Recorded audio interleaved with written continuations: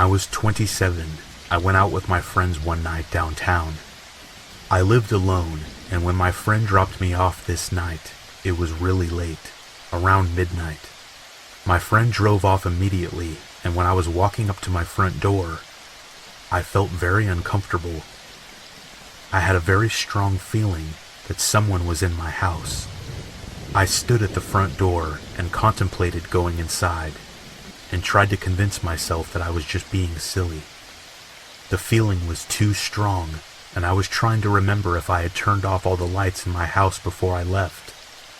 I never walk around my house and turn them all off before I leave, but this night, as I stood at the front door, every light in my house was off. I turned around and began walking away, and then turned the corner and started walking down the sidewalk. The friend who had just dropped me off lived about 8 blocks away, and I decided to just walk to her house. Shortly after I had started walking, I came to the realization that someone was walking behind me. I glanced back and saw a dark shape. It looked like a really tall man. It was so late and nobody was around. I was terrified. My heart began to throb in my chest, and I thought about sprinting the rest of the way, but I knew if I did, it would be very obvious that I was afraid. I couldn't bring myself to do it, but I was walking as fast as I could. I could hear the footsteps behind me, and it sounded like they had sped up with me, but they weren't running. When I finally reached my friend's house, my heart dropped into my stomach when I saw that her car was not in the driveway, and all her lights were off in her house as well. I turned around, and the man was standing on the corner of the intersection I had just crossed, staring at me. I froze and just stared back at him. After what seemed like forever, he finally turned around and disappeared behind some bushes. I took that opportunity to run. I knew of an alternate way to get back to my house, and I didn't stop running until I got home. My front door was wide open.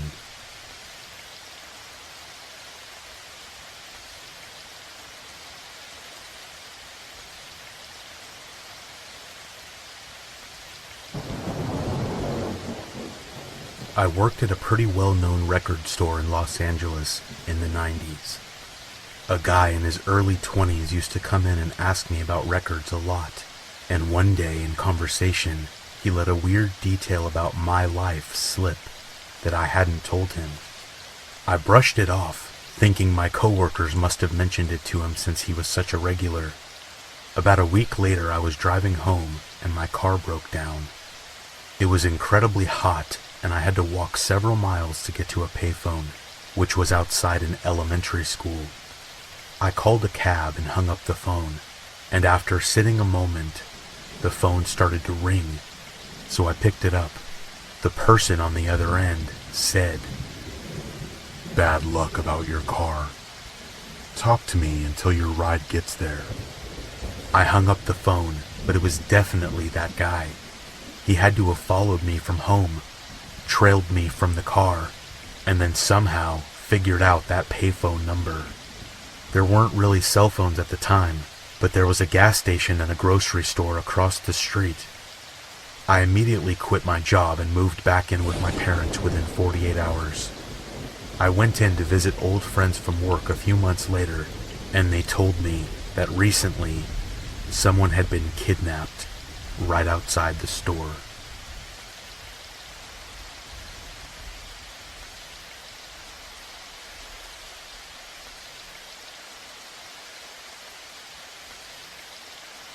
I spent 6 months living alone in a cabin near the end of a dirt road in central New Hampshire. Nearest neighbors were a quarter mile or so up and down the road. It's an area where people definitely keep to themselves. I had all sorts of animal visitors, bears on the porch, you name it, but never random people around. One morning, I went out to my car to go to work. It was spring, and we had had a late frost. On the rear window of my truck, someone had written, "I watch you," with their finger in the frost. I never had an actual problem in the rest of my time there, but as you can imagine, that was terrifying.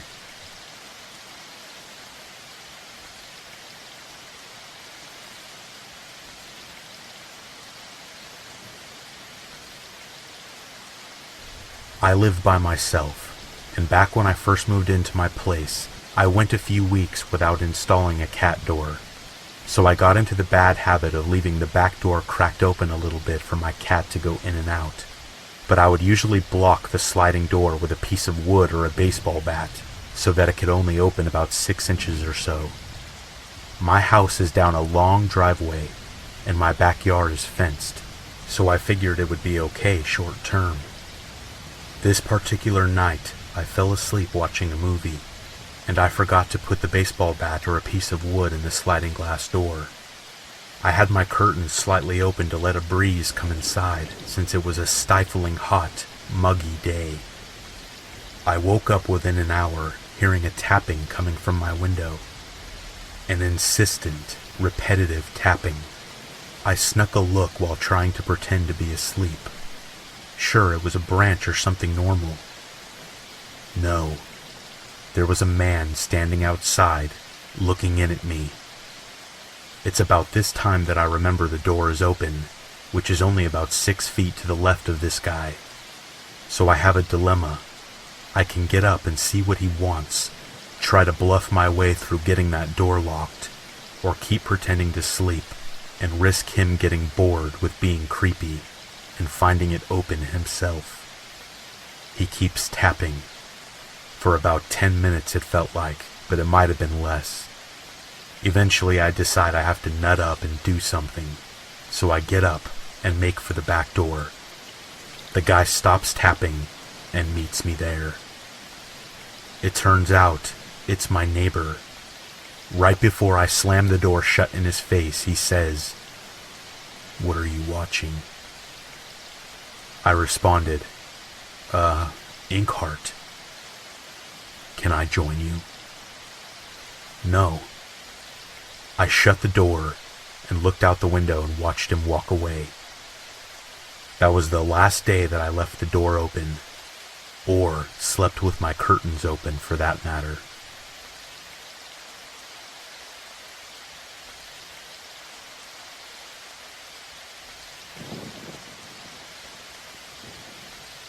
When I was about 7 years old, I was home from school one day with a cold or flu. My parents were at work, and my nearly 80-year-old grandma had come over to be with me. I was in bed, and she was somewhere else in the house.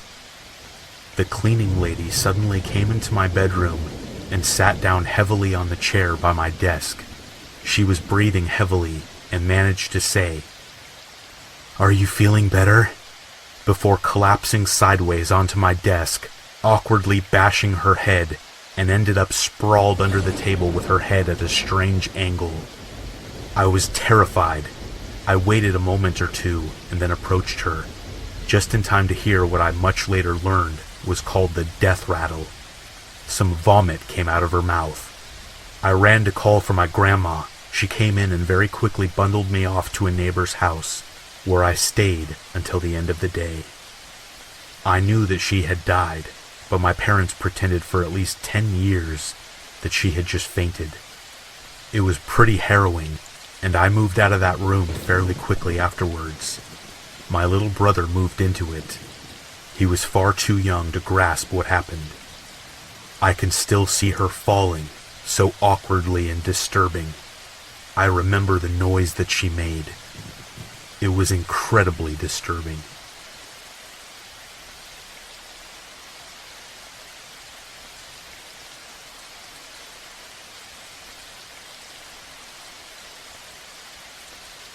Years ago, my parents had their garage converted into an extra-large bedroom, and this was where we all played games. I was about 10, and it was only the second or third time I had been left alone in the house, while my siblings were all away for one reason or another. Naturally, I was up all night playing PS2, having a blast. I don't know how late, but pretty late into it, I suddenly started to hear tapping on the window. I didn't realize it was a sound not produced by my game for a full minute or so, and the sound, like someone drumming their fingers, 1, 2, 3, 4, 1, 2, 3, 4. It kept going without stopping. I finally really noticed it when the doorknob rattled and the sound moved to the door, which made it louder. I freaked out and snuck over to the door to double check the locks. They were both unlocked, but the door tended to jam and it was hard to open unless you messed with it. I locked both locks loudly so the person would know they definitely couldn't get in. But then I heard a gruff older man laugh, and then the tapping sound got louder. Right outside the window I heard, "Let me in." I turned out the light, ran to my room, and hid in the pitch black darkness until my parents got home a few hours later. I told them what happened, and we looked all around, but there was nobody outside, no one in the house, and nothing like this ever happened again. I have no idea who was outside that night, but I'm still afraid that they might return someday when I'm home alone.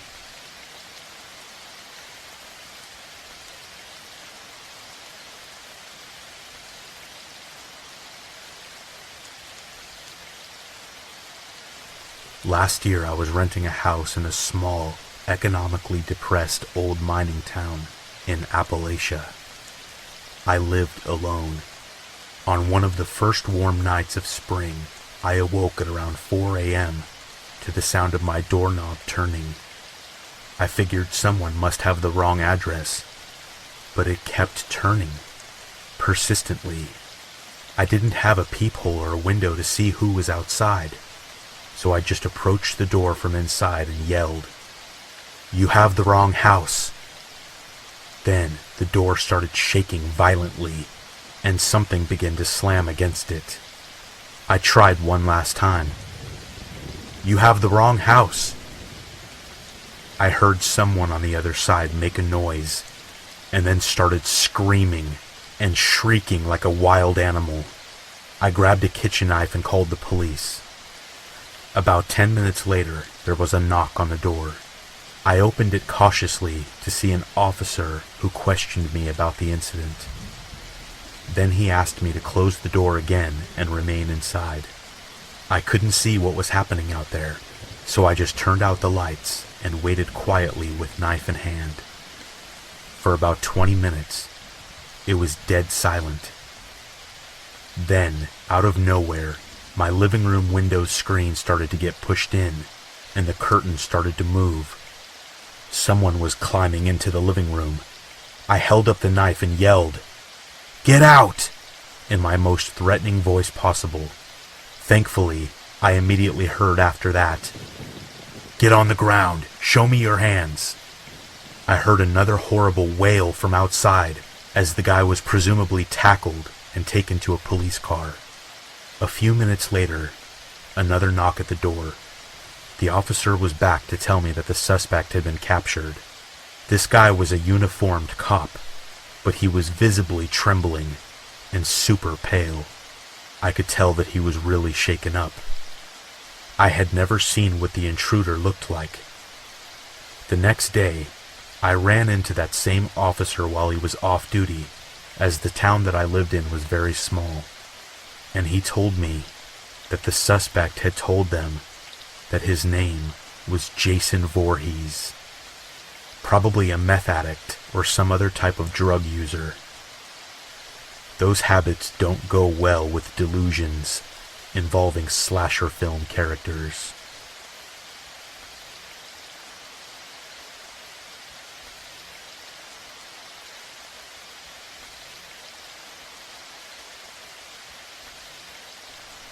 Over this past summer, I was living alone in my apartment in a relatively safe college town.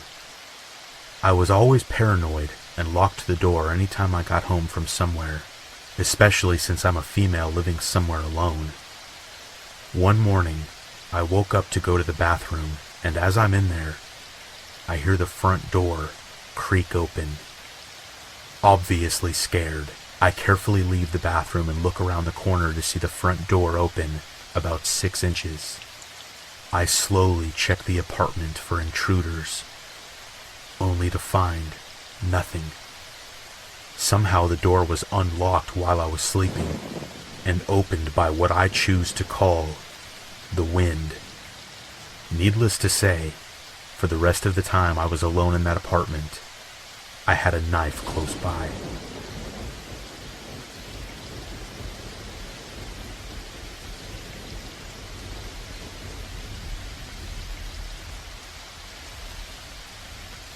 One night I was waiting for something to finish in the oven, so I started washing dishes. Once my food was cooked, I sat in front of the TV to eat dinner.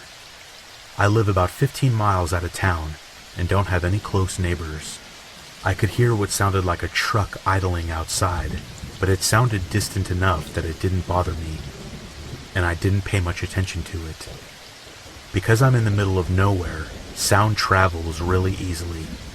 Sometimes something that's a mile away sounds like it's pretty close, and vice versa. It idled for about 5 to 10 minutes, and then sounded like it was slowly driving away, then briefly stopping, and then slowly driving off again. I have a really long driveway, about 1/3 of a mile, so it sounded like someone drove down my driveway and then turned back onto the road and drove off. Whatever. I didn't pay much attention to it. After dinner, I went back to finish the dishes, and I had no water. The only thing I could think of was that maybe the breaker had tripped for the well. On the pole outside, there's a breaker box that only has a couple of switches and a main switch. The smaller switches control the well pump and an outlet. The main line to the house isn't on that switch. It goes to the breaker box inside the house. I get to the breaker box outside, and the door is open and the main breaker is off. So the noise that I heard was a truck right outside my house, and someone switched off the breaker and was waiting outside. They must have thought that it would shut off power to the house, and I would come outside to investigate. I locked my gate for the night, and then again when I left for work that next morning. It rained most of the day, and when I got home, I could see where someone had pulled up to the gate, found it locked, and then did a 3-point turn around in my driveway. I locked my gate at night for a long time after that, but I always lock it when I'm away, and now I always keep a .357 handy in my house.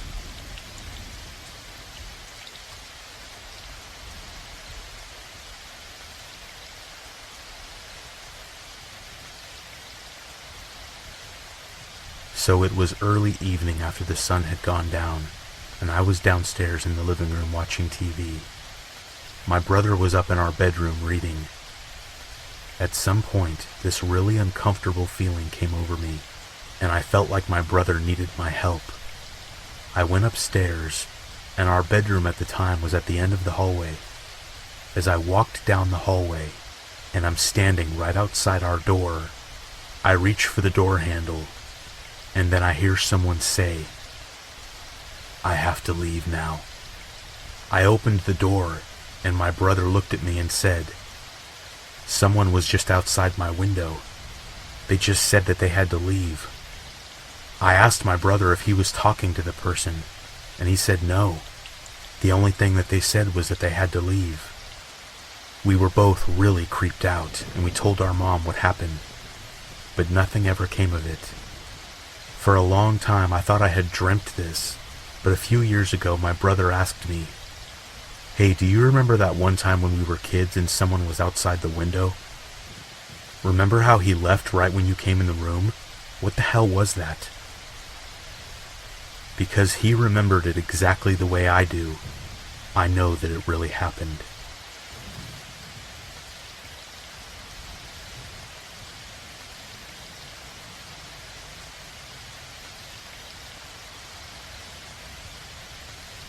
Once, when I was around 12 years old, I was home alone and taking a bath. I was rinsing my hair under water, and when I lifted my head, I realized I could suddenly hear what sounded like footsteps walking around outside the room in my house. Both of my parents were at work, and I knew it was far too early for them to be home, so I was completely freaked out and convinced that someone had broken into my house and was walking around looking to steal things, or maybe something worse. I had no idea what to do. I was so scared. I sat in the bath, naked, with no phone or any method of calling or doing anything.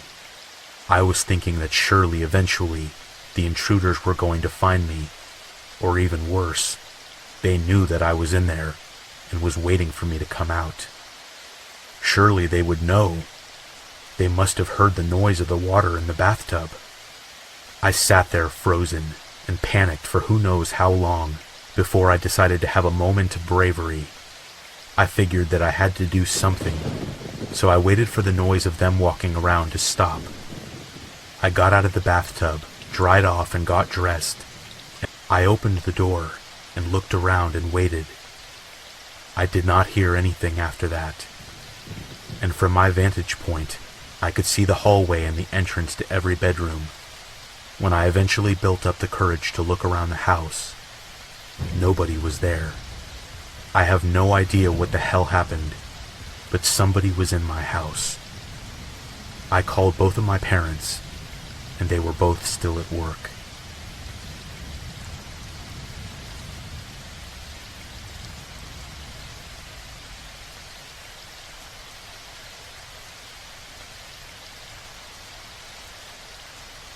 I moved into my place a couple years ago. 2 weeks after I moved in, I found a little flower necklace in my mailbox one day. I didn't think anything of it. I thought maybe a kid had put it in there or something. The next day I came home, and there was a pair of female sunglasses in the mailbox. Along with it was a note that read, "Hey, I think you would look good in these. You should wear them the next time we're together." I thought clearly this person probably thinks I'm someone else, so again, I ignore it. 3 days later, I come home and check my mail again, expecting there to be something, but there's not. I head up to my front door, and there's a pair of women's underwear hanging on the doorknob. Okay, now I'm feeling uncomfortable. I still tried to tell myself that it was just a misunderstanding, so I wrote a note and put it on my front door that basically said, "Hey, I don't know who you are, but you need to stop. I'm not who you think I am, and I'm not interested." Then after that, nothing else. About 1 year later, I came home again and opened my mailbox. There was another flower necklace, identical to the one that was left in there a year earlier.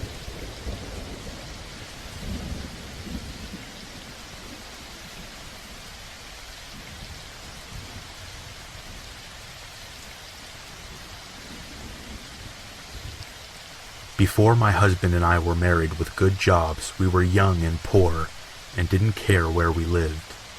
We rented out a shitty little house behind the landlord's house that was clearly a shed, poorly transformed into a small studio space. At the time, I worked late nights and my husband worked mornings, so I would sleep until around 12 and work all night. The landlord, Greg, was this bald old man with a heavy Russian accent. He was kind of odd, but seemed nice. So was his wife. He had made odd comments and would FaceTime me and invite me into his house. When we first moved in, I kept waking up with a disturbing feeling when I should have been exhausted. I would feel so nervous that I would get up to check the doors and make sure no one was inside. One week, my husband went away to visit his father, and I was alone and literally felt like I was constantly being watched. The bedroom window was back in the yard, and it was heavily wooded. I would hear crunching of leaves and footsteps all the time. My husband said I was being paranoid because I was alone, and I thought so too. But then, that same week my husband was away, I offered to watch my friend's dog. So I get home from work around 2 a.m. and I get in bed and fall asleep around 3 or 4 a.m. I woke up shortly after that to the dog barking and growling like crazy.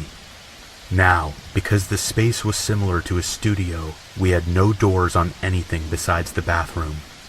I sprung out of bed, and I see Greg the landlord standing in the living room, hand on the front door, just frozen. He was caught off guard by the dog, and I yelled, "What the hell are you doing in here?"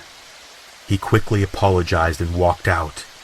When I woke up completely from my sleepy daze, I realized maybe this wasn't a one-time thing. I took a shower, got dressed, and walked up to their house. Greg's car wasn't in the driveway, but his wife was home. I told her what happened and asked why Greg would use his keys to go in the house without giving me notice. She was nonchalant about it and replied, "It's his house, he can do what he wants." I flipped out on her. Clearly this was happening often, and the eerie feeling I was getting, I'm 100% sure was Greg coming in the house and watching me sleep.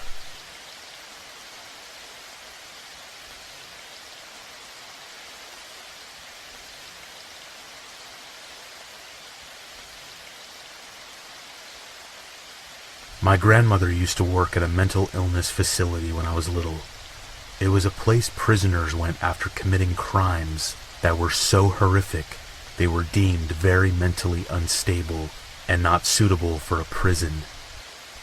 One of her patients, who was very fond of her, was put into this place because he had strangled his mom and dad one night, hid their bodies under the floorboards, and every now and then brought his mother's body up to have sex with it.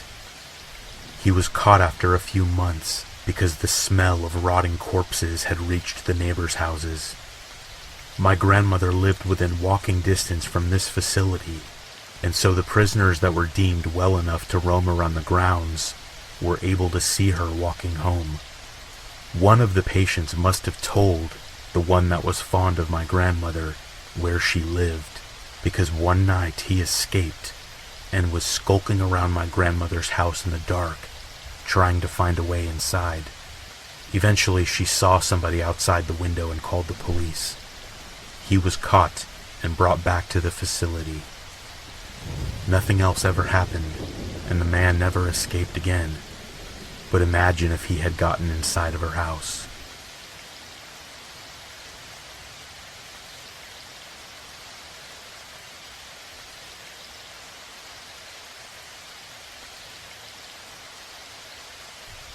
When I was 19 and my best friend was 20, we were driving back to my house after visiting someone at work. We were on a somewhat busy road. It was getting dark, but wasn't completely dark yet. There were street lights and business lights everywhere, so visibility was still very good.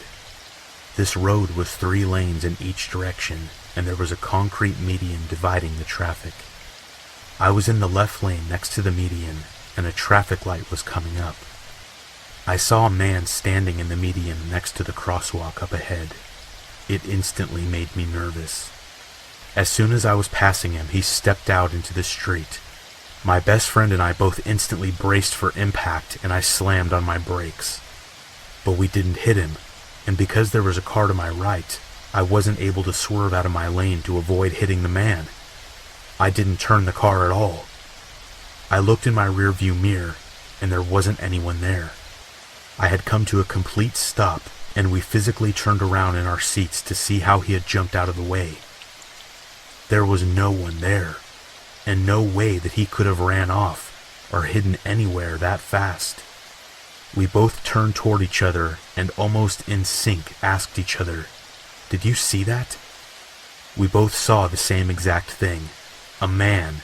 We couldn't describe his face, and both of us remember being confused because he was wearing a white robe, or that's what it looked like, and both of us being terrified because he stepped out into the street right in front of the car, like he was committing suicide.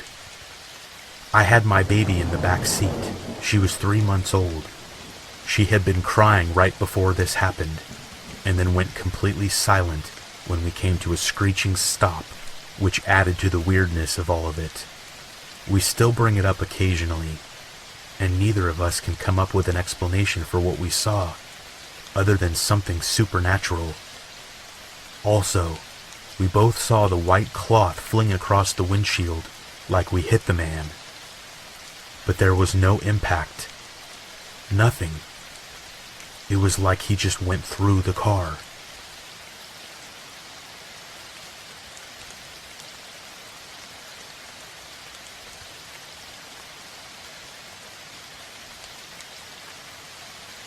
I used to have a weekly overnight babysitting job for a couple who frequently spent nights in another nearby city caring for one of their ailing parents. It was an easy gig because they only had one kid who was an 8-year-old and pretty independent. I just played with him for a few hours and got him ready for bed, and then got paid for another 14 hours while I watched TV, raided their fridge, and slept on their couch. The one thing I hated about the job, however, was the house. It was a somewhat modern house in the country, and they had big open windows, and the style was such that there weren't any curtains that I could close. I just had to watch TV and live with the anxiety of knowing someone outside could be watching me and I would have no idea. One night I was sitting down in the living room and I thought I heard a noise, so I turned the volume on the TV down. Sure enough, what I heard was a slight tap, tap, tap. I looked around and didn't see anything out of place, so I assumed it was a noise from a tree or something outside. But every time I turned the volume back up, I heard that same tap, tap, tap. Finally, I turned the TV off altogether and started walking around the house. As my eyes adjusted to the darker room, I saw a man outside the window, fingernail pressed to the glass, making that tap, tap, tap noise, and smiling at me. I freaked out and sprinted upstairs to check on the kid, but the worst part was that there wasn't a phone upstairs, so I eventually had to creep back downstairs to grab a phone and call the police. I tried to avoid looking at the window, but I snuck a glance, and he was still there, just watching me calmly. I locked myself and the kid into his bedroom and waited for the police. They never found any trace of someone around the house, and I suspect that they thought that I was some kid playing a prank. But I know the person I saw was a full-grown man, and that he just stood there enjoying the fear that he caused me to feel.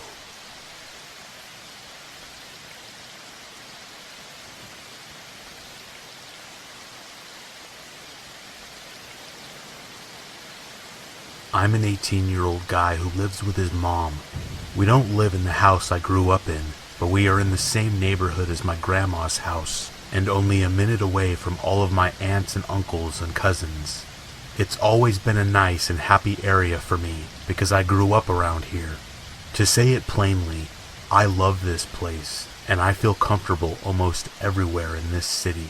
Nothing bad has happened to me or any of my family members while we've lived in this town. It's close to the Gulf of Mexico, and it's full of chemical plants, and thus workers from chemical plants and their families. Most people mind their own business and have a lot of respect for hard work and integrity, but there are some crazies living here. There was a body found in a storage unit not too long ago. It was a woman who was murdered by her husband. He wasn't charged because he committed suicide shortly after. A man who used to work at the same power plant I work at now was arrested for killing a woman with his car and then driving away. The point being, shit goes bad sometimes here, but most of the time it's all okay. That's why I think this event is still a little shocking to me. It was a typical Thursday. I woke up at 7 a.m., went to work, and got off at 4. I went home and did all the normal stuff that I usually do. I took a shower, played some video games, smoked a little weed, and then ate dinner. Pretty good evening so far. My mom's friend April came over and stayed for a couple of hours. She lives a block away and walked but didn't want to walk alone in the dark. My mom told me at about 9 p.m. she was walking April back to her house and that it would only take a few minutes. I said, "All right, I'll see you when you get back." And then they left. No more than a minute later, I thought I heard tapping on my window, but it was so light and inconsistent that I still don't know if anyone was actually tapping on my window. I still felt a little paranoid, and so I turned on some music to distract myself. I turned it down a minute or two later when I thought I heard my back door open. It's very loud because of how old it is, and because of how we always keep the spare key in the lock, which jangles every time it's opened. I turned my music off and didn't make another noise for a minute. I didn't hear anything. I know someone opened it. I know someone was inside my house. I could feel it, but I didn't hear footsteps or a voice or anything. It was silent. I was kind of scared, but I quickly told myself to grab the knife I keep in my desk drawer, and then felt dumb because of the possibility that I was just being paranoid. Better safe than sorry, I guess. Once again, it was silent for a while. I thought that if I acted like I had the upper hand over whoever was in the house, they would be intimidated or scared. So I stood up and walked out of my bedroom, knife in hand. I don't know why, but I whistled. Just one note. I took a few steps forward. I was about to turn the corner, and the back door would be in view. I stopped again and whistled once more, still thinking I was big and tough. I was about to walk around the corner, and then I heard something that made my hair stand up. I heard someone whistle back to me, clearly coming from my living room. I was terrified. I peered around the corner, and no one was there. The door was closed, but unlocked. I don't know if I left it unlocked or not. I truly can't remember. My mom came home a few minutes later, and I didn't tell her. Because I don't know. It's just weird, and it doesn't make sense. I really don't know what to think about it. But someone whistled back to me.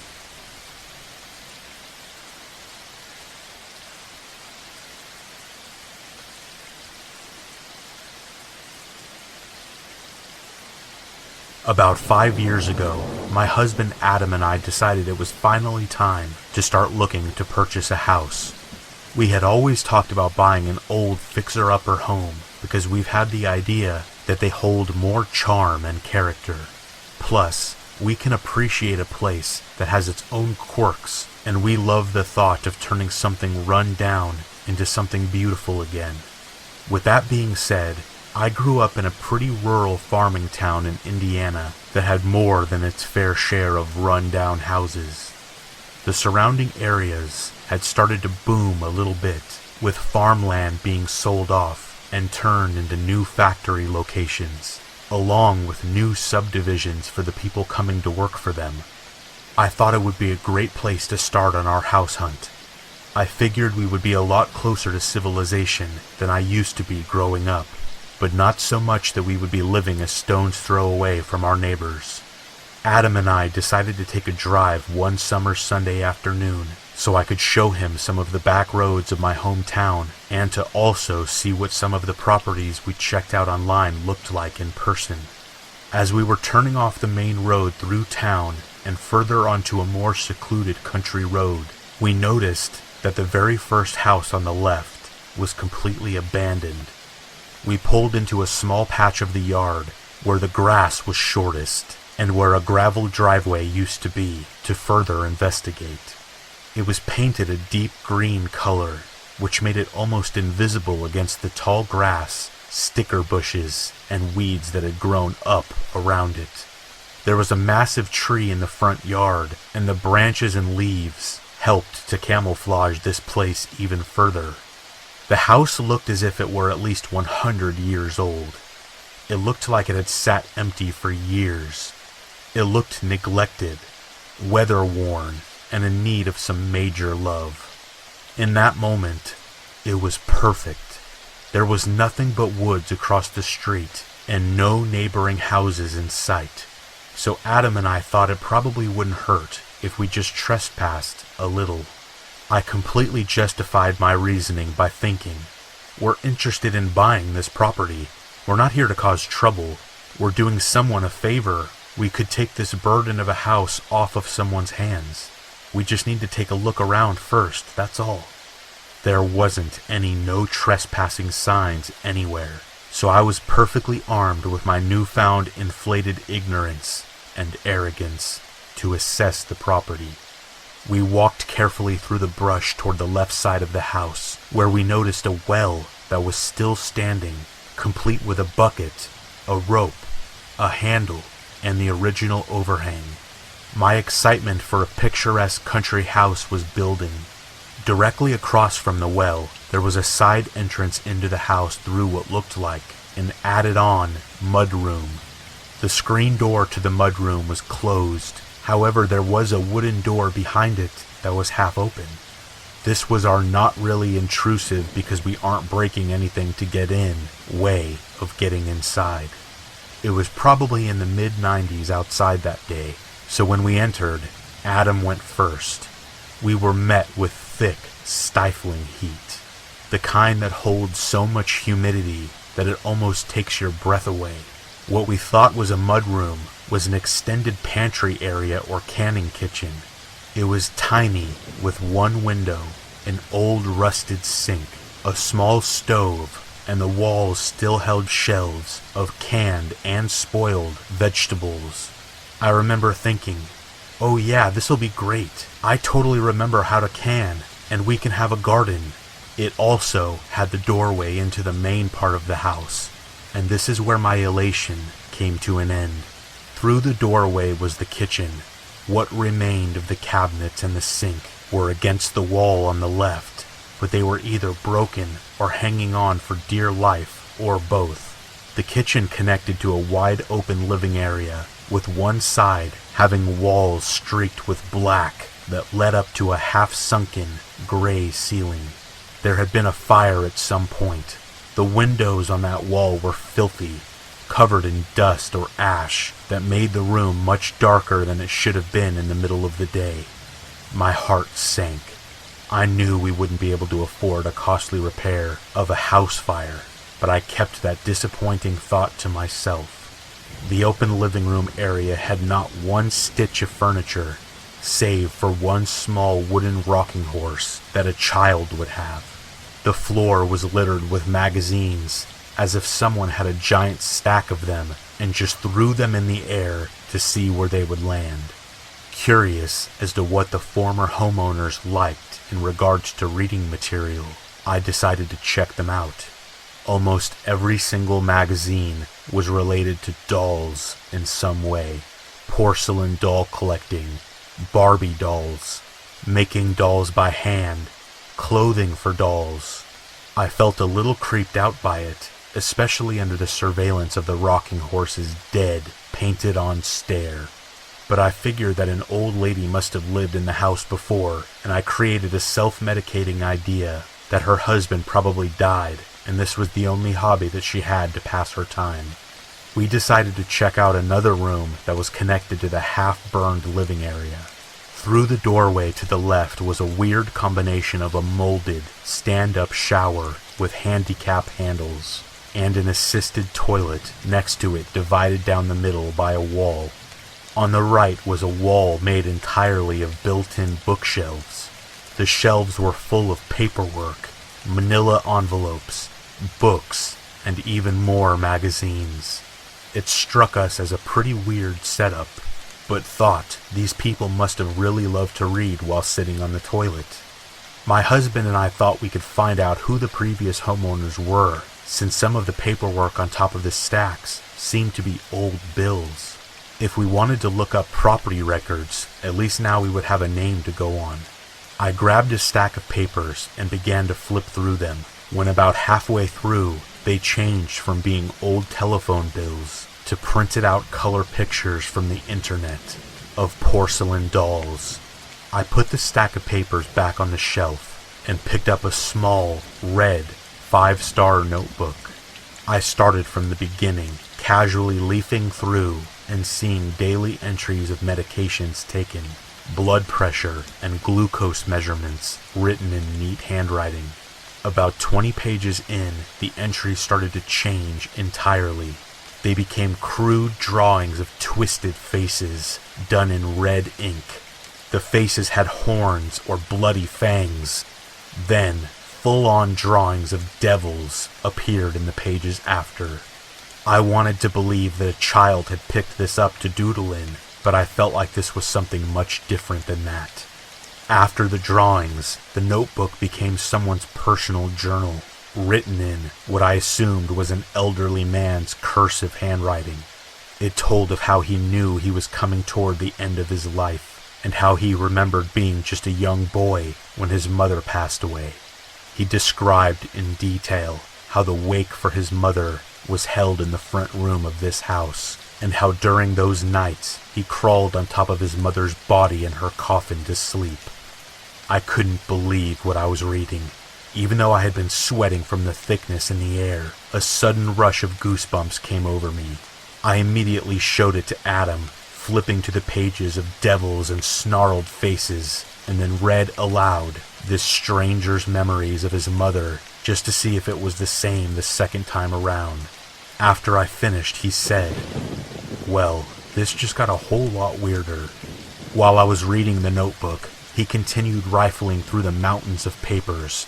One stack not only had more printed pictures of dolls, but now they contained pictures of real women in torture bondage, ball gags or electrical tape placed over their mouths, jumper cables twisting on their nipples, being hog-tied with rope.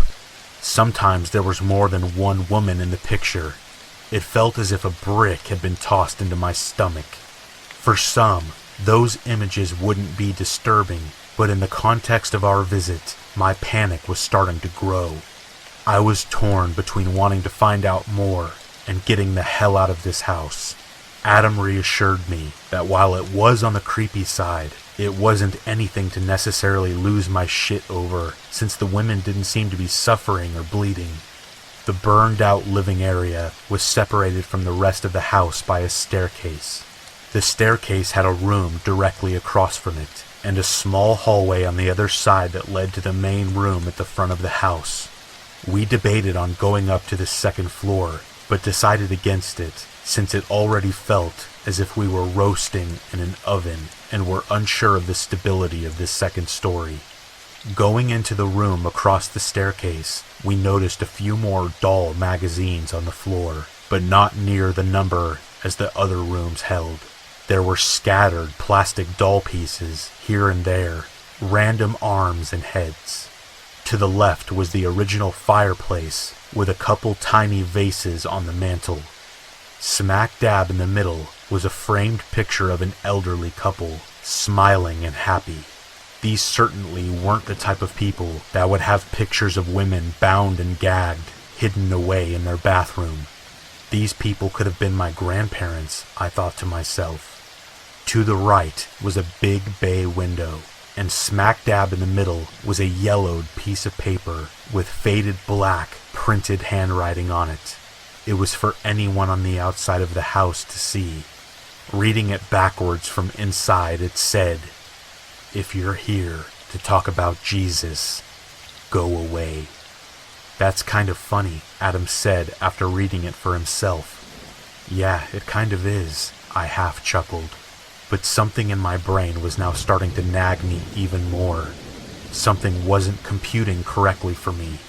Thinking back, my mind was putting together that an elderly couple in this town would more than likely be pretty religious, and by the super small chance that they weren't, it would have been gossiped about had someone seen that in the window.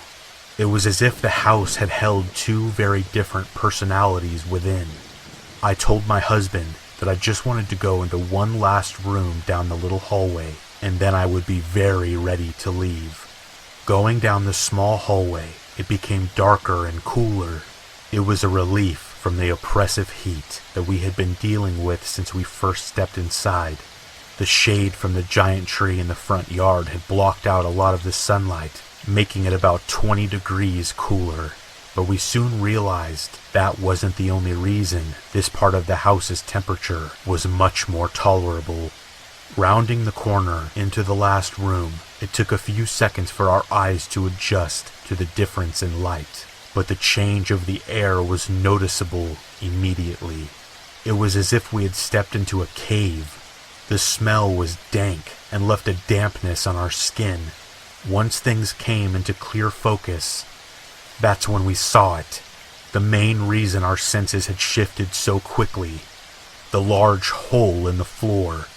At first, we thought that perhaps the wooden floor was so weak that it had simply caved in on its own, or that the roof had leaked and caused this exact area of the floor to rot away, but not upon getting closer it became obvious. This wasn't the case. The hole was about 5 feet across and went straight down into the earth, with about 2 feet of space between the remaining floor and dirt. This hole was there because it was made to be there. My husband and I looked at each other. My heart was racing so fast that I thought it would burst through my chest. I said aloud to him while pointing, "What the hell is this? Why is this here?" I panicked, my breathing becoming more rapid and shallow. Nothing was making sense, and yet, the thoughts that had been running in the background of my brain were all coming together like a jigsaw puzzle.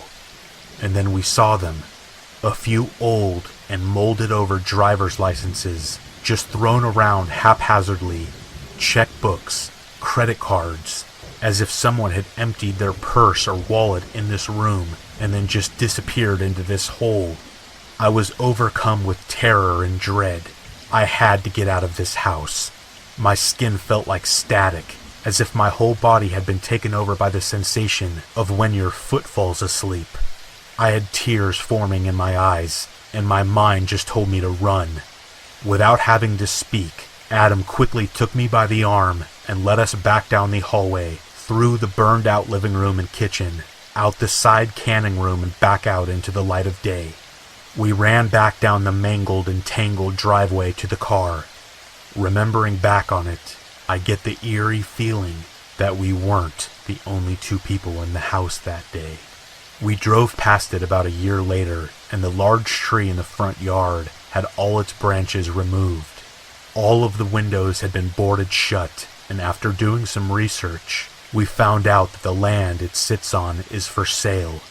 The house itself has been condemned.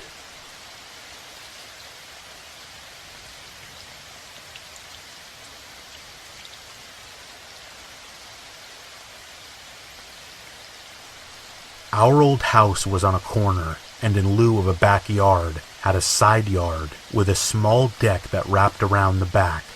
The dining room had patio doors that led out to the back, and we would have barbecues and such back there. When I was about 14 years old, we only had one desktop computer and one laptop for the family. My brother and I would fight over the desktop because that's where Diablo 2 was installed, so I would use the laptop to write music. On one particular night, my brother had a friend over, and they were downstairs doing whatever, and I was on the dining room table on the laptop. As I was wrapped up in my writing, I didn't pay much attention to my surroundings. I heard a knock on the patio door, which startled me. I looked up, expecting my brother or his friend to be standing there. But standing at the door and waving was a person wearing a Halloween pig mask.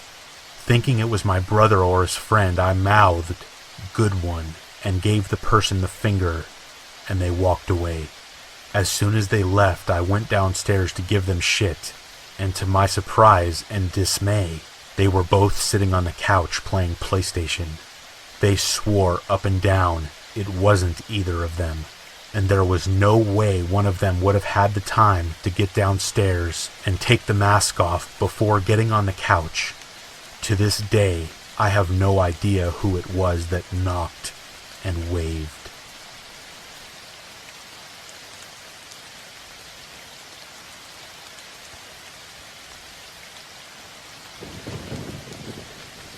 I went to my mom's house in the middle of the day to pick up a sweater that I had left there a few days earlier. She was at work, but I often popped in to pick up something or leave her some vegetables from my garden while she was at work. When I walked in the door, there was an elderly man sitting at her breakfast table. He looked up and smiled at me, and I assumed my mother was home from work that day and entertaining a neighbor for breakfast. I smiled politely and said hello, and explained I was just grabbing a sweater. I then walked out the door and sent a text to my mom on my way to work saying that I'm sorry to have missed her and that I interrupted her breakfast company. She called me back freaking out because she was at work and had no idea who was in her house.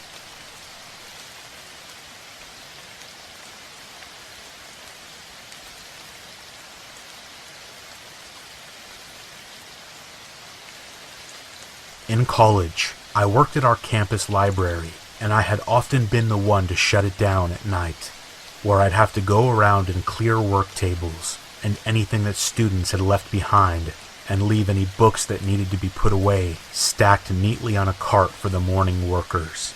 It was pretty creepy being there alone at night, but in a way, I still felt pretty safe, since the campus was enclosed and you had to go through a security checkpoint to get inside after dusk. One night, I was there alone shutting everything down, and I just had a creepy feeling that someone was watching me. I knew I was alone because before anyone is left alone, whoever else is working at night locks the doors and does a check to make sure that no stragglers are still in the building, and then the closer cleans up and locks the door again from the outside. This night, everywhere I went, I kept looking around. I was sure that someone was in there following me.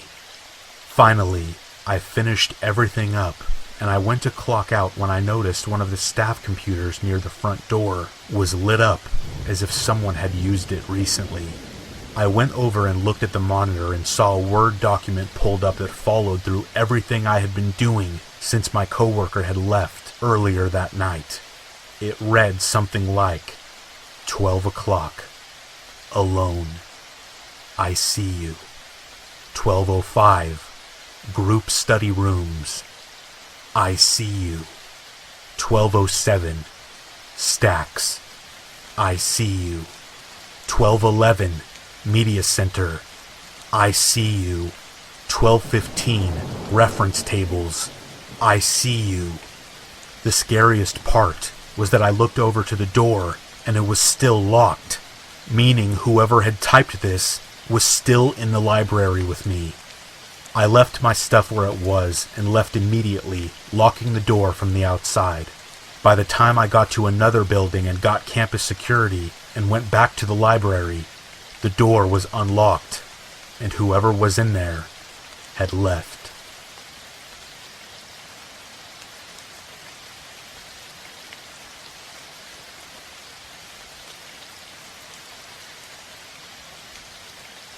When I was a kid, my mom wanted me to go to the elderly couple that lived next door and see if we could borrow a few eggs from them so that she didn't have to go to the store.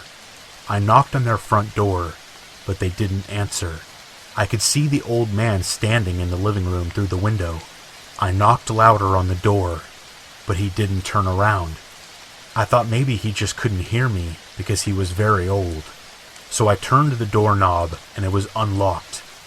I walked in calling out for him. It was so strange to me that he wouldn't turn around until I got in the living room and saw that he wasn't standing there. He had hung himself, and I had been trying to get the attention of a hanging corpse for the last 10 minutes.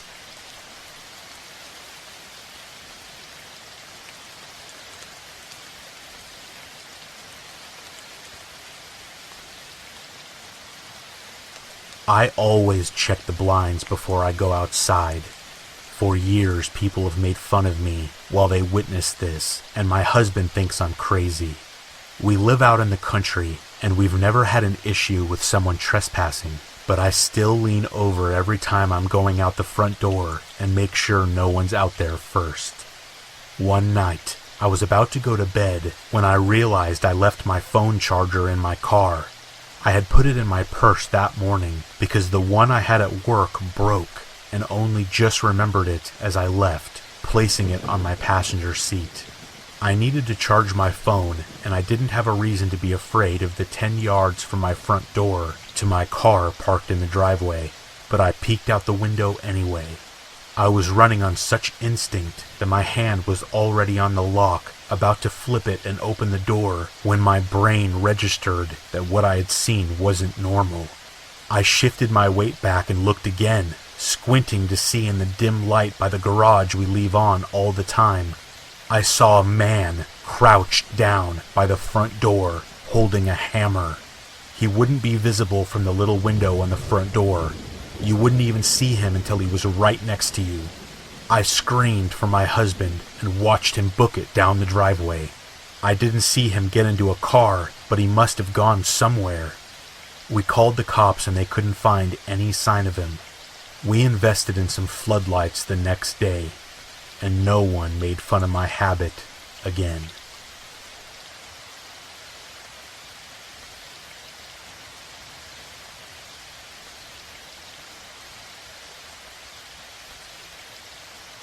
In 2010, I was 20 years old and had just moved back home to Massachusetts after transferring from a school in North Carolina.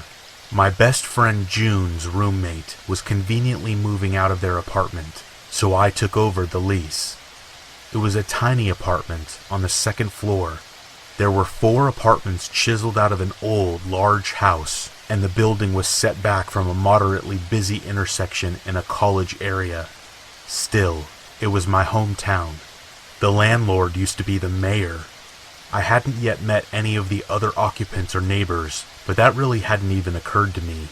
I felt perfectly safe in this apartment. I was home alone one night, a couple days after moving in.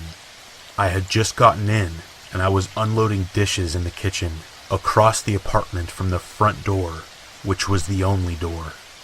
There was a knock. June worked in the neighborhood and liked to hang out at a nearby coffee shop, and we had a few friends who lived a few streets over. She walked everywhere, and it wouldn't have surprised me if she had just stopped by for a minute and left her keys inside. And because of this, I didn't really think twice about swinging open the door. A stranger stood on my doorstep. He was well dressed, clean-shaven, and smiling. He looked completely normal. This was before I grew older and more jaded, so I took him at his word when he started talking. He said that he was a neighbor and he had locked himself out of his apartment. He introduced himself and mentioned people's names. I assumed these were other neighbors. He asked if he could borrow a phone to call his wife. I said sure, and with him still standing in the doorway, I turned to grab my phone from the coffee table. I had my back to him for less than 10 seconds, while he came inside, sat on a chair right by the door, and shut the door behind him. When I turned back around and saw him, I was shocked. He reached his hand out for my phone, and like the shocked idiot I was, I instinctively handed it to him. Instead of hanging on to my lifeline, I handed it to some strange man sitting, uninvited, in my living room. I immediately began kicking myself and started to look around for things to use as a weapon. There was nothing except a small ceramic bunny sitting on top of the TV. While I was fruitlessly scanning for a weapon, he was calling his wife. He called her 3 times, but she wasn't picking up. After he hung up the phone, he asked if I could give him a ride somewhere. Since he had locked his keys in his apartment, he obviously couldn't drive himself. Immediately, I sprung into action, lying my ass off. Oh, well, my boyfriend borrowed my car to go to work, but he should definitely be home by now. He actually just lives up the street, so we can walk there now. I'll call and let him know that we're coming. I was petrified, but I somehow sold the story. Even though I was lying through my teeth, he reacted instantly, and just how I wanted him to. Oh no, that's okay. Don't want to bother you. Thanks anyways. He stood up in a hurry, handing me my phone back. Have a good night. After he left, I had locked the doors behind him and calmed down a bit. I thought maybe I had been overreacting. Maybe he was just a severely nervous or socially awkward guy who really was locked out of his apartment. Maybe I was being too harsh in my assessment of him, but I couldn't let it go. This nagging feeling that something was not right, that I really had been in danger. I wanted to know for sure, so I decided to redial his wife's phone number. Instead of a voicemail, there was an error message stating that the number didn't exist. He wasn't calling anyone. I never saw him again, but he obviously wasn't one of my neighbors.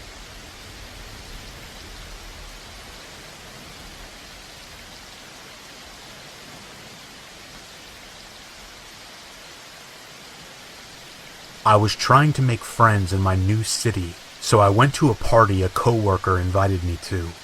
I ended up having too much to drink because I was trying to calm my nerves and have fun with strangers. Uber wasn't a thing yet, so I decided I would just sleep it off in my car and drive home in the morning. I woke up in the dead of the night and the city street was eerie. It had been well populated when I had passed out, but now it was deserted. I could see by the light of some streetlights and the glow of the moon. I wondered for a minute what had woken me up before I heard a scratching noise on the passenger side rear window. I'll never forget the look on the guy's face who was crouched outside my car, staring at me and trying to get my attention. When he saw me, he grinned and pressed his open mouth against the glass, and then made a chomping motion with his teeth bared and giggled wildly. The worst part was that there was nothing I could do. I knew I didn't want to risk driving drunk, but I didn't want to get out of the car and run away either. In the end, I took my jacket off and put it over my face and just tried to go back to sleep knowing that he was still there. I heard him walking around the car tapping at the glass for what felt like hours as I hid in plain sight and prayed for him to go away.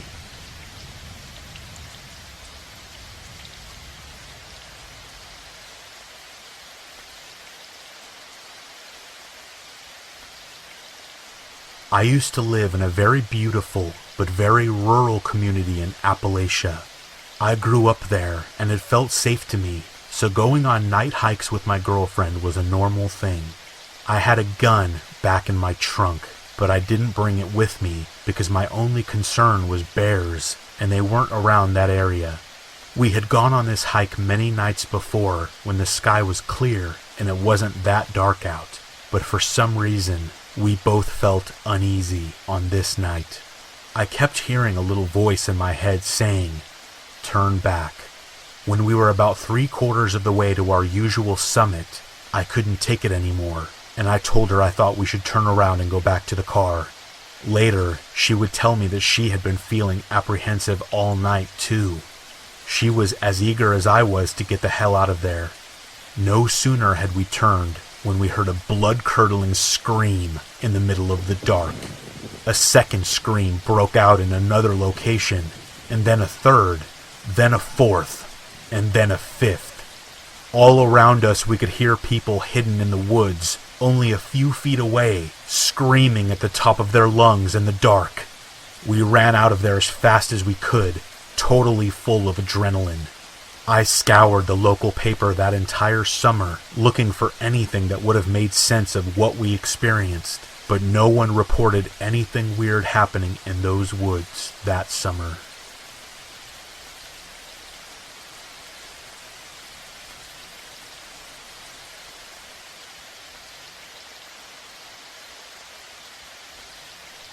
On a road trip with my girlfriend, I realized I was too tired to keep driving, and I ended up pulling off the road so we could nap for a few hours before going the rest of the way. I dozed off and woke up a bit later to a scratching sound coming from what seemed like the trunk area of my car.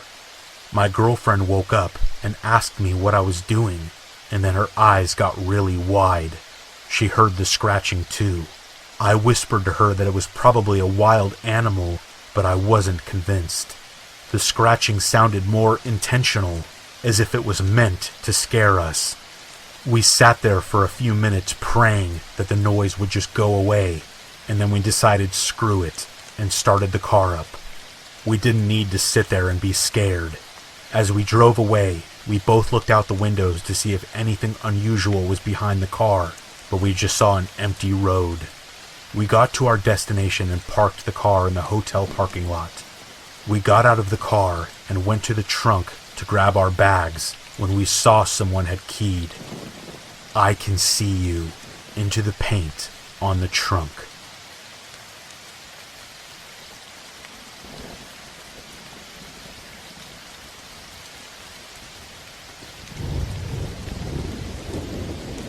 The most sickening feeling I got came from knowing the man must have been watching my house, waiting to see when I would come out and go for my daily jog just before dusk. I wondered how many days he had been watching me to know that the house would be empty at that time, and the window he used to break into my house would be optimal in that 20-minute sliver of time. It took me a few minutes to even figure out what happened when I got home. My heart was already pounding, my body coated with a cool sweat, and my mind racing before I even saw the broken window in my laundry room. Tucked in the far corner of the house with a floor-level window, it was the perfect entry point. I wondered if the intruder had already cased my house a couple of times, probably when I was still home or sleeping in the middle of the night. Not sure why he thought my house was a particularly attractive target. I have almost nothing of value, and I'm a very obviously modest person. What happened was a burglar broke into my house, stole some of my fake jewelry, and an old bottle of antibiotics, and a broken iPhone. All in all, the value of the loot taken was probably just over $100 tops. What they accomplished was shattering my soul and trust in the world more than anything else. As they say, the best things in life are free. After realizing what happened, I gave the rest of the house a quick look over as I talked to the 911 dispatcher and had him relay the cops towards my house and waited out front for them to arrive. Law enforcement didn't present me with any revelations I didn't already know. Someone broke in, stole some items, and ran out, all in about the span of just a few minutes while I was on my jog. They were going to keep eyes out and ears open for any clues, but that's about all they could do at the moment. At least a couple of them were nice enough to stick around and board up the broken window for me and recommend some cheaper but non-scary motels I could check into if I didn't want to stay in the house that night. Most kindly, one of the officers offered me a video security system he had, but didn't need anymore, that could be installed in about 20 minutes. He said it was basically a glorified baby monitor, but it was great to keep an eye on your place when you weren't there, and to place prominently next to your biggest floor-level window to scare off anyone sizing up the place. He ran home, brought it back, and hooked it up in my house while some other officers patched up the window. I thanked them for the repair work and turned down the motel idea. My boyfriend Jacob would be over in an hour or two, and that was enough to make me comfortable enough to stay in the house that night. I knew it was just some desperate tweaker, willing to bust in for $100 worth of stuff, and wouldn't come back again. The police confirmed as such. I just asked if one of them could park out front until my boyfriend got home, and they agreed. Jacob arrived around 9 p.m., and the night moved on. I told him all of the details, and he didn't seem to be particularly concerned. He agreed with my tweaker assessment and kept his hunting shotgun right next to my bed in case the person decided to come back. It wasn't easy, but I was eventually able to fall asleep. I got a few hours of the sweet embrace of slumber before the quick thumb of a text message sliding into my phone shook me awake. I groaned and walked to the bathroom to relieve myself. I forgot about the text by the time I got back to bed, and I didn't check it. I wish I had. I checked the text message first thing in the morning. It was from my mom. I had avoided telling her because I knew she would freak out and drive all the way from Sacramento in the middle of the night to comfort me, when all she would do was make me more scared. Apparently, Jacob had posted a photo of his shotgun resting next to the bed with a little bit of the story next to it. My mom saw it on social media and started texting me at 1 a.m. Her first text was actually very helpful and something Jacob and I should have thought about the night before. I saw Jacob's post about what happened. I'm so sorry. Did you make sure the police checked every single inch of your house to make sure the guy isn't still there? My mom actually had a great point. I never even asked the cops how much they scoured the house. They just said he ran off sometime before I got home. And that was it. Jacob and I never did a great job of checking either. I woke up Jacob and told him we needed to search everywhere in the house. He was tired and unhappy, but agreed to do it with shotgun in hand. What we found underneath my bathroom sink horrified me. There was a large cabinet directly underneath the sink in the bathroom, in my bedroom, about the size of a washing machine. I never even thought about it until now. I casually pulled the cabinet open, almost as an afterthought, and was immediately overtaken by the hideous scent of male BO. I started coughing, almost vomited, as I looked away and connected my eyes with Jacob, who had a look of alarm on his face that I had never seen before. I followed Jacob's eyes and the stench to the space below the sink, where I saw a filthy jean jacket, what looked like human excrement, and the bottle of pills which had been missing. We called the cops and had the house 100% searched. Nothing turned up, but the cop who gave me the video system pointed out that we should review the footage to see if it showed anything. Jacob and I watched the footage on my laptop with a few cops hanging over our shoulders. I was almost frozen in fear, despite the amount of armed men in the room whose job it was to protect me. We had set up 3 cameras, so we had 3 different shots that we could watch at once. One from my bathroom, one in my bedroom, and one in the living room, which feeds out into the front driveway of the house. I could feel the heart of even the largest cop in the room stop as we watched the footage. It started with the camera set up in my bedroom. The angle the camera provided showed my bathroom through the open door. The timestamp said it was just after 3 a.m. when movement finally started to happen while Jacob and I slept in our bed. We watched in horror as a dark figure of a man stretched himself out from underneath the bathroom sink and then took a moment to steady himself in the bathroom. He then slowly walked into our bedroom. The camera set up on my bed provided the perfect vantage point to see him as he walked right to my bed where Jacob and I were sleeping. We got the slightest glimpse of a round face encased by the hood of a sweatshirt. The man in the hood stopped right at the foot of our bed. He stood there for a good 20 seconds, staring at Jacob and I as we slept, and then he walked out of the bedroom door. We watched the intruder simply walk out the front door at that point. He even locked the front door on his way out. The whole thing had a slight feel of politeness to it, but it was in no way friendly. It would have been much better had the intruder rifled through all of my stuff, stolen my things. Almost even better if he had attacked me, hiding under the sink where I had brushed my teeth and washed my face just a few hours before, and then walking away long after I had gone to sleep, was the worst thing he could have done. The whole thing felt much more personal than opportunistic. Maybe that was his plan. I never stayed another night in that house. I moved a couple of towns over into a secure apartment building with heavy security, but still could never sleep easy at night, even if Jacob and his shotgun are by my side. I have done my best to fight through it. My apartment had a little compartment beneath the sink when I moved in.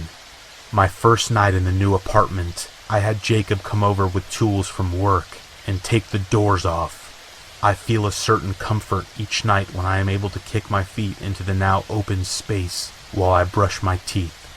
It does just a little bit to calm my nerves, but I'll never quite be the same.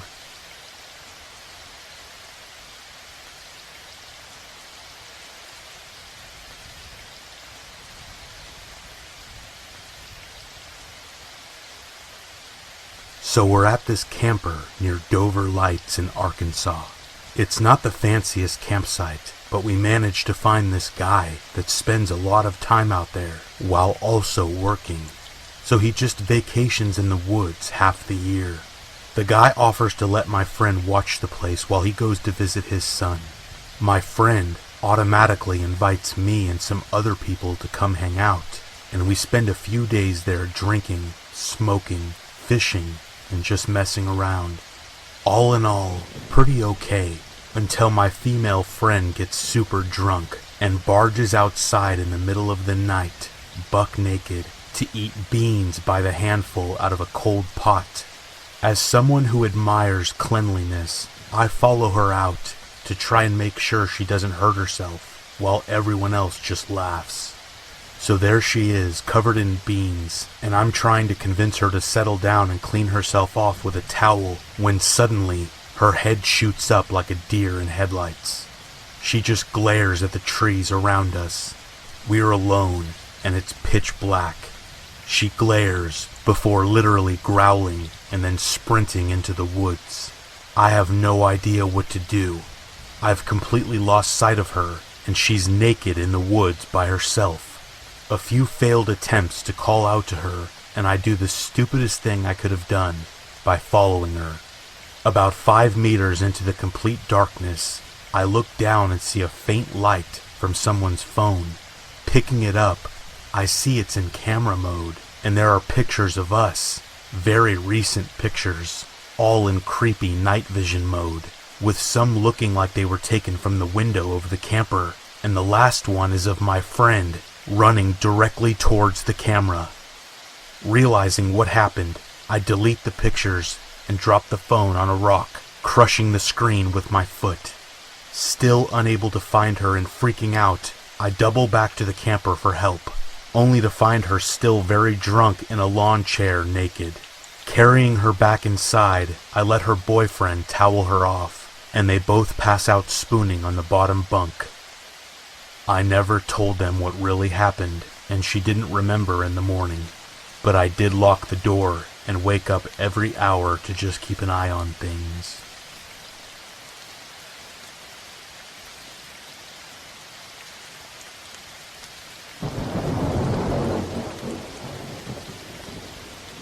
My brother and I would go to our dad's house for the weekend visit. It would be like 9 or 10 o'clock at night, and we were about 10 and 6 years old. All of the sudden he would be like, "Let's go for a ride." So we would load into the Jeep and drive to some house that I didn't recognize and turn the Jeep off. He would tell my brother and I not to move and to not make any noise, and that he would be back. Then he would disappear for 30 minutes to an hour. The weirdest part, they were all different houses.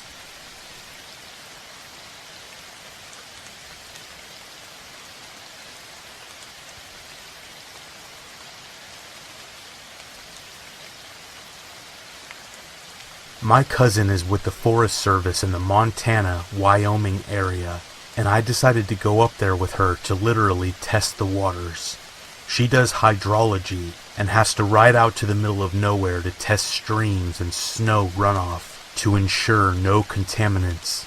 So I thought that sounded fun and wanted to do a bit of a tour with her. We were going to have to camp out there for 2 nights, so we packed up all our gear in saddlebags and started out. The first day and night was amazing. Beautiful scenery and amazing air quality. It really is so peaceful out there. We started out on the second day, and my cousin said, "You want to see something weird?" Of course I said yes, so she led me up on a bit of a side journey into this tiny little ravine. We ended up traveling about 2 hours away from our actual path we had laid out. At the very end of this fold in the land, she dismounts and tells me to get off my horse too. We tie them up in this little clearing, and she tells me to follow this tiny wildlife path and bring our little rechargeable radio. It is one of those that you can plug in or wind up, and it also acts as a lantern if you really need it to, but that kills the batteries very quickly. Out in the middle of nowhere, there is a huge coil of wire sticking out of the ground. The wire itself was not weirdly large, like some buried transmission wire, but small, like 10 or 12 gauge wiring for a house. It trailed off into the brush and the trees, so naturally I decided to follow the wire out of curiosity. My cousin trails behind me as I do, and this wire, after coming straight up from the ground, is strung across limbs of trees and then back to the ground. Then it snakes around rocks and finally dead ends into an outlet. That outlet is mounted on the side of a desk. It looks like a school teacher's desk from when I was growing up, with a metal base and a pseudo wood plastic top thing. No chair, no building, no nothing. Just this outlet and this desk. I'm staring confused as all hell at this desk in the middle of a forest when my cousin takes the radio, pulls out the cord, and plugs it into the outlet. It then lit up and started blaring static. The wire was being fed from somewhere. Now, the place where we were at had no road access, no buildings for many miles, and no other people around. And yet, there was a live outlet. It was weird as hell. No spooky jump scares or bodies. Just one lone powered desk in the middle of the woods.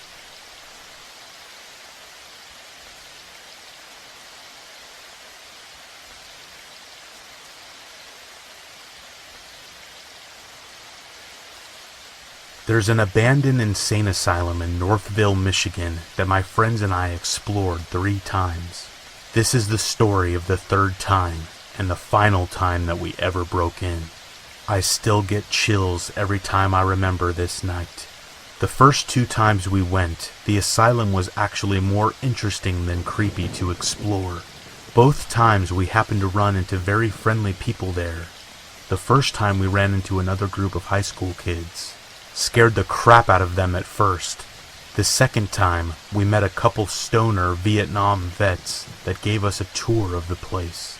It's an entire complex complete with underground tunnels, a morgue, and lots of files and things from the 50s. This time, however, we were alone and only had 2 flashlights between 3 people.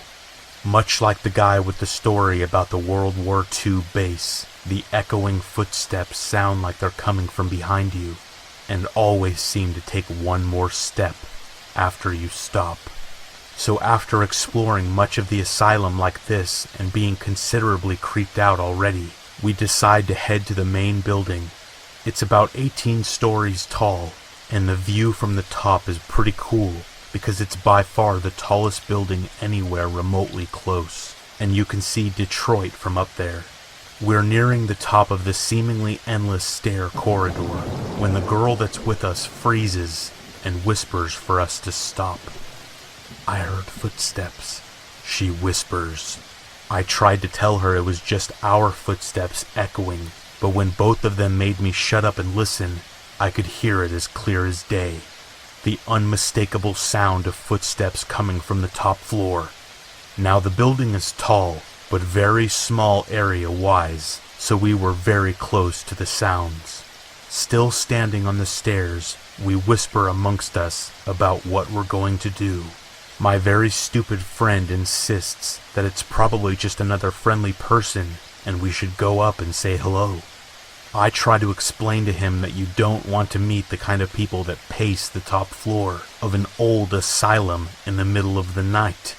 We couldn't convince him, and he goes to head upstairs, but I said screw this and just started running down the stairs. Fortunately, he followed us, and we got out of there without ever finding out who was walking around up there that night. To top it all off, a cop passing by on the road spotted us after coming out of the building, and we had to run into the asylum complex to get away. I still think back to that night sometimes, and wonder who was up there. There were definitely no guards, so it was probably either a gang of people or the tortured soul of a crazy person.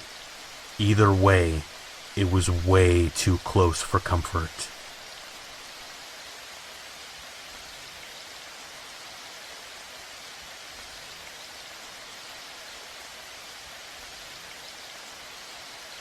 I woke up from a nap to the sound of my girlfriend sobbing somewhere else in the house. I got up to see what was wrong and determined that the sound was coming from downstairs. I followed the sound down the spiral staircase all the way to the finished basement. The sound was definitely coming from the little half bathroom at the bottom of the stairs that we rarely used. The door was closed, which it never was, and I couldn't see any light under the door, but the sound was very loud from the bottom of the stairs. It was about this time that I started to fully wake up and remembered my girlfriend had been leaving for the grocery store when I started my nap. I could see her parking spot from one of the basement windows. She wasn't home. I called her name, and the sobbing instantly stopped. The bathroom was empty when I finally got the courage to open the door.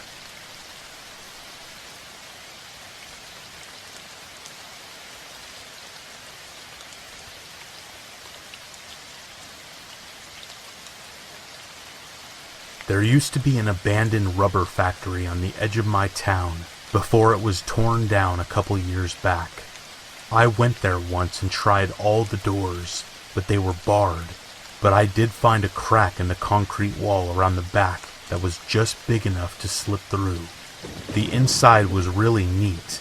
There were abandoned boats that must have been in storage for decades, a bunch of old conveyor belts and factory equipment, all kinds of drug paraphernalia.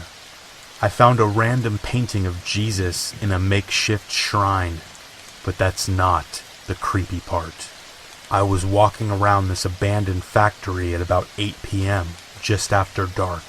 I look around for an hour or so, and aside from some old shit, there's really nothing out of the ordinary. Then I hear music start playing. Something sort of bluesy somewhere in the factory. I'm not easily scared, and I kind of wanted to figure out what sort of freak was listening to old records in an abandoned factory, because honestly, that's something that I would do. I tracked down the noise after about 5 to 10 minutes, and it's in this room in the basement that has the doorway covered with a tarp. I go inside, and the room is a huge contrast from the rest of the dingy, dull, old factory. The walls were bright purple, and the room was warm, like there was a space heater in it, whereas the rest of the factory was freezing. There's a cassette player on the floor playing a song, which I later tracked down to be Eleanor Rigby by the Beatles. But I never found out what the other songs were, and a bunch of papers taped to the walls that all say, "She gotta run, she gotta run, she gotta run." If I were to guess, there were at least 100 sheets that said the exact same phrase, just plastered on the walls and laying on the floor. There was a chair that looked like it had been detached from a school desk in the corner, and a statue of an animal that was really badly chipped and burned, like someone was trying to destroy it. There was also a stack of VHS tapes that had names of women on the sides. I only remember seeing Jessica on multiple tapes, but there were a few other names. I left shortly after because I got worried whoever owned all of this shit would come back and find me there, and I figured they were in the building with me. I couldn't stop thinking about it for a few weeks. I was convinced it was either a serial killer or some guy with a porn collection that he couldn't risk having at home, or something worse on the tapes. And I went back with a friend, but when we got there, they had already started demolishing the place, and it was inaccessible. I'll always wonder what was on those tapes, but part of me is very glad that I'll never know.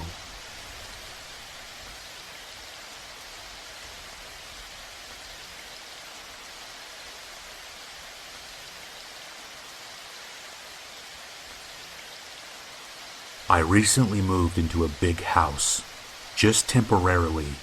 It's kind of a complicated situation. The house belongs to a family member. They were going to be gone for a few months, that sort of thing.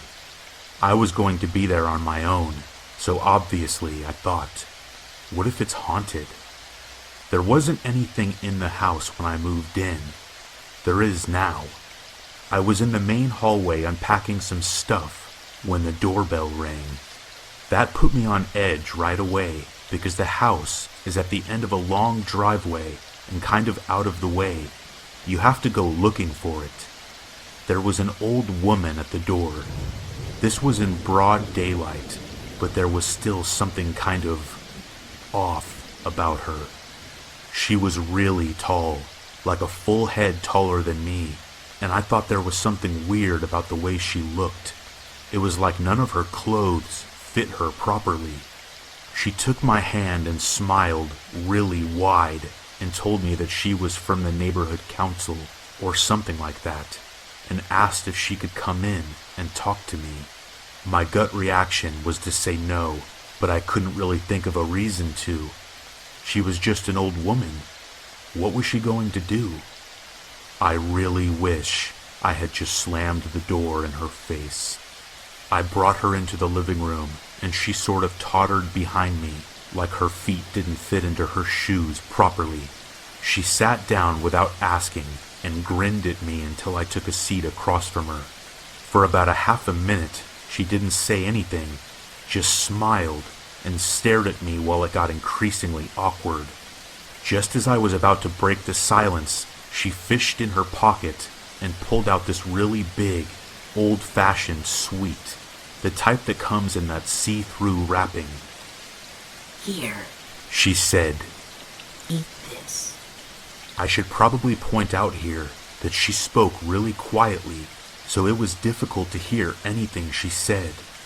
I accepted the sweet, kind of taken back, and unwrapped it. It was dark red, almost black. I popped it in my mouth because she was still grinning at me and nodding her head.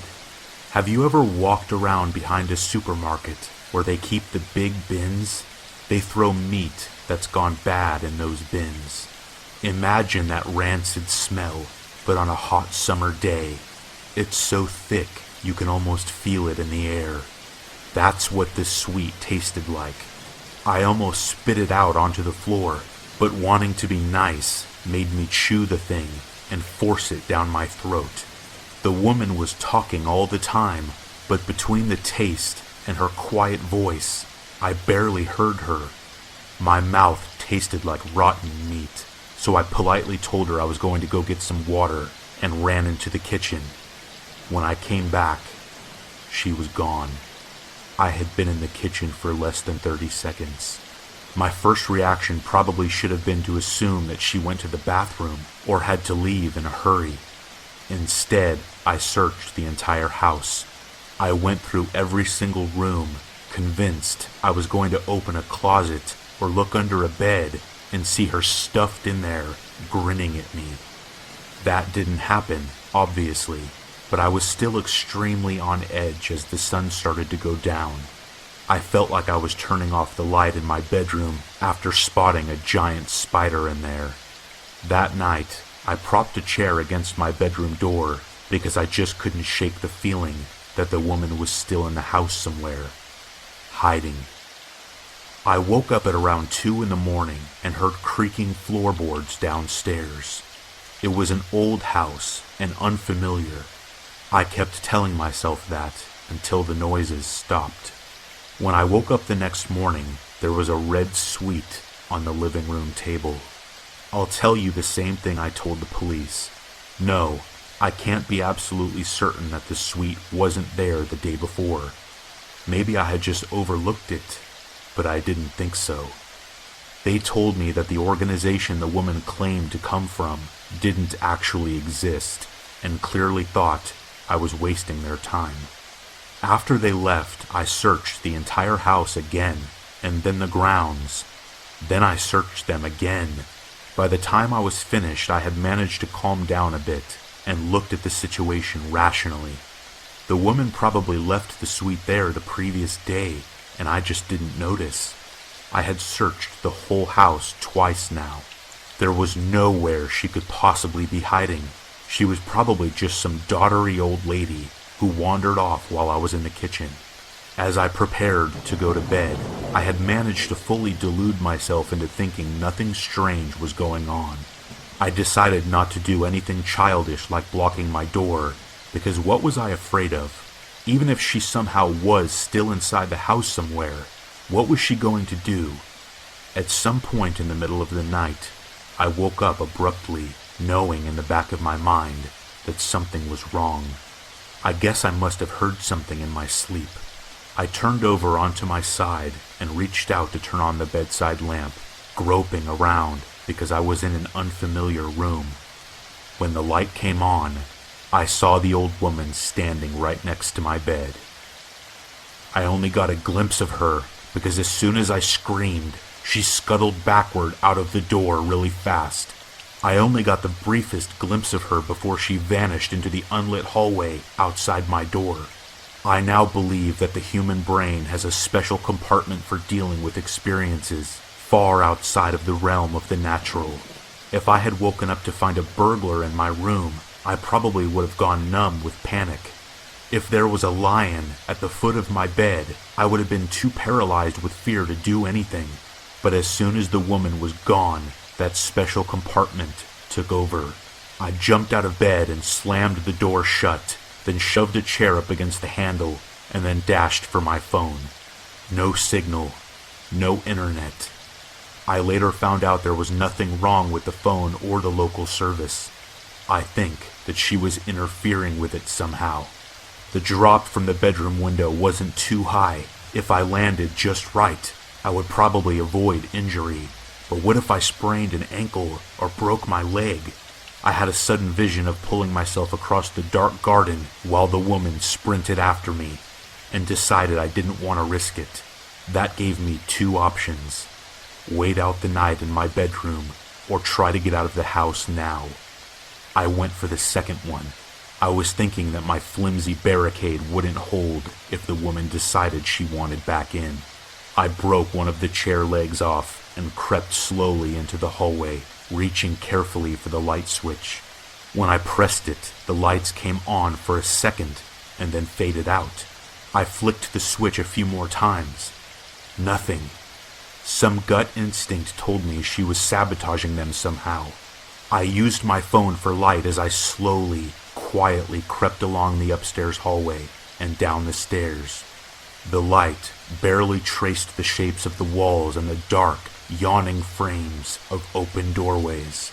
I jumped at every single shadow and unidentifiable shape, certain that at any second that grinning face would appear out of the shadows.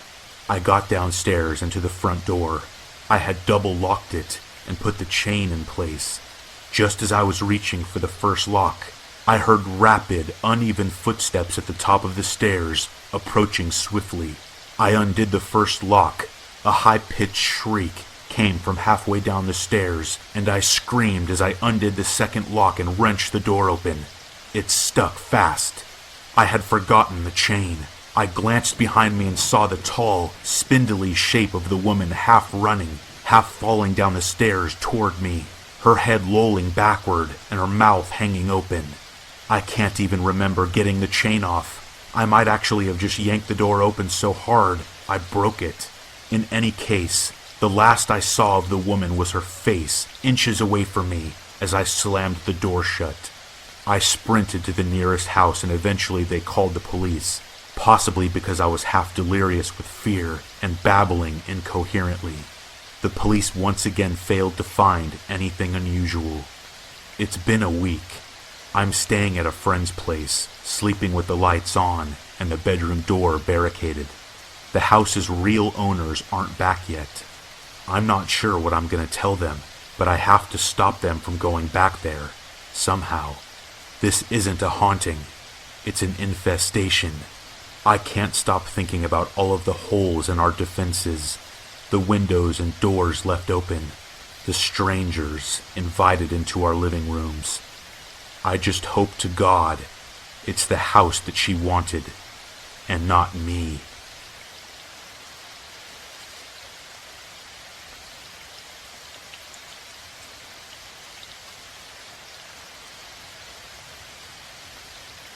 I was about 15 minutes from finishing the night shift at work when there was a massive crash on one of the windows in the office.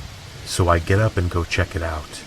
Someone has thrown quite a sizable rock through one of the windows on the front of the building. This is made especially weird because I'm working in the industrial district at 11:30 at night with none of the other businesses open. I go back to my desk, put a quick call through to security to let them know, and then I decide to head home. As I'm leaving the building, I'm freaking myself out about it more and more and end up running to my car, getting in, and taking off as fast as I can. I'm almost home, and I've started to calm down a bit when I realize that I didn't unlock my car when I got in. It had been unlocked the whole time. I do a quick check with my hand in the back seat, but there's nothing there. Fast forward 30 minutes. I've called a friend of mine who says he is out drinking at a bar nearby, so I decide I'm going to go join him. I jump on my bicycle and start riding over. I'm riding along the road on my bike. It's a nice night, and I'm in no big rush, just enjoying the moonlight, when I hear someone riding behind me. I straighten up and stick to one side of the road. He passes me really slowly, and when he is right beside me, he shoots me a smile that I can only describe as purely insane. I kind of flinch and am taken back as he rides on. That's when I realize he is riding my mom's bike. Needless to say, I turned around and went home, and when I got there, sure enough, her bike is missing, and one of my car doors is open. This person was crouched behind me the entire drive home.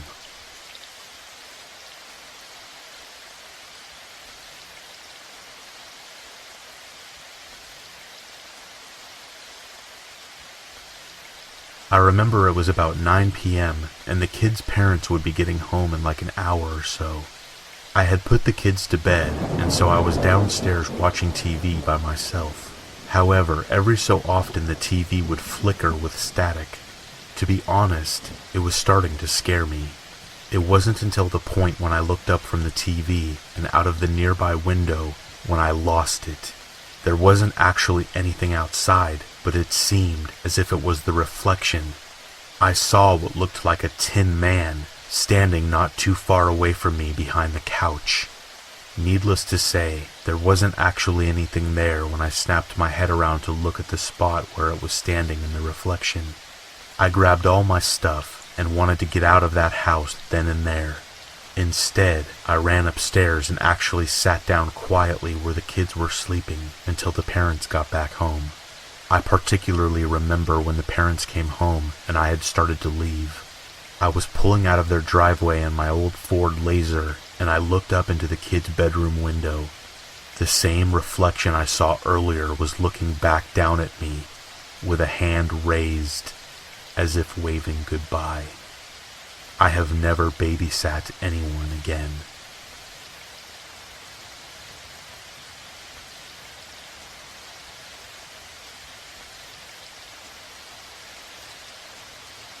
I worked at a women's clothing mail order catalog call center. During training, a veteran worker was talking about getting to know the frequent callers and the story of one of them. The old lady used to call in often. She was blind, but would have someone help her pick out things. The manager of her apartment complex, I think. She would order often, and they got to know her by name. Eventually, she stopped calling in, so they contacted the number they had for her, which was the apartment manager's number. The old lady was fine, but had to be moved to a new building because even though she was blind, she was very meticulous with her cleaning. She cleaned everything often. The manager had come in to do some maintenance for the first time in many months. Every room in her apartment, above head level, had thick webs and nests of black widow spiders. Hundreds of them. Can you imagine? An oblivious old lady walking around blind in a house she thinks is spotless, but there is a soul-freezing nightmare swarming all over the ceiling.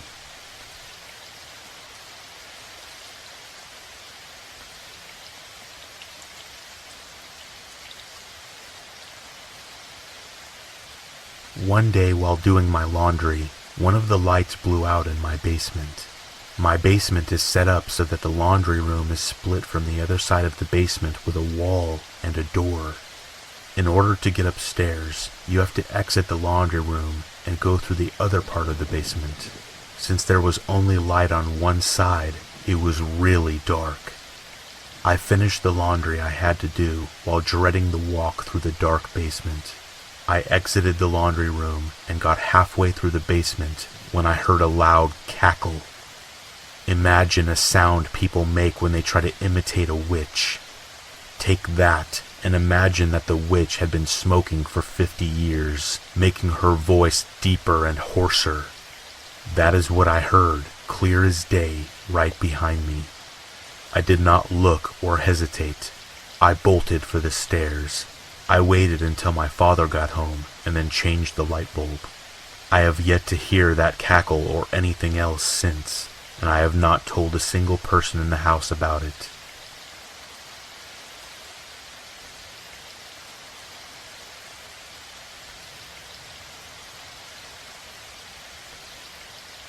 About 30 years ago, my mom went on a blind date.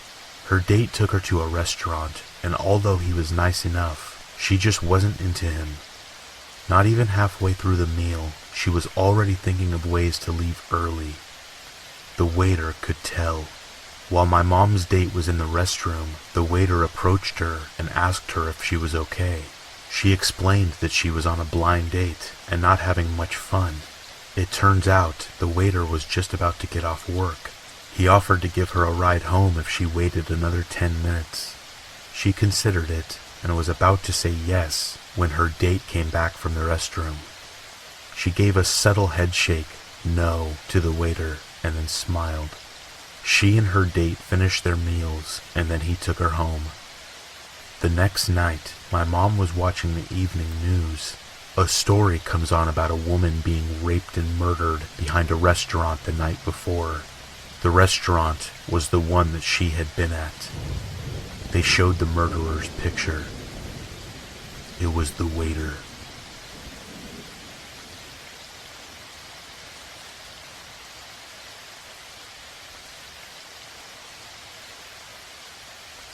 My cousin and his family had lived in their house for about 5 years. His wife left home to drop the baby off at daycare before work, but realized she had left her phone at home. Entering the house, she turned the corner to the hallway and nearly ran into the drop-down attic ladder, which was fully extended. They never used the attic as it was filled with loose insulation. She quietly left the house, drove around the corner and called the police. When the police investigated, they found a short-range transmitter connected to several cameras hidden throughout their home. The light fixture in the shower, the ceiling fan above their bed, even a pinhole in the nursery were sending videos to a nearby location. Their neighbor, a few houses away, had been given a key by the prior owners and installed surveillance equipment once he knew their schedule. My cousin's wife walked in on him updating his equipment, but he forgot something at his house and left to get it when she walked in. He had been watching them for years.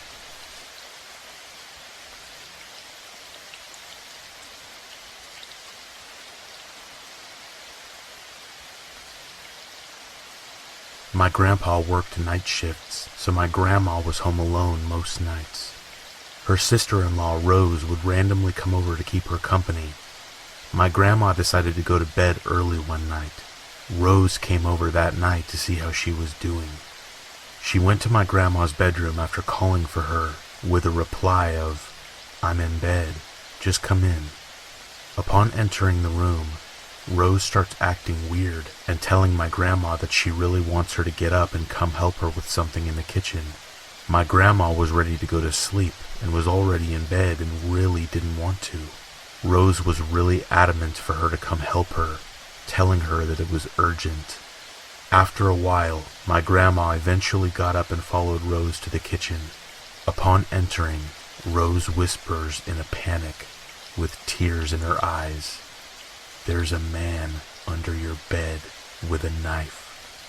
My grandma, of course, didn't believe her at first, but seeing the panic in Rose's eyes, she knew that she was telling the truth. They proceeded to call the cops and left to the neighbor's house.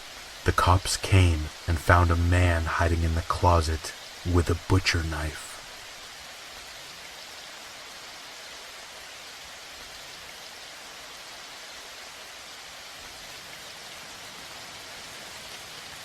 A group of friends was staying at this remote cabin that one of my friend's cousins owned.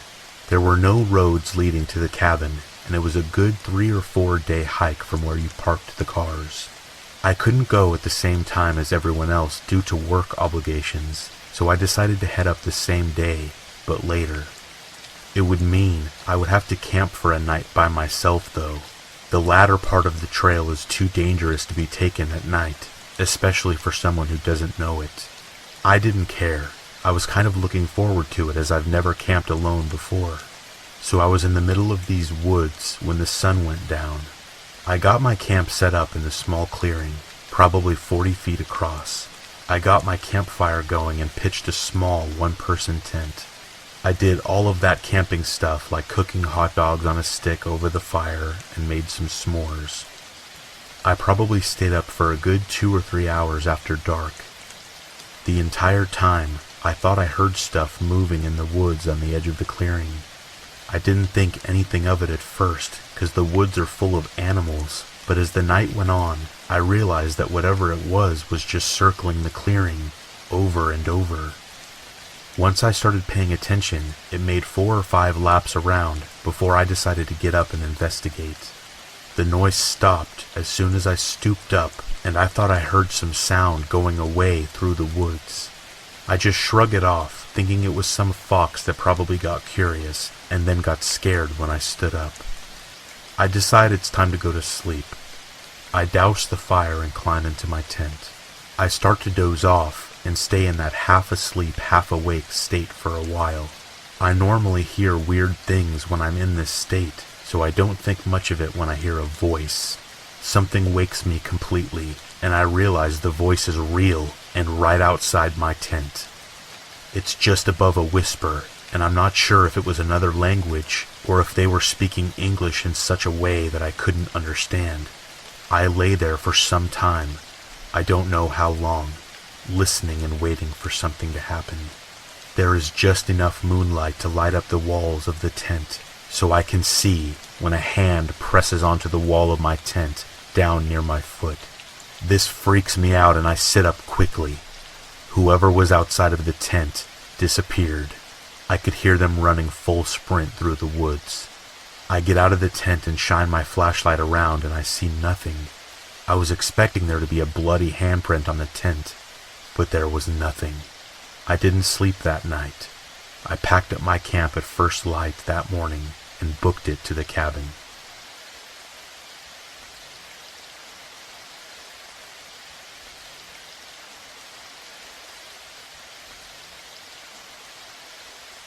I was playing around with a radio once when I was a kid, just slowly spanning through the static, trying to find a station. I had found an old television antenna, attached it to the side of our house, and ran a wire out my window to it with an alligator clip attached to the radio antenna, allowing me to get a way broader range of signals. So I'm sitting there early in the morning, like 2 a.m., slowly sweeping frequencies, and suddenly I get to this station that's playing this very weird crackling sound. It sounded sort of like cracking knuckles, or maybe Rice Krispies cereal, but with a fixed, rhythmic pattern instead of being random. I sat there listening to it for a second, and then it suddenly stopped, and this faint voice said, "It doesn't work. We're already dead. We're already dead." It took a second for the weight of the words to hit me, but when they did, I freaked out and almost threw the radio across the room. I'm pretty sure it was just someone messing around with a radio transmitter, but damn if it didn't scare the hell out of me.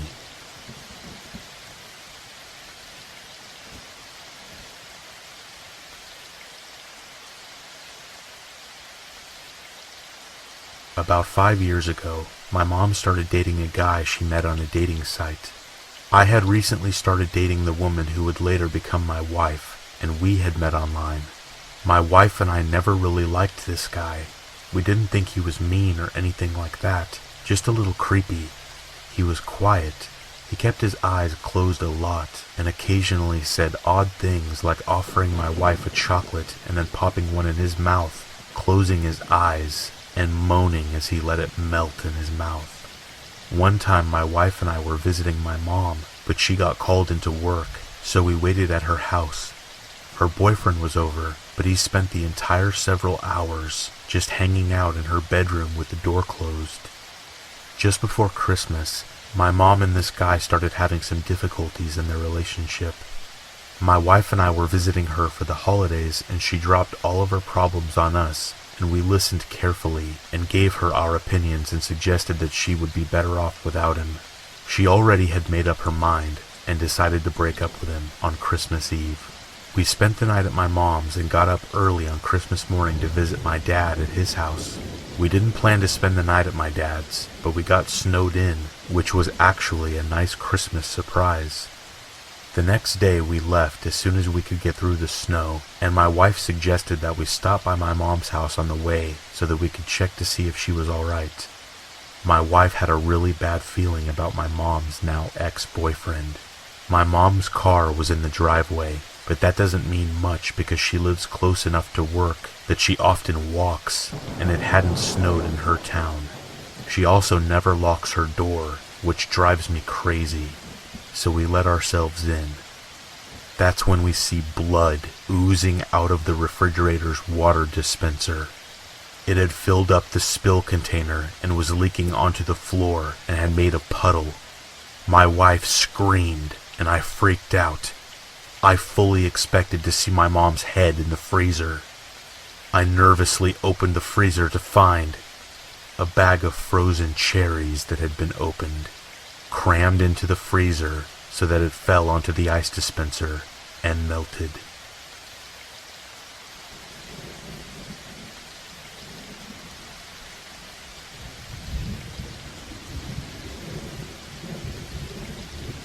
A few years back, I rented an apartment from a friend of mine.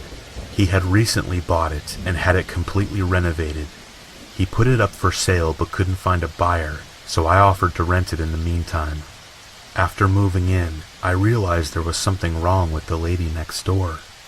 She was about 45, but looked much older. She would sit up all night listening to Christian radio shows and talking loudly to someone. It got to the point where I couldn't sleep, so I went over to her place and asked her to keep it down. She opened her door, and I got a quick peek. Her walls all had crosses painted on them in different colors, and words like Jesus and angels scribbled everywhere. The windows were painted black, letting no light in at all. It was damp, yellow-stained 50-year-old carpets, dog crap and cockroaches everywhere. No dog, though.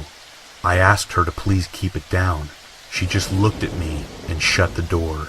Then she turned up the radio even louder. The next night, I had my girlfriend staying over. I wake up in the middle of the night and see a shadow of a person next to the bed looking at us sleeping. I think I'm hallucinating, as I usually do in the dark when I'm sleepy, but then the shadow starts talking. It's my neighbor, and she's holding something in her hand. She broke in during the night, and who knows how long she was standing there. You should lock your door at night, she says and walks out.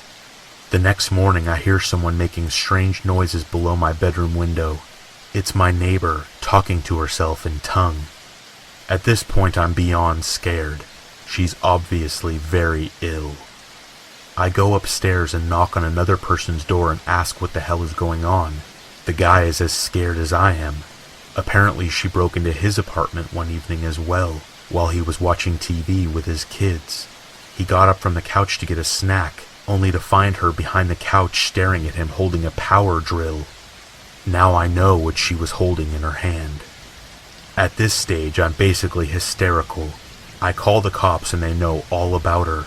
Apparently she is a violent schizo and she hasn't taken her meds, but they can't force her or enter her apartment without her permission because she owns it.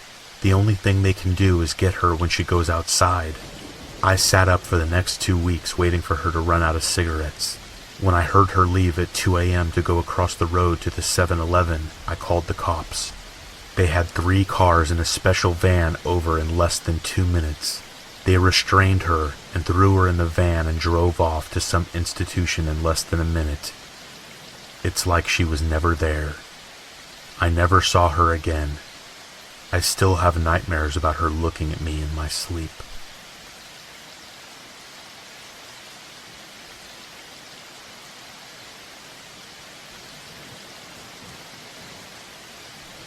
This happened to me when I was about 8 years old, and it still scares me to this day. One evening, I went to let my dogs in from the back garden at around 9 p.m. It was pitch black, so I quickly opened the door, and my dogs came bounding in. As soon as they came in, I locked the door, and at this moment, a person on the other side pulled the handle down trying to get into my house. We had a glass door, so even in the dark I could see the outline of a man standing there. I ran to my dad, and he ran into the back garden after this man and saw him running down the road. Since then I have closed and locked all doors at the speed of light.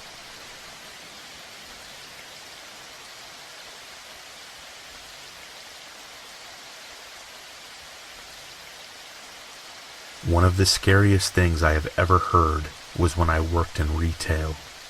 The store I worked at used to do layaway, and that was where I worked.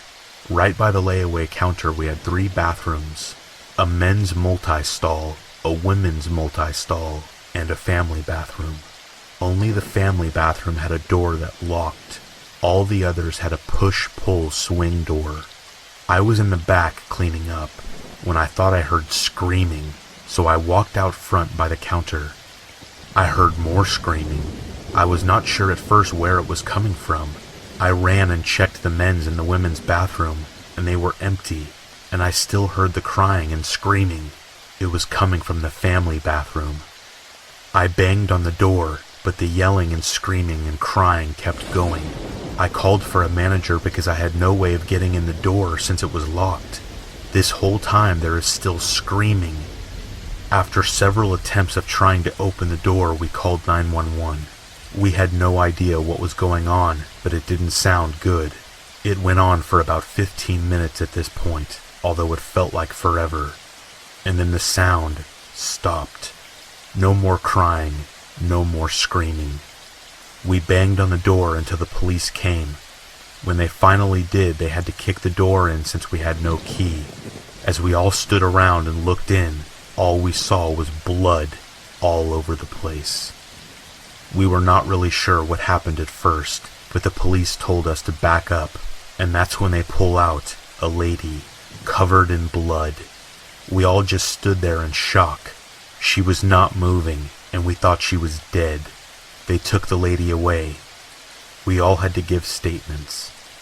This story is not scary in the ghost sense, but for that to happen right behind the door and not know what is going on and the utter feeling of helplessness was very scary to me.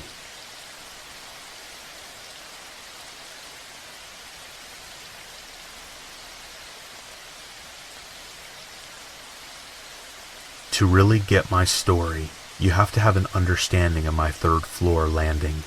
There's a single set of stairs that lead up to it. Once on the landing, it's a T-shape with an office on the left, my bedroom to the right, and straight ahead is a bathroom with a shower. One night, at about 10 p.m., I'm taking a shower before I go to sleep. The glass panels on my shower is that concave, convex glass that blurs everything, so everything was blurred and unclear. As I'm taking a shower, I glance through the glass to the door to the bathroom, and I see a hand reach over to the light switch. All it did was hit the lights. That's it. No noise, no attack, nothing. It just turned off the lights.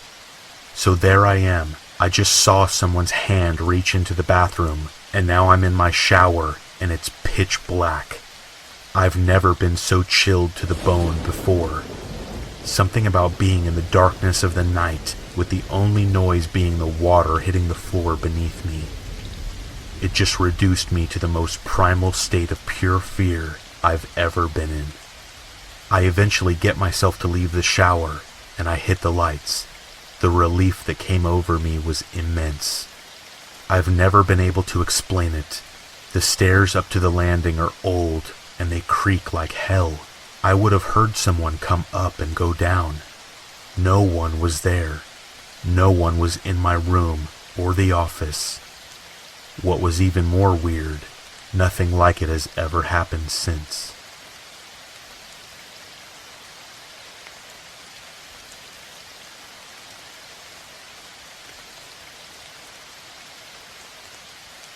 I work as a night janitor at the local high school. I would 95% of the time be the only one working the night shift. There wasn't really a need for more than one. I always start with the downstairs classrooms and then work my way up to the upstairs. The cafeteria, gym, auditorium, and nurse's office. Those were all the responsibility of the morning and afternoon guys.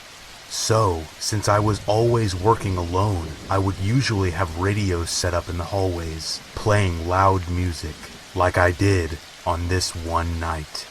The upstairs of the school was shaped like a U rather than an O, so to go around to the other side, there was only one way. I was mopping the floor in one of the classrooms when I noticed from all the way across the other side of the school, the lights to one of the classrooms turned on. The light wasn't left on. I always shut the lights off to any room I wasn't in. I stood there with chills running through my body. I saw someone walking over to the window.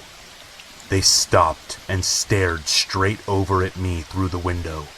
It was the most disturbing thing I had ever seen. I didn't know what to do. Run away? Confront them? Call the police? I got closer to the window. The person looking at me looked to be in their 30s or 40s.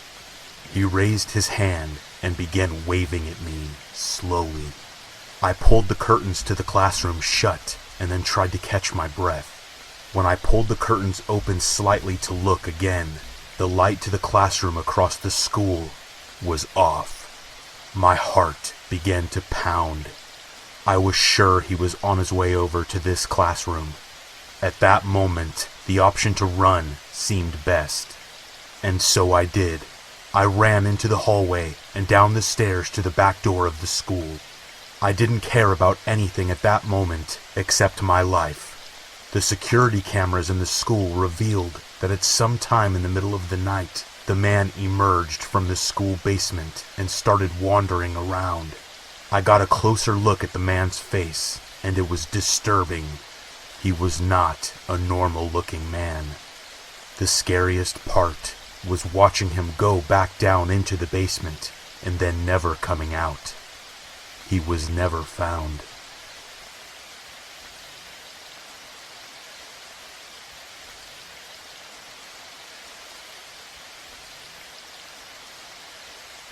I was the lone recreation ranger in a small district in southern Idaho. Nearest town from the guard station was about 1.5 hours away. After moving into the guard station, solar power was not working, and I hadn't slept for about a month due to various factors. The woods there always had an eerie feeling to them, unlike the southwest Ponderosa forest that I was used to. About 2 months into the seasonal job, I started to hear something walking and scratching on the deck at night. Now, this district was known for its badgers and beavers, so I didn't think much of it. When leaving the cabin at night, I always had an eerie feeling like I was being watched. One night, I was returning from my grocery run, and I had a bad feeling. At the time, I did not have my shotgun in the vehicle. After stepping out of the vehicle, I looked to the right of the cabin, about 50 feet from my front door. All I could see were 2 eyes, about 3.5 to 4 feet in the air. To say I freaked out was an understatement. I started yelling, "Get the hell out of here!" But the eyes only crouched down and inched closer to me. I tossed a piece of firewood in the general area, and whoever or whatever it was leapt back a bit, but did not make a sound. Tossed 4 or 5 more pieces, and whatever it was still inched forward. At this point, I fumbled with my keys. Of course, the solar power was out again. I managed to get inside and grabbed my shotgun. Technically, you are not supposed to have guns in government housing, but who lives in the hills have eyes back country and does not carry? I went outside, still could not get a good look with my headlamp, loaded the shotgun, and continued to throw pieces of wood with one hand. Finally, whatever or whoever it was walked back into the brush. That night, I drank about 4 IPAs and slept with my shotgun. In the morning, the trail crew came up and we found mountain lion tracks all over the porch, the rocking bench, and the compound leading back to the creek. After that event, I always heard the rocking chair move and someone walking on the porch, but never found any tracks after that.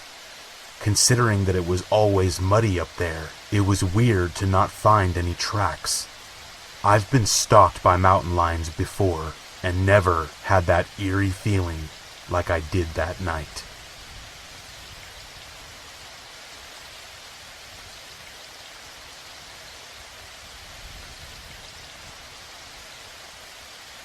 I used to work as a 911 operator in a relatively large metro area.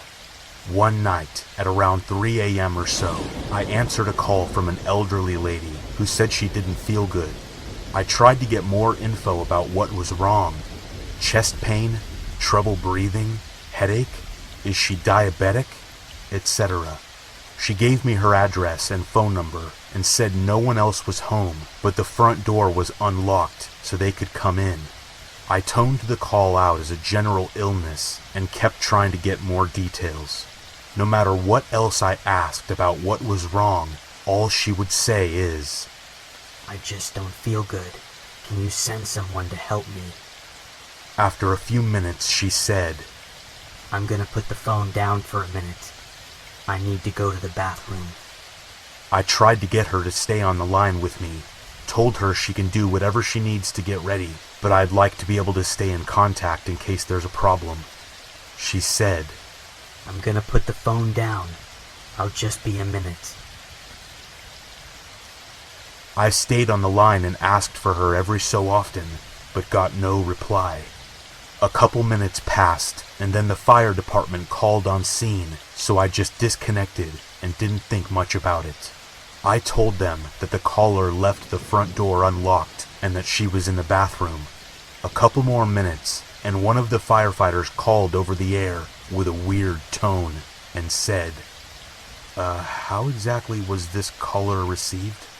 I told them the call was first party from the patient's home phone approximately 8 minutes ago. He didn't respond over the air, but called the desk from his cell phone. On the phone, he said, "Are you sure this wasn't a third-party call from a family member or something?" I said, "Negative. Caller advised I don't feel good and said no one else was in the house. So the best of my knowledge, the caller is the patient. Have you made contact?" He responded, "Yeah, she was in the bathroom like you said, but she's probably been dead for about 12 hours. Cold to the touch, fully livid, full rigor mortis. We're gonna need a deputy out here." Afterwards, we pulled the tapes of the radio and phone calls and checked the timestamps, the address, the phone number, and went over everything again a few times to see if I missed something. I called them back in the morning after the shift to see if they had any more information, but they were just as weirded out as we were. The phone was still in the living room, and the patient was dead in the bathroom.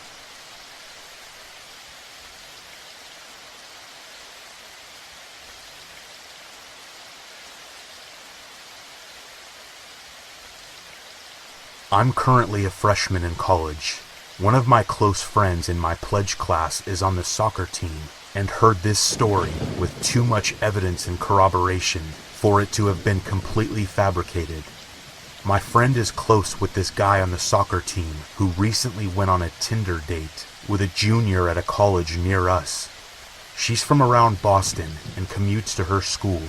He matches with her on Tinder, takes her to dinner. They're having a good time and get to talking about their lives and such. On the date, she tells him about another date she had recently been on that left her with a bad feeling.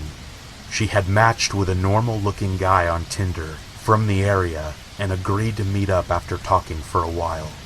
They went to a restaurant to get dinner, and they had planned to go to a pretty popular bar near there for drinks afterwards. She got a bad feeling by the end of the dinner, and the bar didn't end up happening. Apparently, it wasn't anything too bad. She could just tell he was a bit strange and not her type. So she gives him an excuse and goes home. Their texts were normal afterwards, and she chalked it up to just a bad date. A couple days later, she meets up with the soccer guy from the beginning of the story, and they really hit it off. Her parents leave a few days after that for a trip, which she had told soccer guy about. The date went really well, and he planned on going over at some point to chill with her. The first night that her parents are gone, she wakes up to a noise in the kitchen. Her room is on the second floor. The kitchen is on the ground floor, and there's a basement under that. Normal house in Back Bay. So she thinks she heard something, and it freaks her out badly enough that she calls her parents. They tell her, "Everything's fine, you're probably just hearing things because it's an old house. Don't worry." Realistically, I think that would have been anyone's, myself included, reaction. The second day they're gone, she's upstairs and hears a noise from the TV room behind the kitchen. They don't have any pets, and these were the types of noises that would make you get up from what you were doing to make sure something hadn't fallen or whatever. She described to my mutual friend as feeling like if she had gone downstairs at that moment, something bad would have happened. She calls her parents again, and they say the same thing. She gets up the nerve to go downstairs and look, and everything is normal. Nothing is moved. Nothing is knocked over. The alarm records didn't show any doors or windows opening. She figures that she's freaking out over nothing. On the third day, everything is fine. No noises, no cause for concern. My mutual friend was going to go over there, but had a unified midterm and couldn't make it. That evening, she's watching TV in her room and hears a noise somewhere downstairs. This time, it wasn't something she could ignore. All of her adrenaline was firing. She calls the cops without asking her parents. They say basically the same thing as her parents.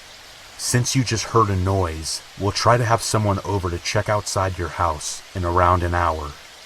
About 10 minutes later, a police car pulls into her driveway. They rush the house, and she's watching this from an upstairs window. The cops throw the front door open and immediately fan out, sprinting through every room in the house and yelling, "Clear!" One of them tries the basement door, but it's locked from the inside. They break down the flimsy door and rush down into the basement. They found her Tinder date in the basement. He had completely covered one part of the room in some kind of heavy plastic tarp. He had a bag of heavy-duty butchering knives with him. The cops immediately surrendered him and took him away. She was told by the cops that after she called, they heard a second phone pick up, and when she hung up the phone, they heard him breathing and then laugh, and then a click as he hung up the phone. The mutual friend heard about all of this after the fact, and the thing that really gets me is the part about the cops hearing him on the phone. When my friend told me and some of the guys in my fraternity that part of this story, it felt like all of the oxygen left the room.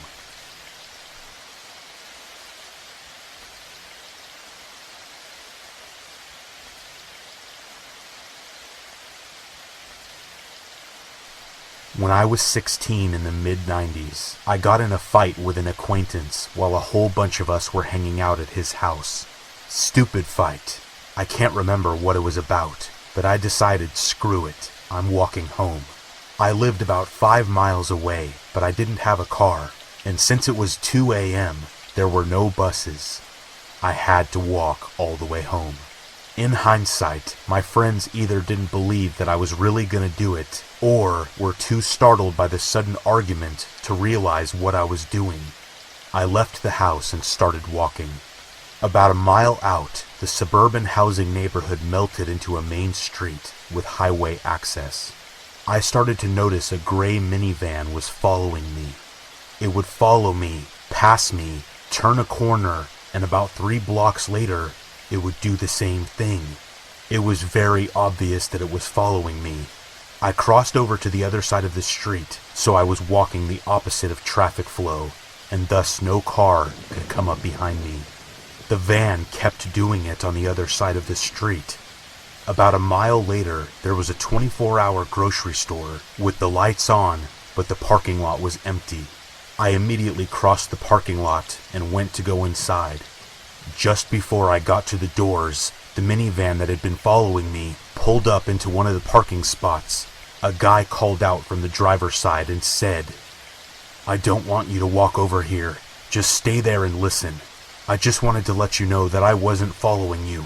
I saw you walking a while back, but I also saw a guy following you and hiding behind the bushes.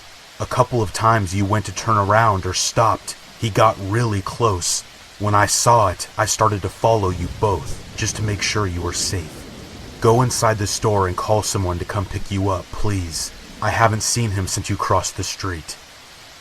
He waited until I was inside the store and then pulled away. I didn't have anyone to call, so I let the night cashier know what was going on and hung out with her for about an hour, and then I was forced to leave. I've never forgotten this incident, or that man, whoever he was. During the walk, I never saw anyone, but I have never been more terrified walking alone at night, and I feel very confident that he saved my life that night.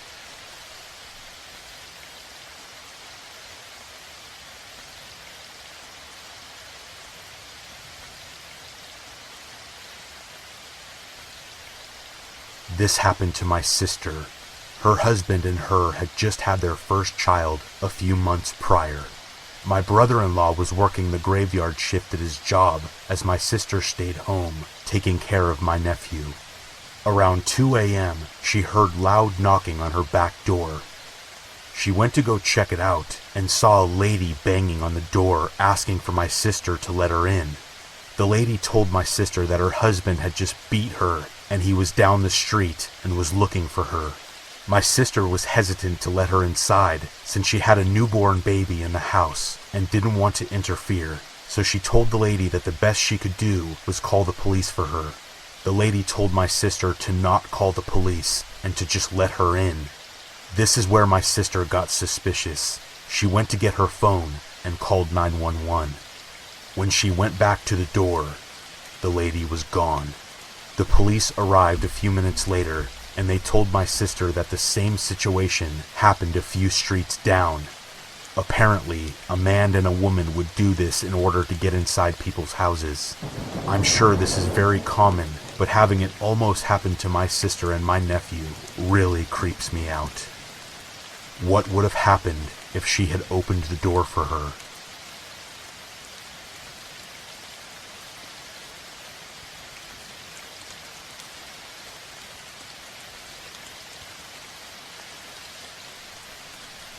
When I was around 16 years old, my rapidly growing family finally moved from the house I had spent my entire life in.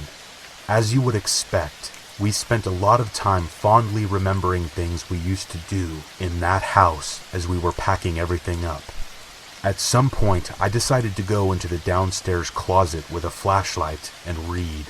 Something I used to do when I was a young kid to get some peace and quiet. Now, this is one of those deep closets that goes under the stairs. It went back around 8 feet and then had a left turn into a very low, maybe 3-foot high space.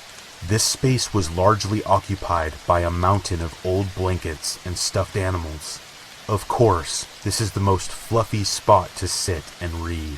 About an hour in, I shift a little to get comfortable, and I hear a low, slow, warped voice say, "You always make me happy." I flipped out, hit my head on the low ceiling, and practically broke the door down getting out. After hyperventilating and explaining to my family why there was no color left in my face, I went back to see what it was. It was an old stuffed bear from when I was about 3 or 4 years old that I happened to lean on just right to press his belly. When I pressed his stomach again, though, nothing. This poor bear that I hadn't played with since I was a toddler used the last of its power, used its dying breath to tell me that I made it happy. You make me happy too, little bear, when you're not making me piss myself.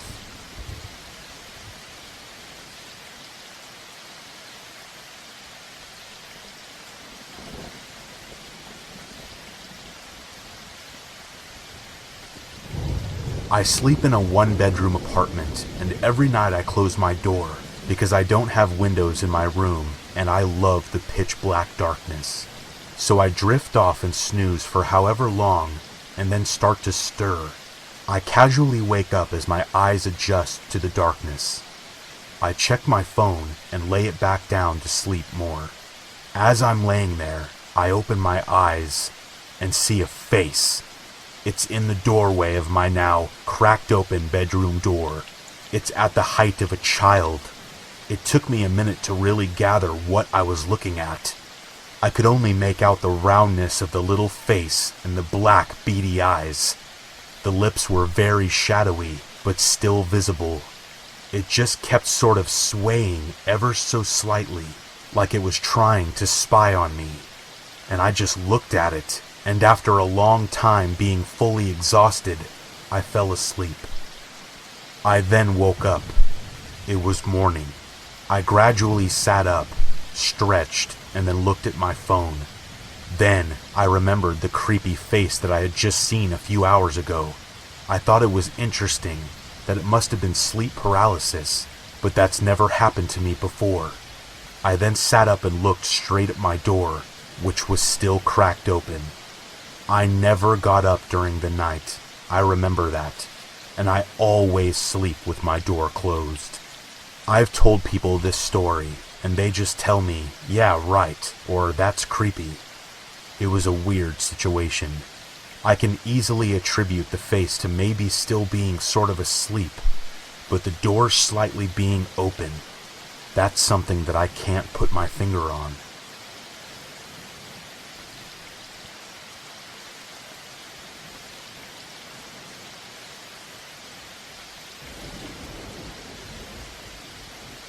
When I was a child, my family moved to a big, old 2-story house with big, empty rooms and creaking floorboards.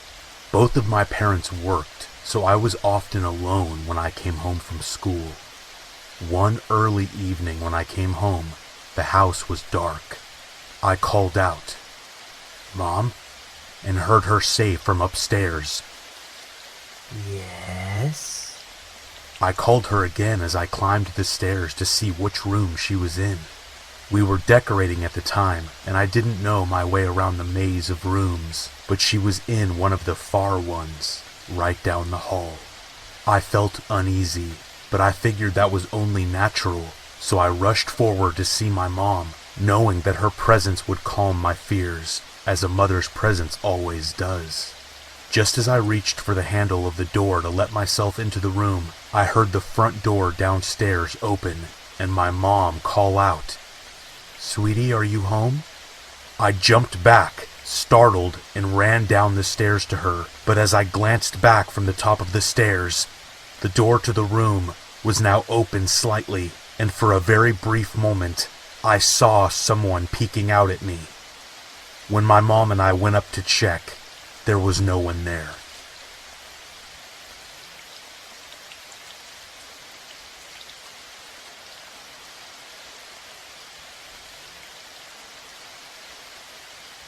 This happened when I was in college, 4 years ago. I went to a university that was very close to the ocean on the East Coast. I made friends with some people one weekend, and one guy in the group of people I met invited us to go out on his boat with him sometime. He described his boat to a bunch of people and was very proud to have it. It sounded like an expensive sailboat by the way he described it. I'm not really familiar with boats, and hadn't ever been on one other than a cruise ship when I was 11 years old. This guy said his parents bought it for him, and that made sense because he was known to be a spoiled rich kid. He was nice though, and the idea of cruising around some Saturday afternoon and drinking some beers sounded appealing. After that conversation I saw him around in school, but didn't talk to him much, until one day he approached me in the library and asked if I still wanted to go sailing. I said sure, that sounded awesome, and he told me the following day he was going to go out onto the water and it would be a perfect opportunity. After a lengthy conversation about how sailing works and him assuring me that it was safe and that he had all of the proper training, I told him I would meet him at the docks the next morning. That night, my roommate asked me what I was doing for the weekend, and I told him that I made plans to go sailing. He freaked out on me and told me that he really wished that he could go too. My roommate and I were really good friends, and honestly, it sounded like way more fun if he was to join us. So I invited him to go, and that I was pretty sure that the other guy would be cool with it. The next morning, my roommate and I grabbed some coffee, and then went and grabbed some beers from the store to bring along with us on our voyage. We ate some breakfast and then headed over to the docks to meet the guy. We were pretty excited, and when we got there, we followed the direction he gave me and found his boat. It was a huge orange and white sailboat. We stood on the dock next to the boat looking at it, and when the guy popped his head up from somewhere, he immediately showed a look of concern on his face. He jumped off the side of the boat and onto the dock right next to us. He looked at my roommate and then at myself and asked, "Who is this?" I told him he was my roommate, that he was cool, and that he had asked if he could come along. I told him I didn't think he would mind. The guy looked very annoyed, and it was very awkward for about a minute. The guy kept looking back and forth between us and the boat. He took his hat off and rubbed his head like he was really stressed out. Eventually he sighed and said that it was fine. A few hours later we're on the boat drinking and having fun. The water was pretty smooth sailing, and the sun was shining bright. The guy acted a bit off the whole time, and I figured it was because I brought my roommate. After drinking 3 or 4 beers, I felt the courage to ask the guy what was wrong, and if he was still pissed that I brought my roommate. He responded with something along the lines of, "It just kind of ruined my plans." My roommate chimed in and asked, "What plans?" I could tell my roommate thought it was funny, because it sounded like the guy wanted to be alone with me. The guy looked at him and said, "Well, because you're here, I can't kill him." This took me off guard completely, and I felt fear and unbelievable relief hit me at the same time. My roommate and this guy started cracking up, and my roommate brushed it off as a joke. I didn't know what to think. Was this guy serious? Did I narrowly avoid being killed? Is his sense of humor just that weird? I believe I got my answer when I went below deck an hour later to grab another beer from the fridge. Next to the fridge was a brown swinging door that led to a small private bedroom. I was feeling the beer pretty good by this point, and without thinking, I pushed the door open to have a look. Laying at the foot of the bed, there was this big cinder block, some yellow rope, some tape, and what looked like a recorder of some sort. After seeing that, I felt sick to my stomach and wanted off this boat as soon as possible. I wanted to go back up and confront the guy, but I decided against it because I had no idea what he was capable of. What seemed like hours and hours more of being with this psycho, we finally made it back to the dock. We said our goodbyes, and on the way back to my room, I told my roommate about what I saw. He couldn't believe it. I'm pretty damn sure that my roommate saved my life that day. I shit you not, I never saw that guy again on campus. What he had planned, I don't want to know.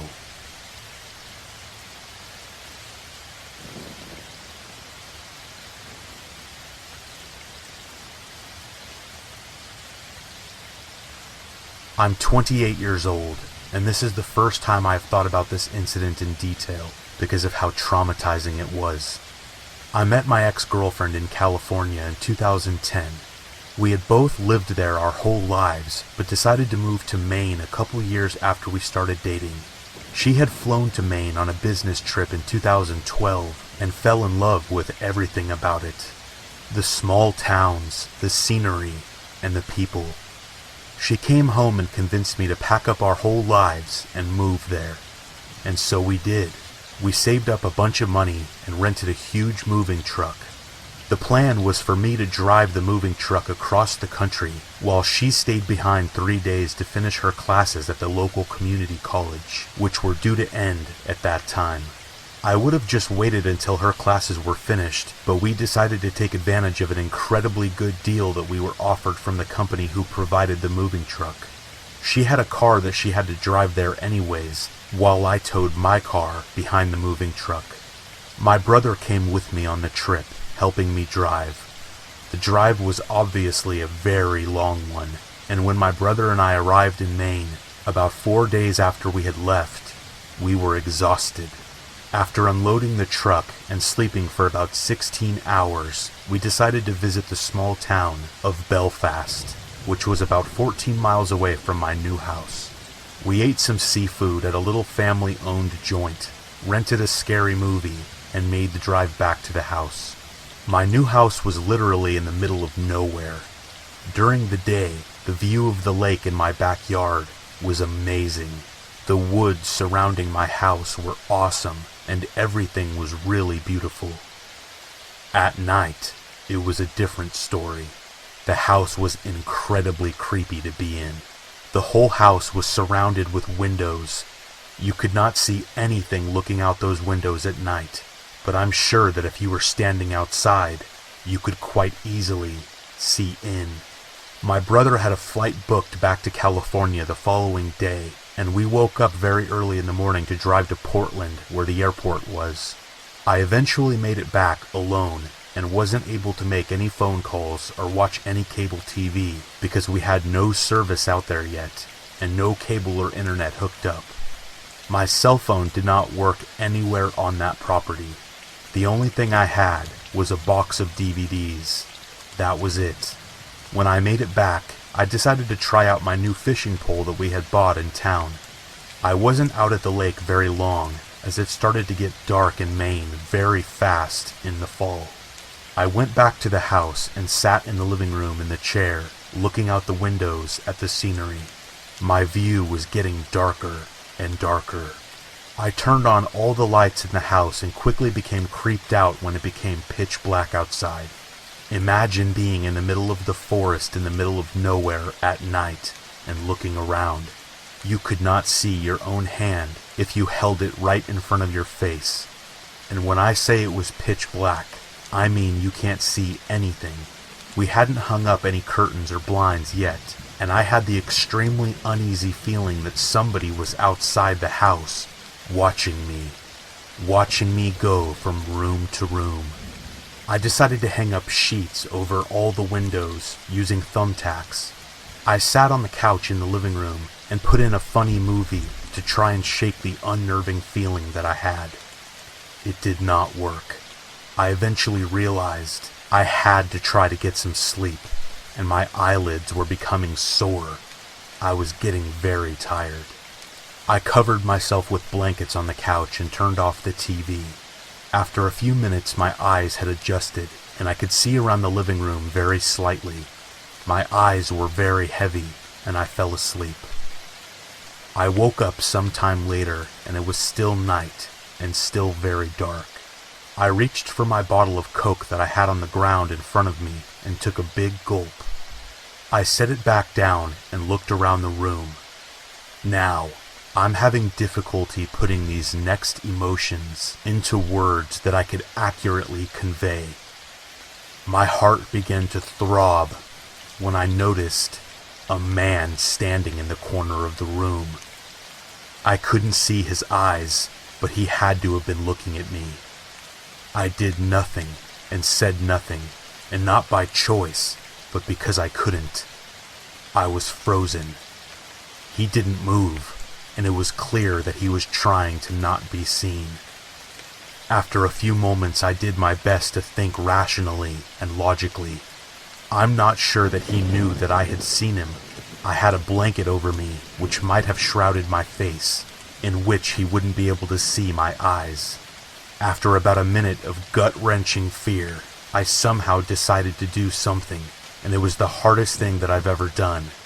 I forced myself to cough. I did it while getting up, in an effort to give him the impression that I didn't know that he was there. I slowly made it to my feet and walked across the icy cold wood flooring to the bathroom around the corner of the living room. He didn't move. I made it into the bathroom and nothing happened. I closed the bathroom door and slowly turned the lock to the upright position. Tears went down my face as I backed up into the bathtub behind me. I was staring at the door. I suddenly realized there was a small window up above the bathtub that I could most likely crawl through.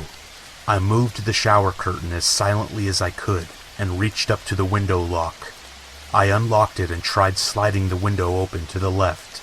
The window began to squeak when I pulled it open, and I froze, hoping that the man didn't hear it. A couple seconds later, I heard a tapping on the bathroom door.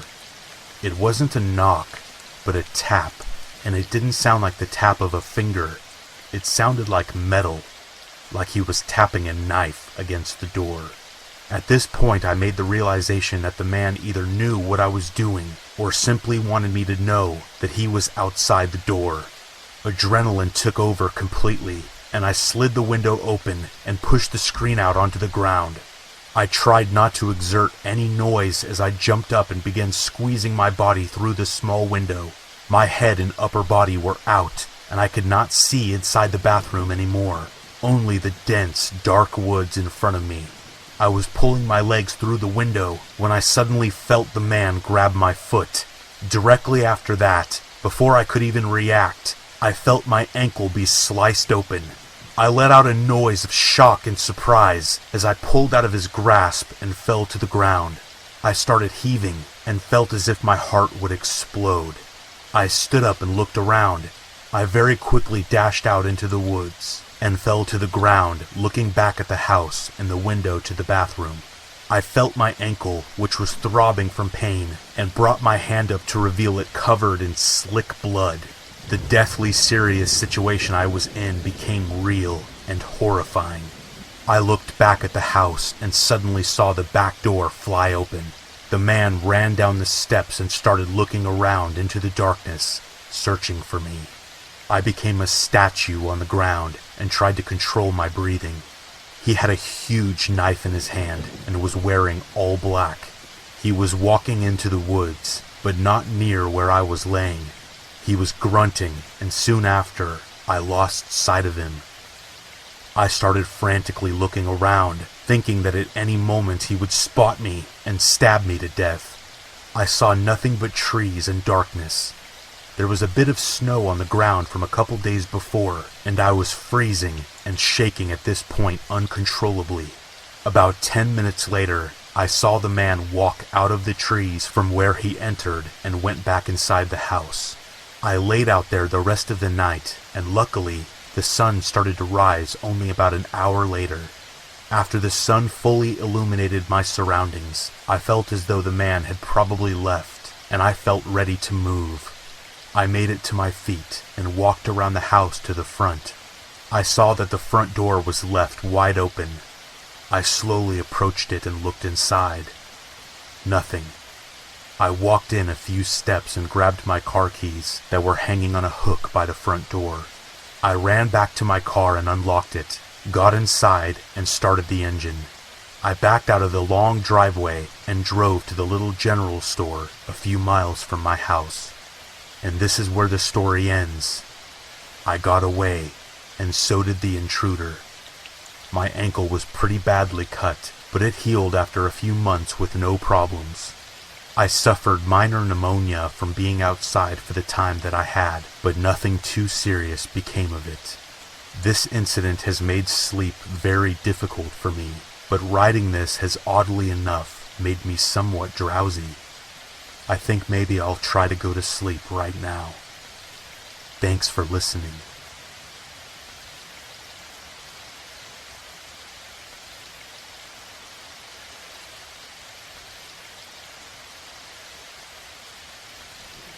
I'm a journalist, and I was told this story by a woman that I interviewed for True Crime. When this woman was a young girl, say 8 years old, she started to come downstairs at night to tell her father that there was a man in her closet. He tells her that there's no such thing as the boogeyman and sends her back to bed. This happens on and off for like a week. Finally, he gets frustrated and walks her back to the room and says, "Look, I'll show you. There's nothing in your closet," and goes to open the door. It opens an inch, and then he feels someone slam it shut.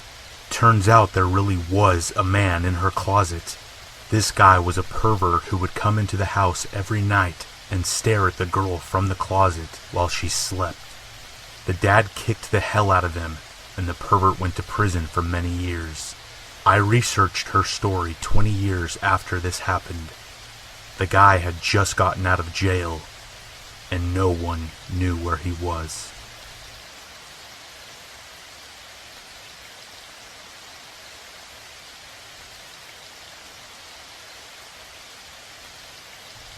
I grew up in the South in the late 70s and early 80s. My grandmother lived on a cotton farm in South Carolina, and my cousin and I would go visit her during the summer. We would help out around the farm, but during the heat of the day, we would go swimming in the river to cool off. Our favorite spot was fairly isolated, so we never really saw anyone else. But there was an old dirt road that ran from the gravel road back to an abandoned farmhouse in the woods. My cousin and I were in the river when we saw a cloud of dust in the distance. We thought maybe our uncle was coming to take us back to the farm, but we always swam for an hour or so after lunch, and he never drove the tractor to come get us. We had heard stories about some backwoods family who had gone all deliverance on some kids a few summers ago, but we figured it had to be just our uncle trying to freak us out. Regardless, we snuck up to the riverbank so we could see the dirt road, but we would still be hidden in the trees. We saw a ratty Oldsmobile Delta 88 with blacked out windows creeping down the dirt road. The car didn't belong to anyone we knew. I only remember the make and model because I knew it was the Evil Dead car and because of what happened next. After it passed by our hiding spot, we noticed it didn't have a license plate. It drove another 30 yards or so and then stopped. A black garbage bag flew out of the passenger window and into the field. Then, the car made a slow and methodical 3-point turn, taking great pains not to let the tires venture too far into the cotton field. It made its way back the direction it came until it disappeared out of sight. My cousin and I had remained silent throughout this event, and with the car gone, we looked at each other. I really wish we would have just ignored it. I wish we would have headed back to the farm. I wish we would have told our uncle or our grandmother what we had seen and had them come investigate. But we were only 13. Curiosity was killing us. We had to go check out that bag. As we left our hiding place and headed down the road, we looked around nervously, hoping the car wouldn't show up again. As we got close to the drop zone, we could see blood on some of the cotton directly above the bag's resting place. We could see blood all over the bag. We looked at each other one last time, and then we ran away. Over the years, I have thought a lot about what was inside that bag. A part of me is glad I don't know, but my curiosity will never go away. It has haunted me ever since.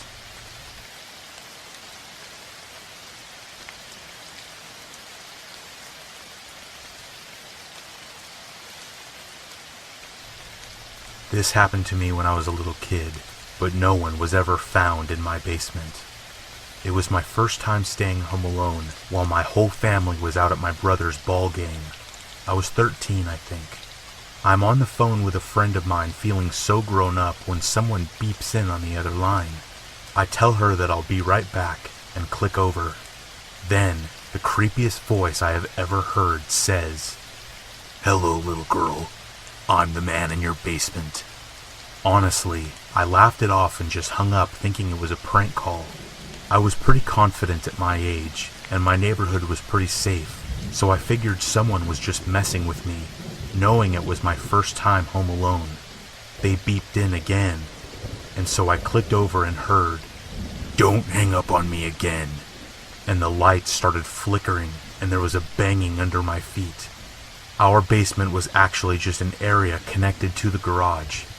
I heard what sounded like footsteps coming up the garage steps to get into our kitchen. I kept trying to hang up and call the cops, but every time I tried, he was still on the phone. My friend told her parents what was happening, and they ran to the neighbor's house to call the police for me. I sat petrified with a butcher knife behind my front door because it was the only place in the house downstairs that couldn't be seen from a window. Eventually, I clicked over to hear a police dispatcher on the phone and stayed on the line with her until the police got to my house. There was no sign of forced entry, though we had a broken window pane on our outside garage door that had been messed up for months prior, and my guess is that's how he got in. The police assumed I was just a paranoid girl, and they were going to leave me home alone again after they cleared the house. Fortunately, a family friend had been driving by and saw the cops there. They stopped to see if everything was okay. He gave me a ride to the school where my family was. They were skeptical that anything had happened, but we did get a security system not much longer after that, and my parents both got cell phones. This was 1994, I think, so cell phones weren't popular yet. After that happened, I swear there was someone stalking me for years. I would leave my apartment locked and bolted, and come back to find appliances on. I lived in 4 different places and would get strange phone calls sometimes. Cars would randomly be parked down the road from a house and speed up and slam on the brakes as I would run inside. I would hear loud bangs outside when I lived out in the country. Nothing has happened since I've been in my current house and married, but I'm still super paranoid all the time.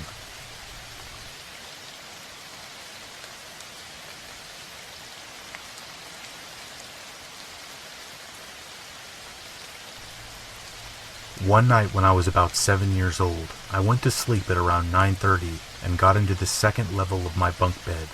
I soon fell asleep, and then I woke up in the middle of the night to someone whispering, "No, no," repeatedly as if they were in pain. Thinking I had just imagined it, I tried to go back to sleep, and that's when I heard the creaking of the wooden boards on the stairs, slowly getting louder, and that whisper, "No, no." I knew it wasn't my parents because they were sleeping in the bed next to mine. Then I heard some screaming along with the footsteps coming up the stairs, and again the whisper, "No, no." I slowly got out of bed, crept toward the ladder to get to the floor, and I slowly began to crawl towards the bedroom door in the dark, which had a full view of the stairs, and I saw nothing moving in the dark nook of the stairs, but I now heard the whisper, "No, no," coming from the room upstairs which nobody used. I silently crept toward the stairs, but I kept the lights off, and I began to creep down them so I could check the front door. Nothing was out of place, so I turned on the living room lights, and that's when I saw it for an instant, the silhouettes of 3 people outside the living room window, and then they were gone. I proceeded to turn on every light in the house, and then crawled into bed with my parents as I waited for it to be morning.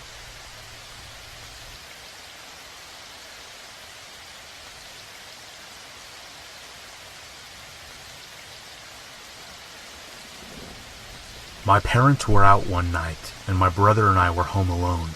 We were probably 12 and 10 years old at the time. There was a knock at the front door, and I hear a voice say, "Pizza." Initially thinking it was my father playing a joke, I instinctively went to open the door. When it hit me, that wasn't my dad's voice. "We didn't order any pizza," I said out loud. There was no reply, and no audible movement. I went to my bathroom window, which allows some vision of the footpath leading from the front of our property to the front door, but you can't see the door itself. So we waited for about 15 minutes, clutching a baseball bat and some ornamental fireplace poker, until finally the guy moved away from the door and walked away. It was just some guy with dark hair and a ponytail, a long dark coat, and no pizza.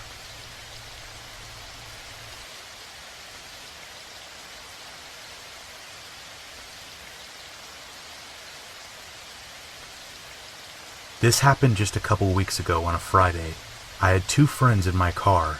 We were coming back from a restaurant to celebrate finishing up the school play. I just dropped the first friend off and was now making the 4 or 5 mile drive to my second friend's house. It's a narrow road that cuts through some pretty dense woods. She was in the front seat and we were listening to ballads, just talking about life. Nothing out of the ordinary. I was driving behind a deep red pickup truck that had a motorcycle in the bed. I wasn't tailgating them, even though the driver was going a bit slow for my taste, and swerving around just a tad too much. I was about to reach this intersection that's not even a block from my second friend's house when this guy pulls over. Seemingly for no reason, he just pulled over to the side of the road about a car or 2 length from the blinking red light. As I pass him to stop up ahead, I see his face. He has a pretty generic face, nothing unusual, but he's staring right at us with anger in his eyes. The hairs on the back of my neck stand up, and I just sense something is not right. My friend looks out the window and says, "What is he doing?" I look at my rearview mirror to see the guy getting out of his seat, pulling a ski mask over his face, and wielding a huge, I'd say 10-inch knife in his hand. He started sprinting toward my car, almost reaching the passenger side. I screamed and slammed on the gas, driving around for a while. The man only chased my car for a few blocks until he knew he wasn't going to catch us. When I got back at the intersection minutes later to drop my friend off, he was gone.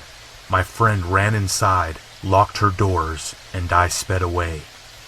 But it was terrifying. I told the police and filled out a report last week. I'm never crossing that intersection again.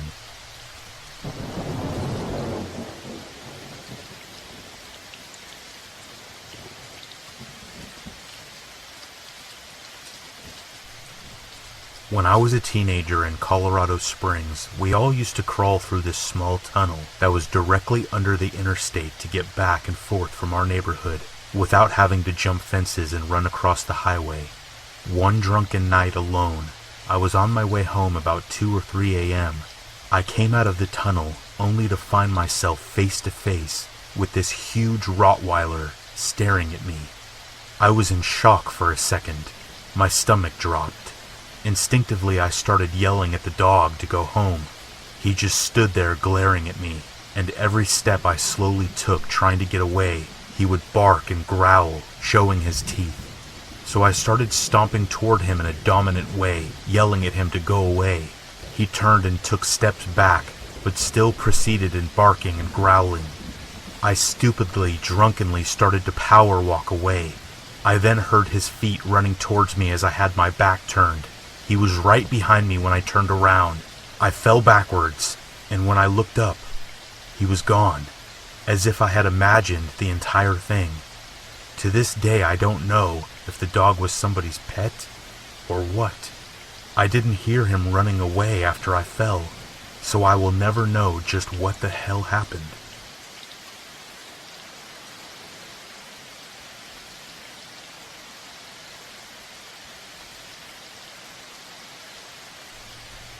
I lived in New Mexico for several years before moving to the Midwest.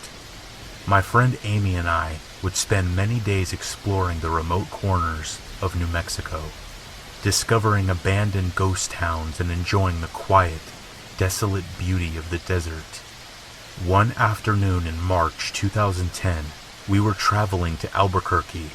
Always up for exploring, we took a back road rather than traveling the more direct highway. One leg of our journey had us on NM 55. It's a remote, teeny tiny 2-lane highway. We loved those types of roads, up until this day. This part of New Mexico is flat and desolate desert. You can see for miles, and there is virtually nothing except dirt and rock between towns, and towns can be miles apart. So we were on NM 55 going north. We saw a white pickup truck ahead of us going the same direction. Suddenly, he stopped his truck sideways in the middle of the highway, blocking both lanes. We were about a mile away from him, and as we got closer, we began to feel uneasy. We could see no reason for him to do this.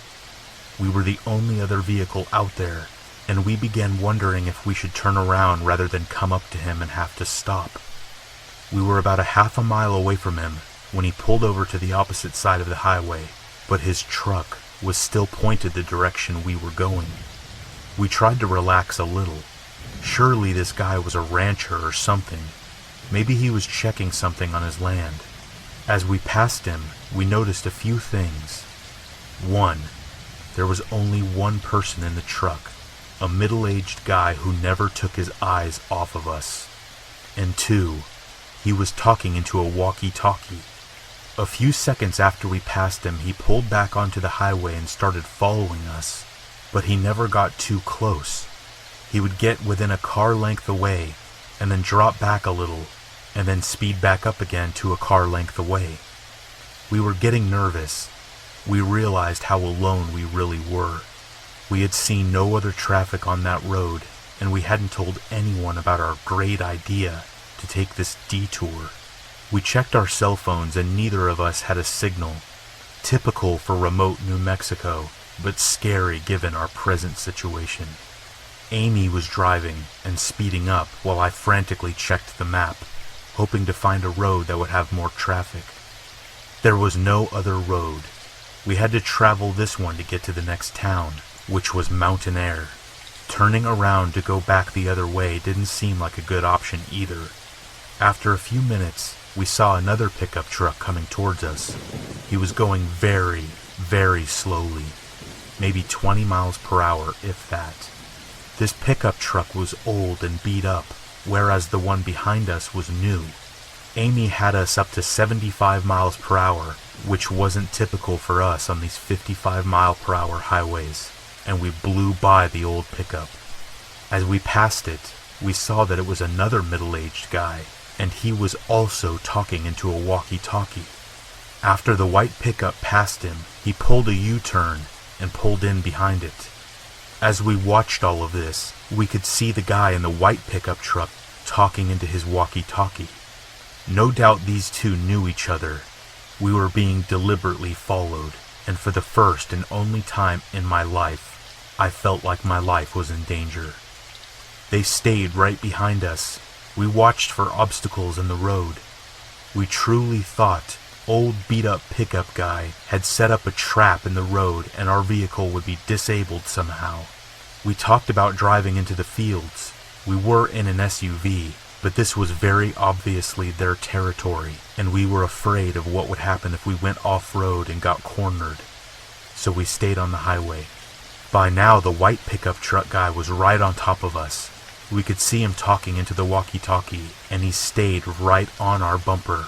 The old beat-up truck guy was right on top of him. The three of us sped down the highway. The guy in the white truck inched closer and closer. His maneuvering and edging made it apparent that he was trying to bump us. I watched helplessly as he got to within inches of our back bumper. Amy floored it. We were passing 80 miles per hour and edging up to 90. The road was flat and deserted, but any little thing going wrong would have been catastrophic. We absolutely were not going to slow down or stop if we could help it. The white pickup truck pulled into the opposite lane and started to gain speed. The only thing we could think of was that he wanted to pass us and get in front of us. If he got in front of us and his buddy was behind us, then we would be boxed in and trapped. We looked frantically at the rocky desert on both sides of us. Our only option was to off-road it. Should we risk it? Could we speed through the desert and make it to safety in one piece? As we topped a small incline, we saw a sign that said, Salinas Pueblo Missions National Monument, and it pointed toward a road on the left. And right at that moment, a blue pickup truck pulled out of that road and onto the highway in front of us. As we came up on the blue pickup, we saw the plates said, U.S. Park Service. We looked at each other and then looked behind us. Both pickup trucks did U-turns and went the opposite way. We followed the blue pickup truck to Mountain Air and then made our way to Albuquerque. I don't know exactly what those guys' intentions were, but they weren't good. There is something seriously wrong out there. I notified the state police, and they said they would keep an eye on things. This area is very near Belen, New Mexico, which is where Tara Calico was abducted. Whoever abducted Tara has never been caught. Maybe we came into meth lab territory, but since this happened on an actual highway rather than a backcountry road, I tend to discount the meth lab theory. Whatever is going on out there, it's not good.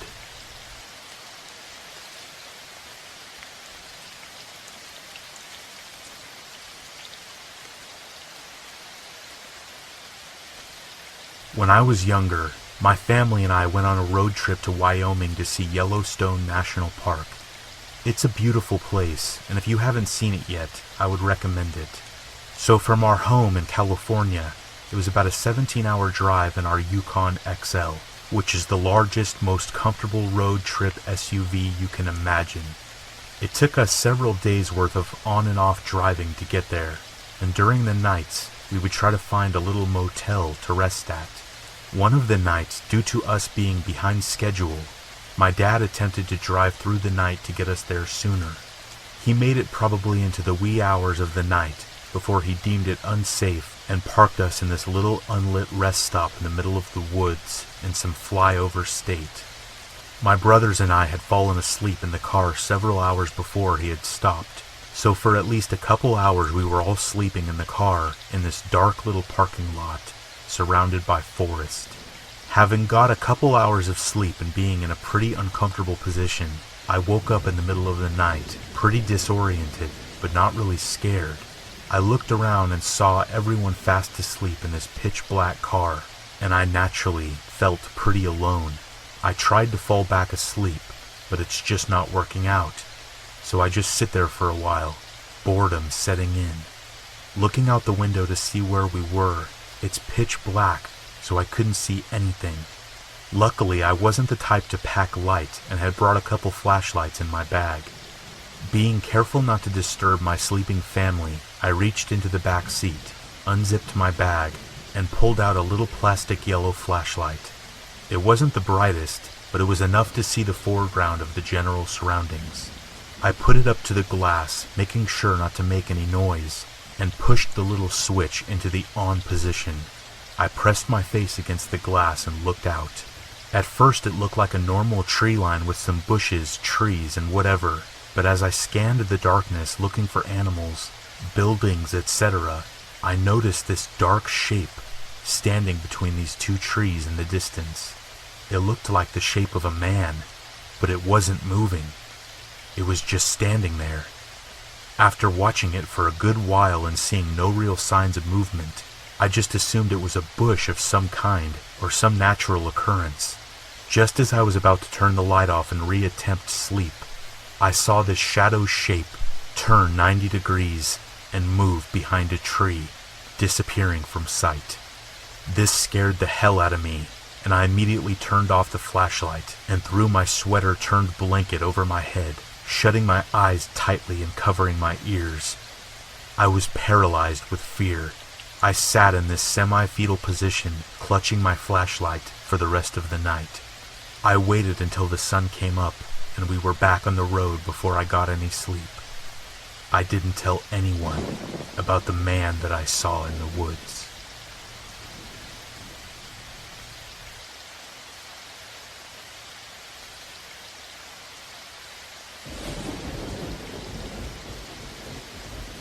I was driving along this road that stretches out over about 100 kilometers.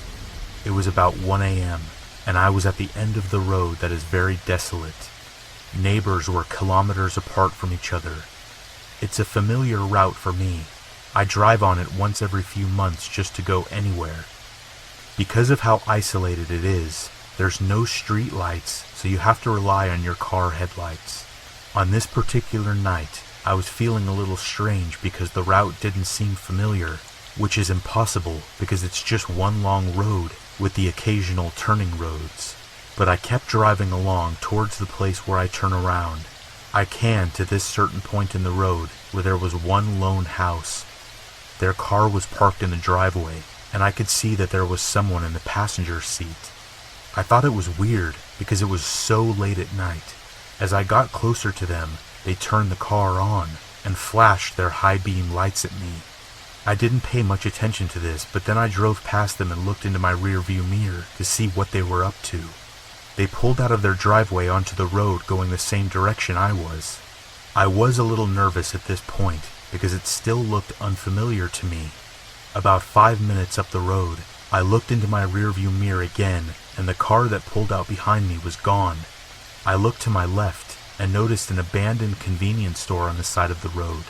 This was something I remember driving past whenever I would drive up here, and I remember that directly in front of the store, a couple of feet away, there's a phone booth. Both the store and the phone booth were run down and covered in graffiti. Neither had been used in a very long time. As I got closer, I saw that there was a dark figure behind the glass of the phone booth. They were looking right at me. I could see their eyes in my headlights. I got a little closer and they stepped out of the phone booth and started walking toward the road that I was on. I started to speed up, and then this really bright light came on behind me, and this person just took off toward the back of the store.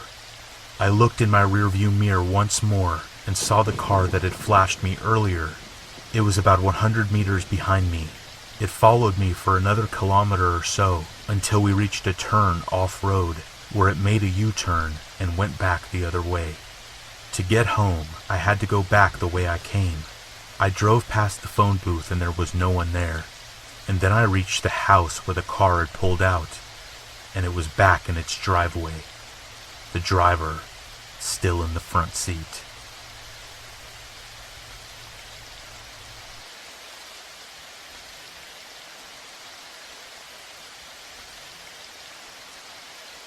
One night 3 years ago, I got into a fight with my girlfriend at the time. In my rage, I stormed out of her house, got in my truck, and just drove. I hopped on the interstate. About an hour later, I was in Nashville, but I was still pissed, so I decided to keep driving. I made it my goal to reach Kentucky and turn around. I had never been to Kentucky before, and it seemed like a good idea at the time. I reached Kentucky about 2:30 in the morning, having left my town a little after 12:30. I grabbed a Coke and a biscuit from the first McDonald's and headed back to Alabama. As I'm heading back, I realize I'm running low on gas right as I get to Nashville, so I pull off Interstate 65, go down the off-ramp, and hit a light. I make a left and hit another light. Now here's where things get really weird. As I pull up to this light, I notice something strange. The only car on the road is stopped at the green light to the right. Weird, I thought. But hey, it is after 3 a.m. Maybe the person is just really tired. Once I reach the light, the car rolls forward through the light and under the overpass for the interstate. Then I see their brakes light up and their headlights go out. They stopped under the overpass and my heart starts to race. I was sitting in the turn lane waiting for the light. The gas station was right past the overpass, and there they were, waiting for me. I was freaking out. I watched my light turn green, and then back to red. I was waiting to see if they would move, but they didn't. Finally, when the light switched to green again, I flicked on my high beams and crept through the intersection, trying to make out their faces, but I couldn't. Then lo and behold, as soon as I passed them, their headlights turned on and they started moving again. At this point I'm scared, staring at the headlights in my rear view instead of the road as I make it a couple hundred feet to the gas station. Thankfully, when I pull in the gas station, the first thing I notice is the cop car parked out front. So I park at the pump, and as I'm getting out of my car, I watch the car pull into the station. I start pumping gas, and as I'm doing so, I watch a man exit the vehicle and start to walk inside. The whole time from the second his head pops out of the car to when he makes it inside the store, he is staring at me, smiling crazily, shaking his head left to right. He walks into the store and gets in line right behind the cop. Now maybe I've watched too many movies, but the whole time he was standing there, I thought he was going to kill that cop. Thankfully, he did not. Once I had enough gas to get home, I stopped pumping, jumped in my car, and double-checked my phone for directions back to the interstate. As I was leaving the gas station, though, I noticed the man leave his place in line and run out of the store. That's when I panicked. I hit the gas, ran the red light at the overpass, ran another red light, and got back on the interstate, and then went about 85 to 90 miles per hour the whole way home, constantly checking my rear view. Still one of the creepiest things to ever happen to me, and it reiterated to me what the detective told all the incoming freshmen at orientation.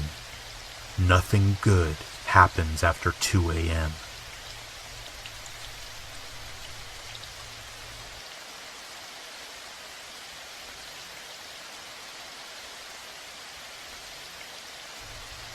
A few years ago, while I was driving home from my night shift security job, it was about 6:20 a.m. during the summer, so it wasn't completely dark out.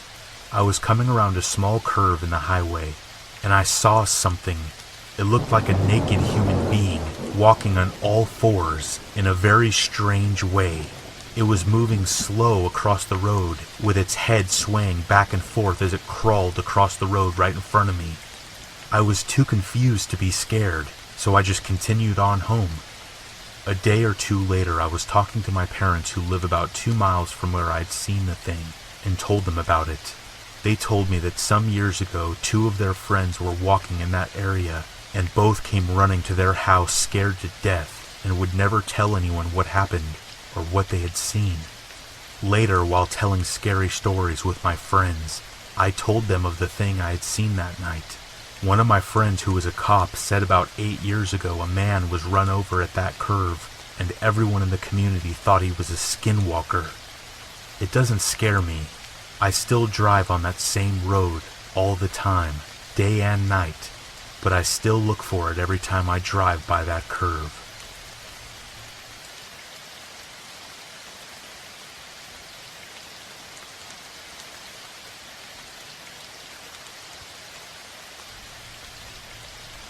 I worked nights at a warehouse, often drove my motorcycle because it's fun and saves money on gas. I was coming home one night. There was a heavily wooded, bushed area right on the side of the road. I pull up to a stop sign, and there is just some guy standing in the bushes. I come to a stop, look at him. We make eye contact, and he starts walking toward me. I nearly killed my engine as I floored it the hell out of there. I got a mile or so down the road, pulled over, pulled out my handgun, and then called the police. I didn't see him again. The police went and checked out the area, supposedly, but there was no one there by the time they had arrived. The guy was really scary looking.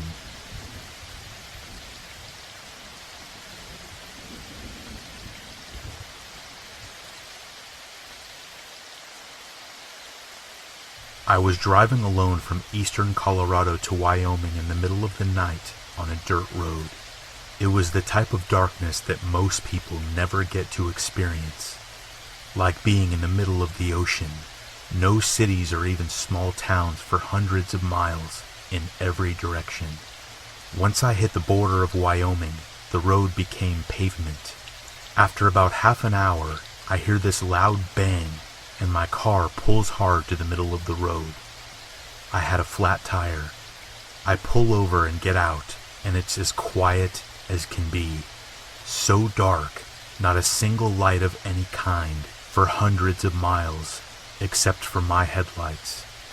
I start changing the tire by myself, feeling really uneasy about being alone in the middle of nowhere. So I get the tools and the spare tire out of the trunk and start changing the flat as fast as I can. For some reason, I'm trying to be quiet because it feels like every little sound I make is incredibly loud. I even turn my music off. I'm crouched down finishing up, tightening the lug nuts on the spare, when I hear from right behind me, "Need any help with that?" I spin around and stand up fast, and no one is there. I look across the street in the other lane, and there's no one. I grab the tire iron and start yelling, "Who's there? Who is out there?" Dead silence. I could hear my heart beating. I could barely see the other side of the road because of the darkness, but I knew that there was nothing anywhere around me but dirt and sagebrush. I crank 'em tight, spin the jack down. The whole time I have that feeling someone is right behind me. I throw all the tools in the trunk with the flat and could not jump back in my car fast enough. I felt like someone was going to stop me from closing the door when I slammed it shut. I sped home to Wyoming, freaked out the whole time, checking my back seat over and over again.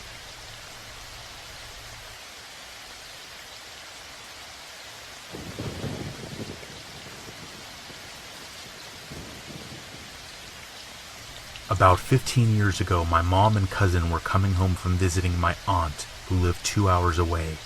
The drive takes you through the desert and up some mountains, but there is a shortcut you can take to avoid the mountains and shave about 10 minutes off your drive time. The only problem is, the shortcut takes you literally through the middle of nowhere. It's a 2-lane road with nothing for 30 miles. No houses, no shops, no lights.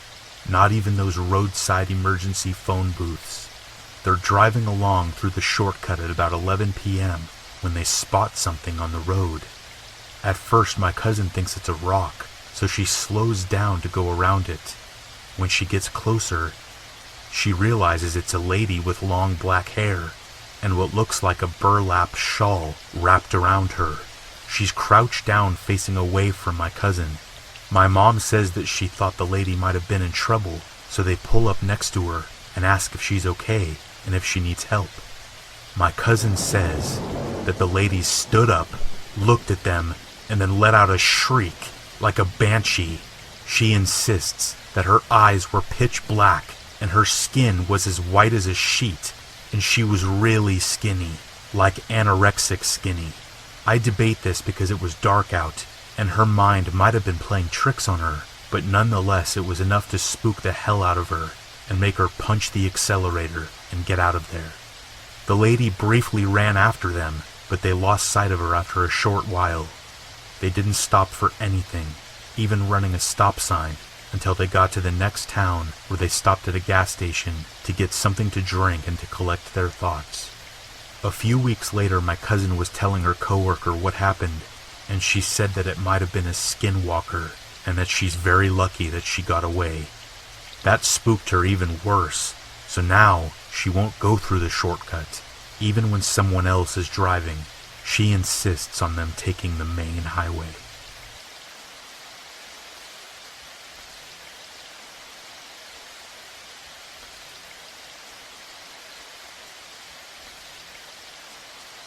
I remember seeing the house for the first time. I was 7 years old. My parents had just bought their first home. I remember I used to hate living in the cramped, dingy apartment that we previously inhabited, and opened the door to our new home with wide-eyed wonder. It blew my mind how spacious this house was. I went upstairs to scope out my bedroom.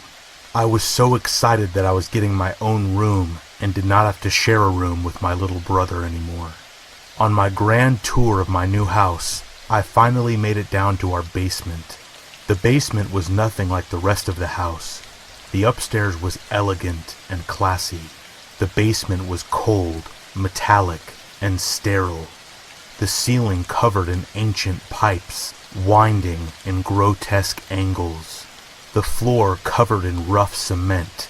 I recall taking a look at the stairs for the first time and being immediately struck with how odd they were. The stairs were surrounded in drywall, which clashed with the rest of the basement. One particular section of the wall was colored differently than the rest. It stood out like a sore thumb. I inched closer and felt the texture of it. It felt very strange. I then knocked on it. A hollow sound pervaded the empty air of the basement. Something about that sound immediately bothered me. I walked up the stairs as I could hear the same hollow sound echo in the emptiness of the basement. As we settled into our new home, I began to get comfortable with my surroundings. The house began to feel familiar. Everywhere, that is, except for the basement. It just always put me off, and I avoided going down there as best as I could. Our family couldn't be happier. My loving father and mother doted over me and my little brother. My life was perfect. Then it began. I would hear strange noises. When I pointed it out to my parents, they told me that the house was just settling in. One night in particular indicated that something wasn't right. I snuck downstairs to the kitchen for a late night snack. As I closed the refrigerator, I heard a tapping sound cut through the silence of the night. I craned my head to see if I could pinpoint where the sound was coming from. Dread began to wash over me as I realized the tapping was coming from the basement. I inched my way over to the basement door. I opened it to see the blackness of the depths below. My ears perked up. There it was again, that hollow tapping sound, the same sound I had heard on my initial visit to the basement from hitting the drywall. I turned on the lights so that I could go downstairs and investigate. The tapping continued as I took the first step. Fear overtook me. I ran back to my room and hid under my covers until the morning light gave way to a new day. I remember walking down the stairs. Being the first one up and about, I ran to the living room to play Nintendo. On my way, I passed the door to the basement. It was shut. Though I was in a state of near panic when I ran from it the previous night, I distinctly remember leaving the door open and not turning off the lights. I rationalized that my mother or father must have gone down there for some reason. Later, I mentioned the incident to my parents, and they just assured me that what I heard was the sound of the hot water heater clicking in the night. I knew better, but welcomed a logical explanation. About a month after the move, my mother asked me to run downstairs and grab a load of socks, as our washer and dryer were in the basement. I reluctantly told her that I would. It was the middle of the day, and enough time had passed to dull the fear I had felt a week prior. I turned on the lights and ran downstairs, hearing the hollow sound echo with my footsteps. A cold sweat started to form on me. I made my way to the dryer and grabbed a basket. I pulled the socks out hastily and shoved them into the basket. After I shut the door to the dryer, I surveyed my surroundings. The stillness of the basement was so eerie. Then I heard it, a faintly audible whisper. At first, I thought it was somebody calling from upstairs, and their voice scarcely making it down into the basement. However, this was not the case. That sound was coming from the basement, specifically from under the stairs. As I stood frozen with fear, it began to increase in volume, but still remained barely above the threshold of human perception. What was being said incomprehensible to my young ears. Then it stopped as quickly as it began. I moved towards the stairs, keeping my eye on the oddly colored portion of the drywall. As I took my first step to escape this ever-growing nightmare, the most profoundly terrifying moment of my life occurred. A loud, hollow bang shook the stairs, almost knocking me to the ground. I ran up the stairs as fast as my legs would carry me. Through tears and shaking uncontrollably, I told my parents what happened. They tried their best to calm me down, but nothing they said could ease my mind. I told them in no uncertain terms that I would never go down to the basement again. They must have been convinced of how terrified I was, because they honored my request and never sent me down there again. After another 3 months in the house, things returned to normalcy for me. And honestly, there was about a 2-week period where I was happy again. The last time happiness would exist in my life, or my family's for that matter. One moment in particular comes to mind. I remember lifting up little Jonathan above my head lovingly as his pacifier fell out of his mouth and brushed against my nose, tickling me. I pulled him in for a big bear hug and remember how he smelled. That wonderful smell that babies emit, and, for the last time, feeling content. Any semblance of contentment came crashing down for me and my parents the night of July 2nd, 1991. That is the day that Jonathan went missing. A ransom note was scrawled in barely legible English and left in his bed, demanding $20,000 cash. It informed my parents that if they contacted the police, they would kill Jonathan.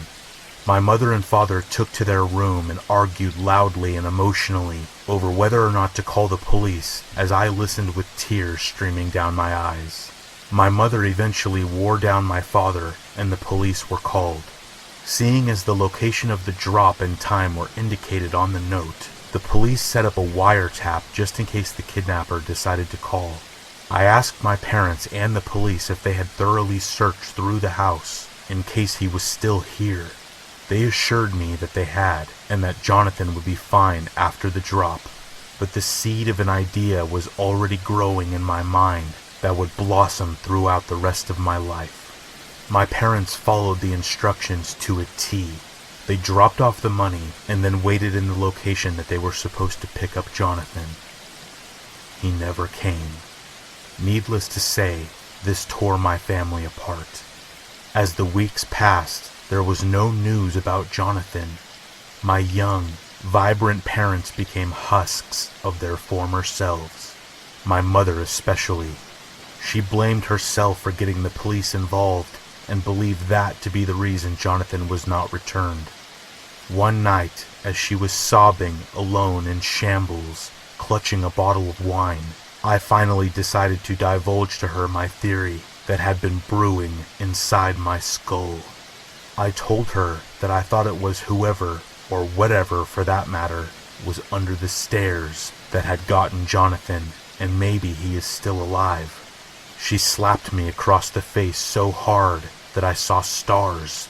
She screamed at me, the guilt expressing itself as rage. She told me to stop the childish bullshit and just accept that Jonathan was taken out of the house by a demented person and is dead. My childhood died that day. I remember contemplating taking a hammer and exposing whatever was under the stairs myself, but the fear was just too overwhelming for me to actually do it, let alone step one stair down into that basement. My family moved shortly after this incident. I remember looking to the future with what might resemble optimism, only to have it come crashing down. My parents divorced. The grief was too much to share, and not a year after that, my mother killed herself. The guilt must have just overwhelmed her. My father did his best to raise me, but Jonathan's long shadow always hung over our lives. 20 years later, I began to think long and hard about my little brother's disappearance, and how angry it made me.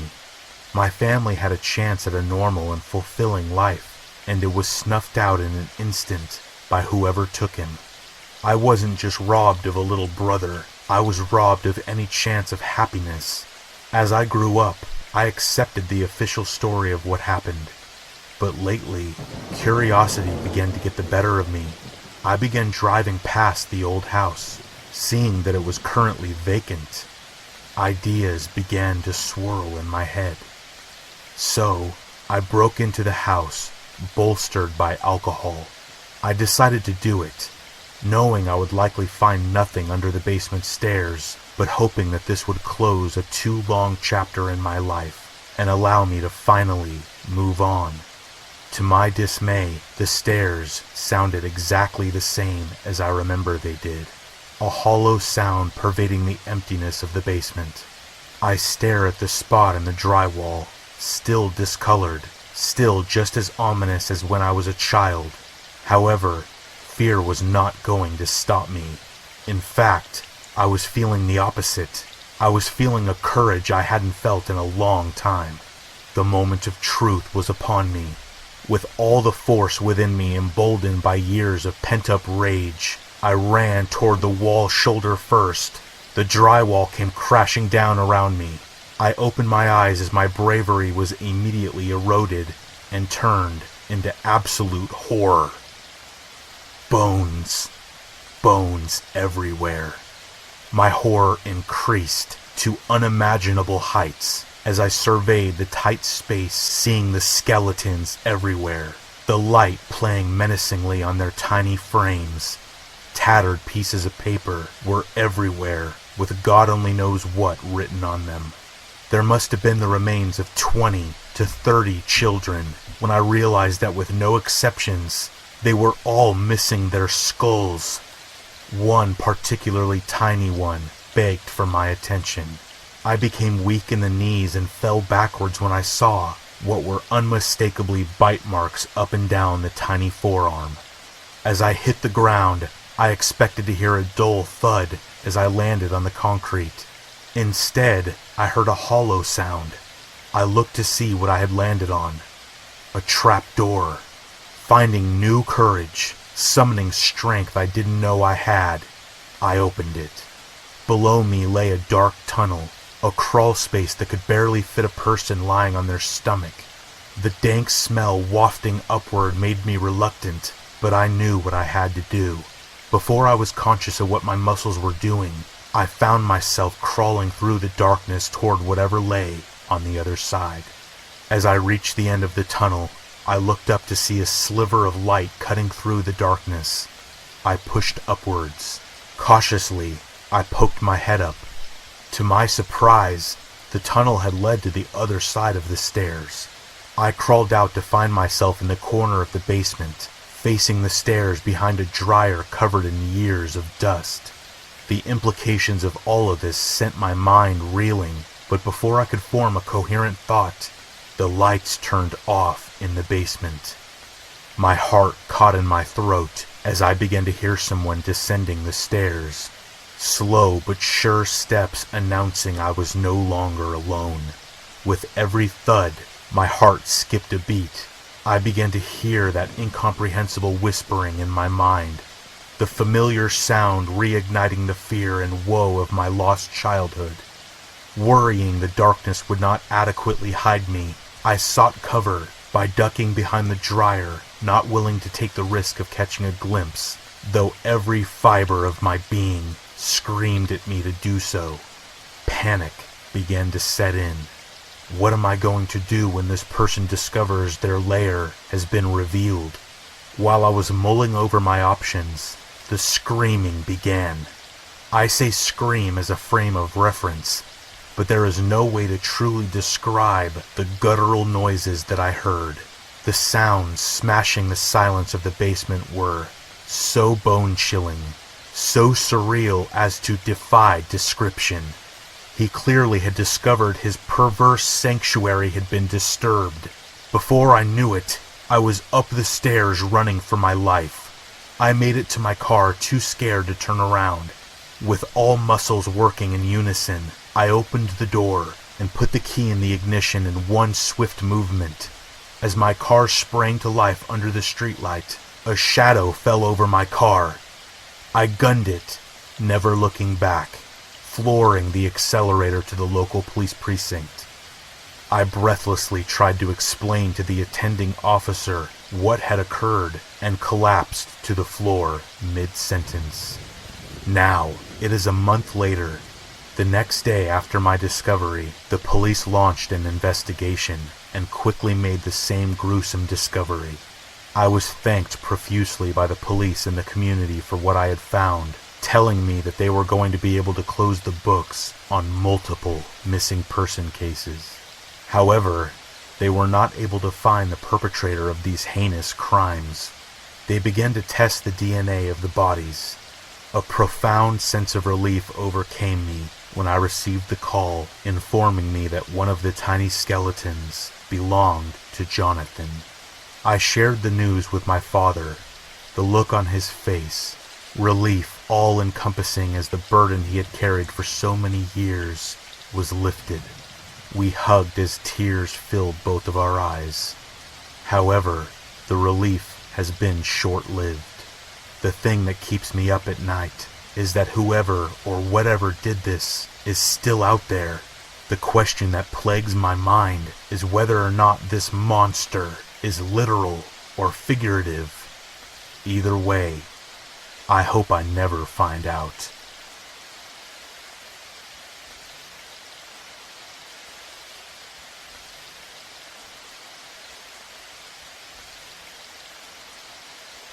"7 years ago, I was on my way home after getting off work late one night. I was sitting at a red light at an intersection, trying to keep my eyes open. I was extremely tired, but was right around the corner from my house. My eyes scanned around the empty intersection I was sitting at, and there was nobody around. Just as I pressed the gas pedal, I glanced in all of my mirrors, and about fainted when I thought I saw a face in my rear-view mirror. My sleepy eyes jolted wide, and I hit the brake in the middle of the intersection. I stared into the rear-view mirror, but didn't see anything. I turned around as much as I could and scanned the back seat. Nothing. I made it home a couple minutes later and quickly went inside. I first walked to my bedroom, put my cell phone on my bed, and put my work boots in my closet, and then walked back out to my living room. I peeked through the blinds and saw a man sitting in my back seat. I've never felt any fear like this before. It felt like all of my blood left my body and ice water began flowing through my veins. I ran back to my room and grabbed my phone. As I was dialing 911, I ran back to the living room window. The back door of my car was open and the man was gone.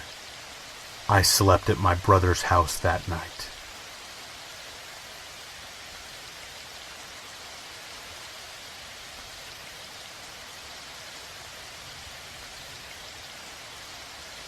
My childhood home was in a small town in Indiana. It was a beautiful blue Dutch colonial home in a neighborhood lined with huge old pine trees. Our house had been built in the 1800s, and I always had a sense that there was something wrong about it. The neighborhood was filled with kids my age, and all of the families got together for summer block parties. Pretty idyllic. The only bad thing about our neighborhood was that at the end of the cul-de-sac was the town's hospital. Our hospital kind of looked like a brick version of Hogwarts. It wasn't too bad, except that the parking lot and entrance for the emergency room essentially backed up to several of our backyards. Every once in a while we would be woken up by an ambulance. On special occasions, a helicopter would land behind our house to fly a patient to Indianapolis or Cincinnati, and the adults would bring the little kids out in our pajamas to watch it land and take off. Kind of morbid, I realize. Other than the noise and bustle of the emergency room, we rarely noticed the hospital. Sometimes we would tell ghost stories about the people who died in the hospital and how they wandered our neighborhood in the afterlife. One night in early January, several inches of snow had fallen in a few hours. As a second grader, I was looking forward to the prospect of a snow day and stayed up later than normal. I finally fell asleep and all was quiet. The snow even muffled the ambulances that came in and out that night. Sometime in the middle of the night, I woke up. You know when you hear something in your sleep and it wakes you up? It was one of those instances. I sat up, but heard nothing at first. I didn't see any light from under my parents' bedroom, so I knew they were asleep. I laid back down to try to fall back asleep when the noise that had woken me up came again. It's a noise that still haunts me. It was a low moan, like somebody quietly sobbing. I was perfectly still, trying to make sure I was hearing a human. Indeed, I was. The low moan turned into a sad over and over. I could tell it was coming from downstairs, so I snuck out of bed. My bedroom was at the top of our staircase, and looking down it, I could see right out the back door and onto our back deck. I could see several inches of snow blown up against the glass sliding door. The moaning continued, and I was convinced it was downstairs. I crept to the top of the carpeted stairs and hunched down to listen. As soon as I hunched down, I saw her. There was a woman standing at our back door. Her hair was frozen from the snow, and she was wearing a hospital gown. Her tears were frozen on her cheeks. She was barefoot. She looked right through the door and up at me, and I froze. Her moaning got louder, and I felt like it would shatter the glass sliding door. She began to pull at her gown and a bandage on her arm. When she finally looked away from me, I felt like I could move again, and I bolted. I ran to my dad and woke him up, crying that a woman was standing at our back door in the snow.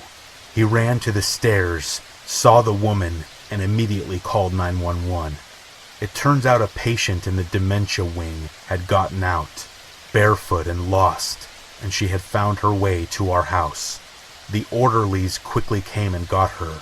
I don't know if she lived much longer after that. She had to have had hypothermia. After that, we tried to avoid the hospital.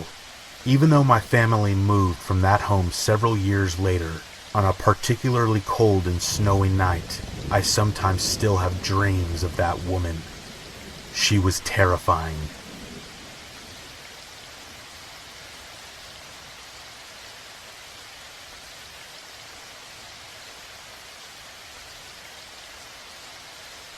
A few years back, I remember coming home late from work one evening.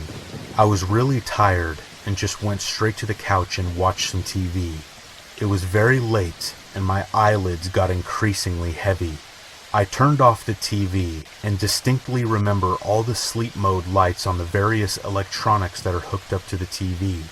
I also distinctly remember the way the streetlight was shining through the blinds. I closed my eyes for what seemed like a few seconds, and when I opened them, everything was exactly the same. I tried to move to get into a more comfortable position, but noticed that I could not move, and I instantly freaked out. My heart was pounding as I tried moving every part of my body, but couldn't. I tried to scream and yell for help, but nothing would come out. I was terrified and felt helpless. It was a very strange and scary feeling. My mind was racing as I was trying to figure out why I was paralyzed, and if this was something permanent, or if I needed serious medical attention. As I was freaking out, I also heard feet pattering in the hallway behind me. I was thinking maybe it was my younger sister. The pattern of the footsteps were consistent with that of a smaller child. I was beginning to feel relief that someone, which I thought was probably my little sister, would come and help me.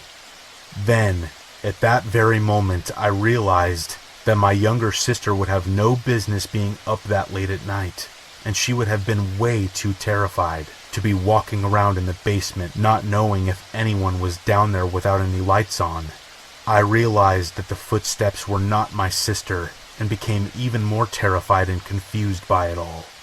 As I remember, the fear was so overwhelming that I actually think it shocked my body for a moment, and it felt like it helped me regain movement in my toes and part of my back. The footsteps were quickly pattering down the hall, literally right behind my head, and back down the hall again. As I was panicking, I was able to use the partial movement of my back to scoot to the end of the couch, and I fell onto the floor laying on my stomach, with my face placed in the direction of the footsteps. I was still unable to move, and I began to hear the footsteps coming down the hall again. I was in a state of disbelief and complete terror as I heard each footstep getting closer and closer down the hallway. Finally, as the footsteps reached the end of the hallway around the corner of the wall, I saw what I can only describe as a little bizarre-shaped creature.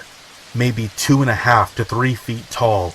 It was under a white sheet, so I couldn't see what it really looked like, and it was casually walking down the hallway.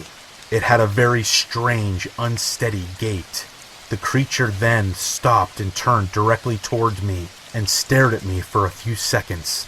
It reminded me of a smaller version of E.T. when it goes trick-or-treating in the ghost costume for Halloween.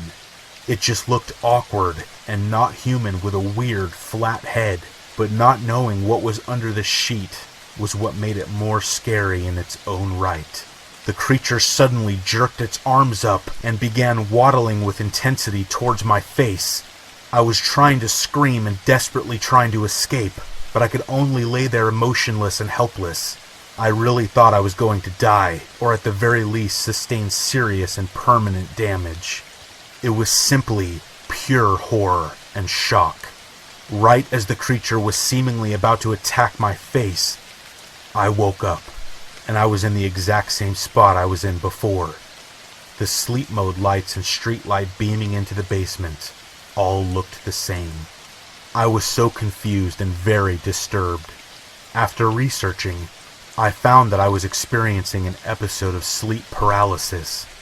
The dreams are easily mistaken for reality. It's almost like a hallucination, and it was so much different than any dreams I've ever had. I will never forget that night, and I hope to never experience it again.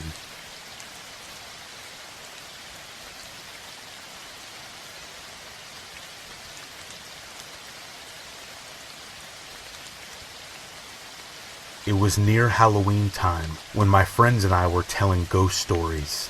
My friend said she was going to tell a story about her parents' first date. She said she didn't like telling the story since it was actually true, but we pressured her to do so. To cut to the chase, the parents had spent a nice first date, and around the time that they would have said goodnight, the male in the situation, my friend's dad, suggested that they go for a midnight hike up Provo Canyon. He apparently knew the place since he had done a fair amount of rock climbing in the area. So the two drove up to the mouth of the canyon, got out of their cars, and started hiking under just the light of the stars since it was a new moon. At some point, the male starts getting a bad feeling since the pathway ahead, which would pass under some trees, would be dark, and because it was getting to be quite late. He ignores the feeling and presses on. In later tellings of the story, the female would say that she had felt the same feeling at what was probably the same time, though she didn't know the trail like he did. A minute later, the feeling came back to the male. He ignored it again and started walking a bit of the way into the trees when his foot hit something soft in the middle of the path. Under the trees, it was too dark to see just what this soft thing was, and the feeling came back stronger than ever. Instead of finding out what his foot had bumped into, he and the female both agreed to hightail it out of there. Years later, after being married for some time, they were watching an interview with the serial killer Ted Bundy. In response to a question asking him to describe the time that he felt the closest to being caught, he explained about the night that he lured a girl into Provo Canyon and had just killed her when he heard some people coming up the trail. He explained how he hid in the trees just in time, only to watch some guy walk right into the body, and then for some reason just turned around and walked away.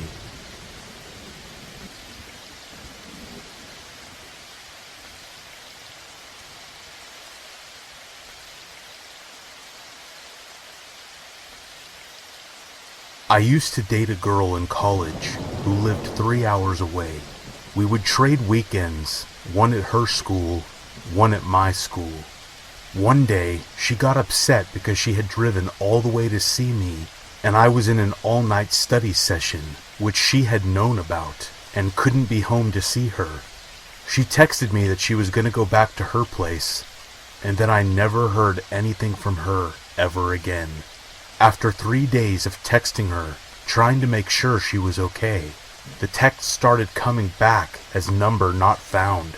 I sent her the stuff she'd left at my apartment in the mail, and it returned as no forwarding address. Her instant messenger account, which I never used but knew the name of it, was disconnected. And it gets weirder. I called her apartment landline and was told the people who had lived there had moved out. She had 3 roommates. They didn't leave a number as to where they went.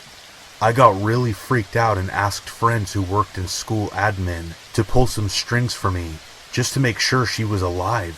The school she was at didn't have any records of her as a student. The license plate to her car wasn't registered to anyone. None of our mutual friends ever saw her again. I called the police, but there were no car accidents involving anyone who fit her description in the stretch of road between our 2 schools that night, or in the 2 weeks after. I didn't ask for a longer time frame, because at that point she was already missing. The cops wouldn't file a missing persons report because I wasn't a family member. To this day, I have no idea what happened to her, why she freaked out on me so bad, or if she's still alive in a witness protection program. She literally disappeared without a trace.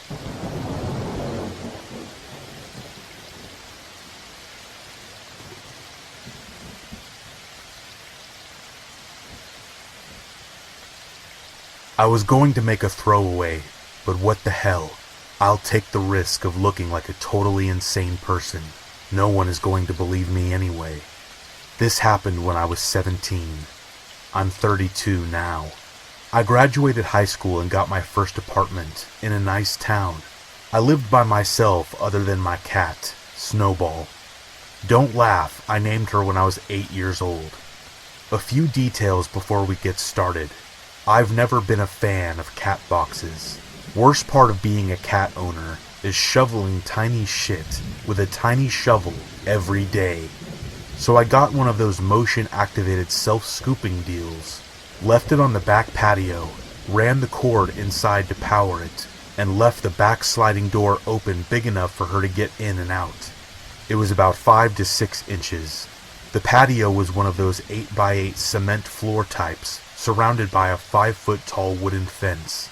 If you looked out from my bedroom door, you'd be facing right at the sliding door with hanging blinds, living room in between, and the kitchen that was off to the right. So I'm playing video games at the computer in my room with my back facing the door. It's about 1 a.m. I hear Snowball start to make one of those awful cat growling noises in the back of her throat. I'm pretty locked into the game, so I tell her to knock it off, not looking at her. She keeps doing it. I tell her to shut up. I'm irritated because I'm doing well in the round. She gets loud. This is enough to break me from my gaming zone out, and I realize that this is not normal. I get up from my computer to see her standing in the doorway facing out, her back to me. She is in full-on Halloween cat mode, hair sticking straight out. Her back is completely arched. She looks tense. I'd never seen her that way. She is still just going crazy. I look out into the living room where she is facing. Nothing is amiss. There is nothing there.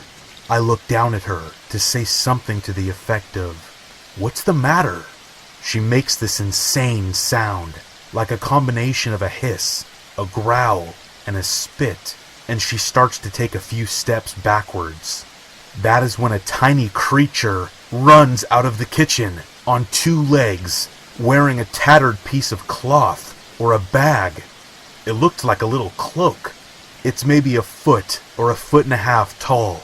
It was a real-life jump scare. The cat jumps backwards about 3 feet in the air. I jump. I glance down at her as she does this, but quickly look back up. I hear her land with a crash behind me, and then run. I am fixated on this thing. It is moving, but it's like time is slowed down. I am watching these things happen, but everything is so fast. It runs out the back door through the blinds with a crash at speeds that don't even seem natural. The blinds are swinging. My heart is pounding. I stand there dumbfounded. What the hell did I just see? I'm staring at the back patio door, at the swinging blinds. I'm not moving. My eyes start to notice that something is wrong. All the blinds are softly swinging except the two closest to the opening. I see they're making an inverted V. I look at them and follow them down to the very bottom, and between them, I see it. Its head is poking through the blinds, staring at me. It has yellow eyes and a face that I can only describe as bestial, gray, greenish, with blackish skin. At this point, a singular loud thought fills my mind. You aren't supposed to see this. And at the conclusion of that thought, every one of the hanging blinds shoots upward and outward. I jump again, and my heart tries to blast out of my chest. Some of them hitting the ceiling. A few fall off. It's a loud racket. The rest are swinging all over the place. I look at the place where its face was, and it's gone. I beeline for the kitchen. Refrigerator door is open. I open a drawer and grab the biggest knife that I see. I am shaking. Adrenaline like I have never experienced before. I rush to the sliding door and slam it shut. It won't close. I open it a bit and slam it back shut. Still won't close. What the hell? I am completely stupid. The cat box cord. I crouch down, brandishing this knife like a complete idiot, looking out the glass door, waiting for this thing to launch at my face. I'm shaking. I reach across myself with my left hand to the power plug on the wall to the right as I stare out, waiting to stab anything that approaches. I fumble to get it unplugged. My hands won't do anything right. I finally get the cord unplugged, and I open the door real quick to throw the cord outside. I throw it like a spaz, and it hits the wall in the side of the door and falls down, still inside. Damn it! I pick it up and try again. This time it lands outside. I hear a scratching sound and my eyes dart up. I see two tiny, awful hands holding onto the fence. Clawed, humanoid hands. This thing climbed down feet first, hanging from the fence. It would have been slightly comical if it wasn't so terrifying. The hands let go, and I hear it land in the bushes outside the fence, and I hear fast footsteps as it runs off. I slam the door shut and lock it. This is completely true. I've heard it all. It was a raccoon. It was a cat. It was not either of those things. After the event, I started researching like a madman. The closest thing I found was in a book I found at the library called Fairies, which is like an art book featuring all the different types of Irish folk creatures. I don't live in Ireland. I live in the US on the West Coast. You don't believe this story, and I don't blame you. It sounds ridiculous. You probably shouldn't believe it. I hate bullshit paranormal stories. Believe it or not, I am a skeptic. I believe all people that have experienced something strange or believe in the paranormal should be a skeptic. I enjoy debunking paranormal videos and pictures. I want the truth. Was I hallucinating? It's entirely possible I had an extreme and sudden hallucination. It's not unheard of. This event had a huge impact on my life and completely affected the way I view the world, the paranormal, religion, everything.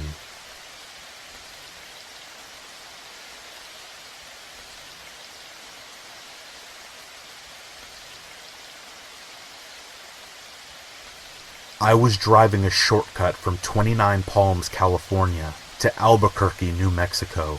29 Palms is located in the desolate high desert east of LA.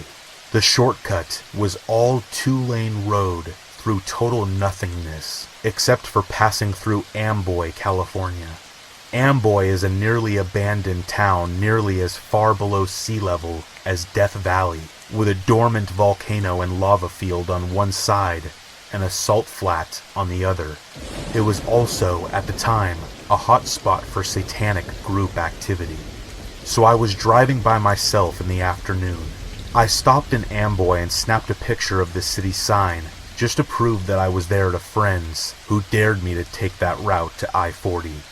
I got back in my car and proceeded to drive up into the mountain range between Amboy and I-40. Once I reached the top, I am driving north through a canyon with high grass on both sides of the road. Up ahead I see some stuff in the middle of the road. As I approach, I slow down to see a red Pontiac Fiero stopped sideways across both lanes, a suitcase open with clothes scattered everywhere, and two bodies lying face down in the road, a man and a woman. I stop 100 feet or so away, and the hair on the back of my neck is standing up. I reach under the seat and pull out a 9mm pistol and chamber a round. Something seemed very wrong. It looked too perfect, as if it were staged. An ambush? Was I being paranoid? Something was just wrong. Getting out of the car seemed unthinkable. It was the horror movie move. As I scanned the road, I saw a line I could drive, past the guy in the road on his left, swerve to the right side of the woman behind the Fiero, and I'd be on the other side. I dropped it into first gear, punched it, and drove the line that I planned. I passed the back of the Fiero without hitting it or either of the bodies in the road. I continued forward a couple 100 feet and slowed down so I could breathe and let my heart slow down. As I looked up into the rearview mirror, I saw that the two bodies had gotten up to their knees, and 20 or so people emerged from the tall grass on either side of the road by the car and the bodies. At that moment, my right foot smashed the gas pedal to the floor and did not let up until I had to slow down for the I-40 East on-ramp. I will never know what would have happened to me had I gotten out of the car to check on the bodies or stopped my car closer to them. Somehow I do not think it would have been good. Sometimes real life can be scarier than a movie.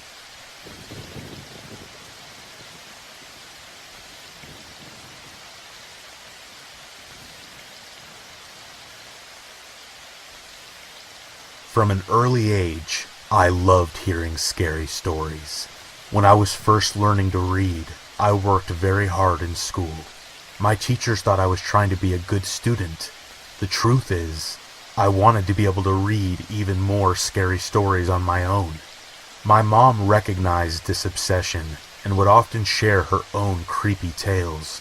If a storm took the power out, she would light a few candles and tell me about the frightening, weird, and sometimes baffling experiences she had growing up. Many of the stories were about her old home, which she suspected was haunted. As much as I loved these tales, sometimes the ones that were completely free of paranormal elements scared me the most. My mom had grown up in a dangerous neighborhood. Many of her stories were simply about the truly frightening people she encountered during her childhood. A story about a ghost is scary to a child. A story about a living person who wants to harm you for absolutely no reason was even more unnerving. It communicated a truth about the world that I could never completely forget once I had learned it. The world can be a dangerous place. The people in it aren't always good. A normal evening can become a descent into fear at any moment. And sometimes the only thing standing between you and true horror is a locked kitchen door. This story in particular has always managed to rob me of my sleep. My mom was home with her sisters one night. There were 6 of them in total, along with a brother who was out of the house at the time. My grandmother wouldn't be home from work for several hours. My grandfather had already passed away at this point. Although some of the older sisters were teenagers, they were all young enough to feel vulnerable and alone that evening. There had been a fire in the house a few weeks earlier. It damaged a large portion of one of the walls, making it very easy for an intruder to get in. Because they lived in a bad neighborhood, my mom and my aunts spent the evening together in the kitchen, with the door to the adjoining hallway locked. They didn't have much that anyone might want to steal, but they also knew that people break into homes for other, far worse reasons. Besides the door to the hallway, there was no way to get out of the kitchen. The room was essentially landlocked, In other words, they were trapped. Unfortunately, because of the fire damage, the kitchen was the safest room in the home at that time. It wasn't an ideal spot, but it was the best place to gather until someone older got home. My mom and her sisters were chatting, waiting for my grandmother to get back from work, when they noticed something strange. The handle on the hallway door was turning, as if someone was trying to get into the kitchen. They asked if someone was there, but got no response. Still, the person kept twisting at the doorknob. This went on for several minutes. In a vain attempt to scare the intruder away, my mom and her sisters pretended that they were having a big party. They made a lot of noise, hoping they might trick the person in the hallway into thinking that there was a much bigger, older group of people in the kitchen. At first, it seemed like the trick might have worked. The handle did eventually stop moving. For a brief moment, everyone thought the danger was gone. Sadly, this was not the case. The sound of someone trying to open the door may have stopped, but it was soon replaced with another sound. Click, click, click, click, click, click. At first, no one could figure out what it was. They only knew it was coming from the hallway. It took a few moments for them to realize that whoever was behind the door was now switching the hallway light on and off. Somehow, that was scarier than someone trying to get in.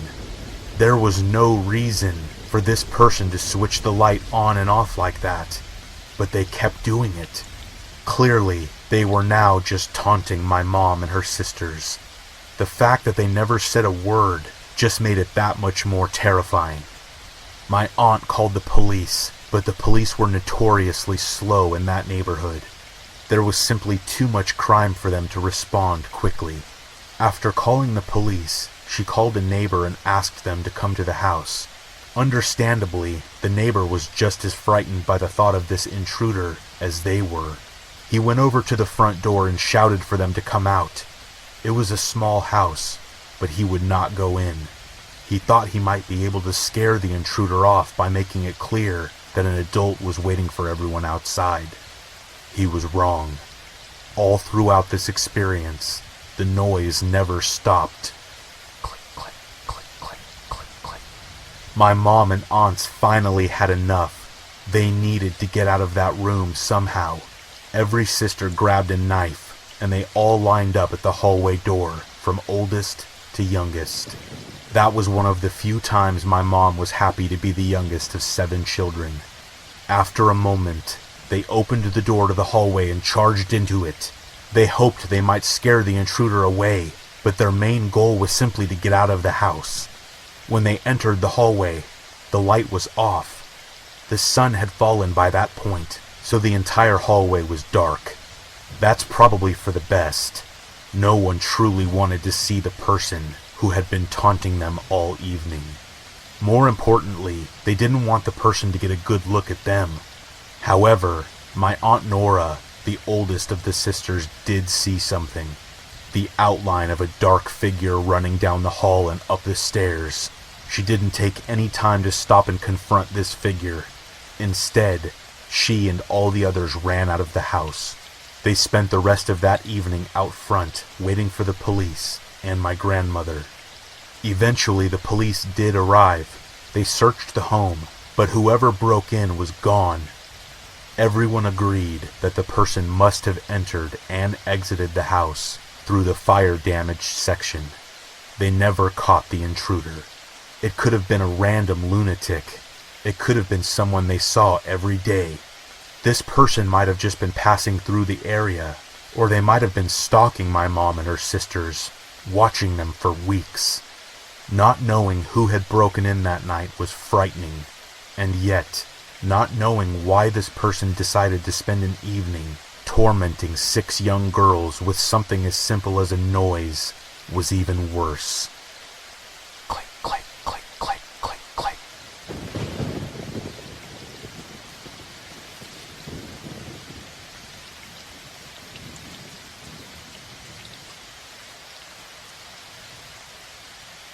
The tips of my fingers tapped the top of my steering wheel.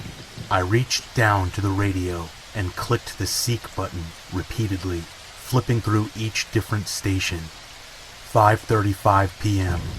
That is the time my clock read as I sat in traffic along Highway 70. It was a hot summer day in mid-July. I had just gotten off work, and I was ready to be home. I was used to the occasional traffic jam during rush hour, but things were moving extra slow today. I had my windows rolled down, listening to Take It Easy by the Eagles. One arm rested on the outside of my window, while the other held the top of my steering wheel.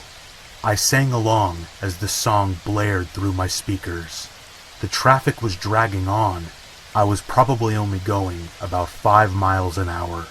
The semi in front of me put his left blinker on to change lanes, and that's when I noticed the flashing blue and red lights ahead. Great. An accident.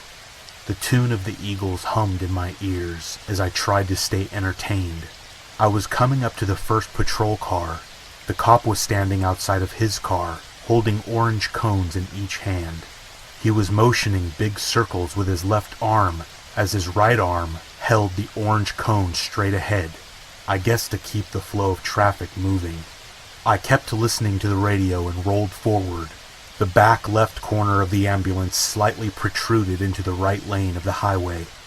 The EMTs didn't seem to be in too big of a rush, considering the magnitude of the accident.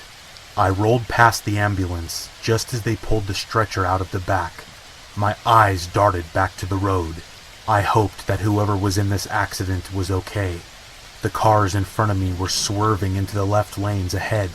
I blinked a couple of times as I looked at the scraps of metal left from the totaled car. The car had been swept horizontally, blocking a portion of the right lane. I tried to make sense of what type of car it was, hoping that it was nobody that I knew, but the car was too far gone to put together a make or model. My car went past the metal debris scattered across the side of the road.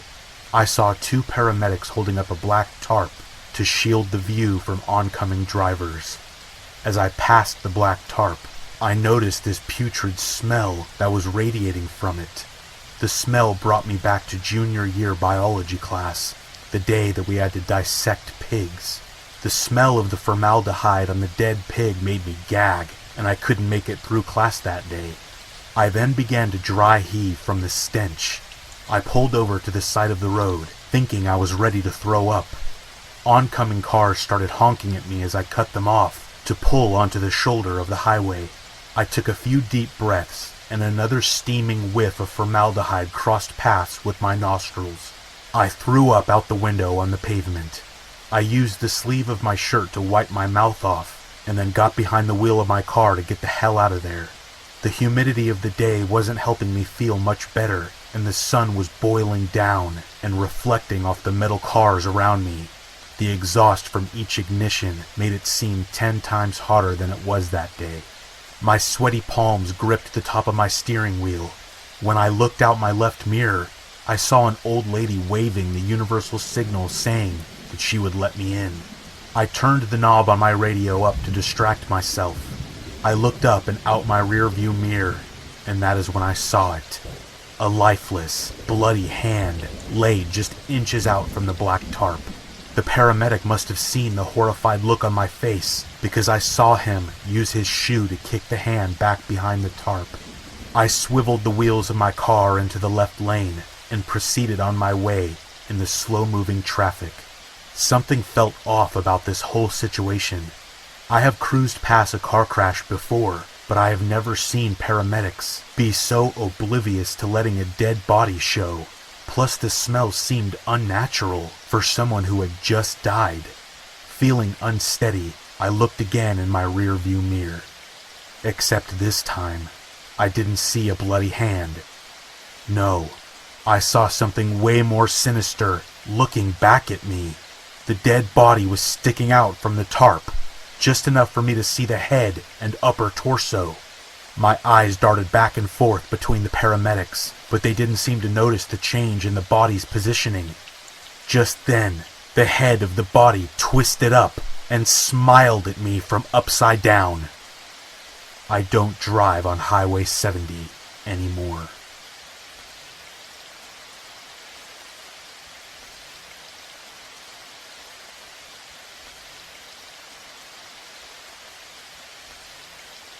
I remember the apartment being eerily cold when we walked in.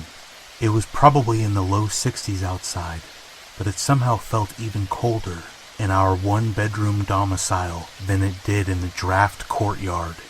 I mentioned it to Ben. He didn't even respond. He already had the game on and was complaining about the luck of the football team from some city across the country he would never even go to. I'm gonna warm up in the shower.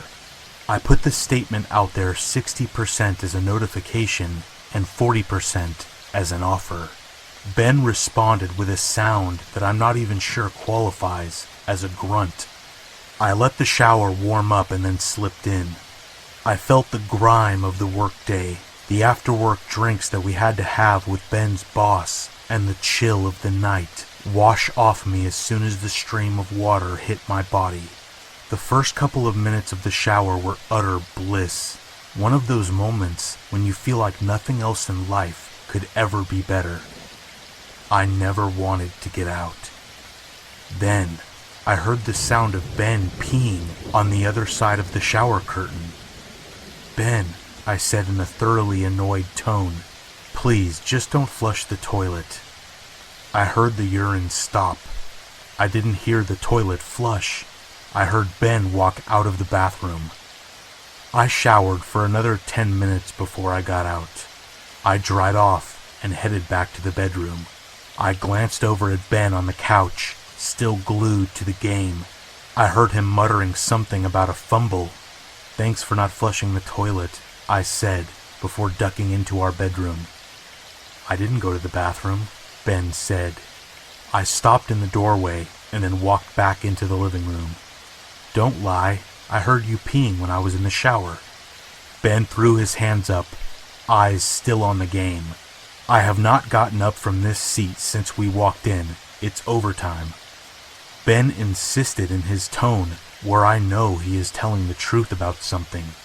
The warmth of the hot shower slithered off me in a second. "Don't mess with me," I stated coldly to Ben. "I swear to God I didn't go in there." The entire room started to feel dangerous. I didn't even know what to do. I stood there shivering in nothing but a towel. Ben rose to his feet and walked towards me. I watched his eyes scan the room with a fear in them I had never seen before. He stopped in the doorway and grabbed me. He covered my mouth and perked his ear. I didn't hear anything other than the distant, ominous ring of a siren. We stood silent for a few more moments. I heard nothing. The siren was gone. "We would hear something if someone was in here," Ben said. Ben reluctantly agreed to search the apartment. We searched the place up and down and found nothing. It was actually worse than finding a junkie with a bloody knife or some hideous monster. The mystery of the whole thing was worse than any nightmare I could have imagined. The next few weeks were tense. I wouldn't stay in the apartment alone. Ben told me my brain must have just played a trick on me. That was a bad idea. He said there was no other possible way it could have happened. It was not a good idea on his part to tell me that. I lost trust in him. What happened was definitely not in my head. I knew it. I got my confirmation a few weeks later when I stood in the shower getting ready for work.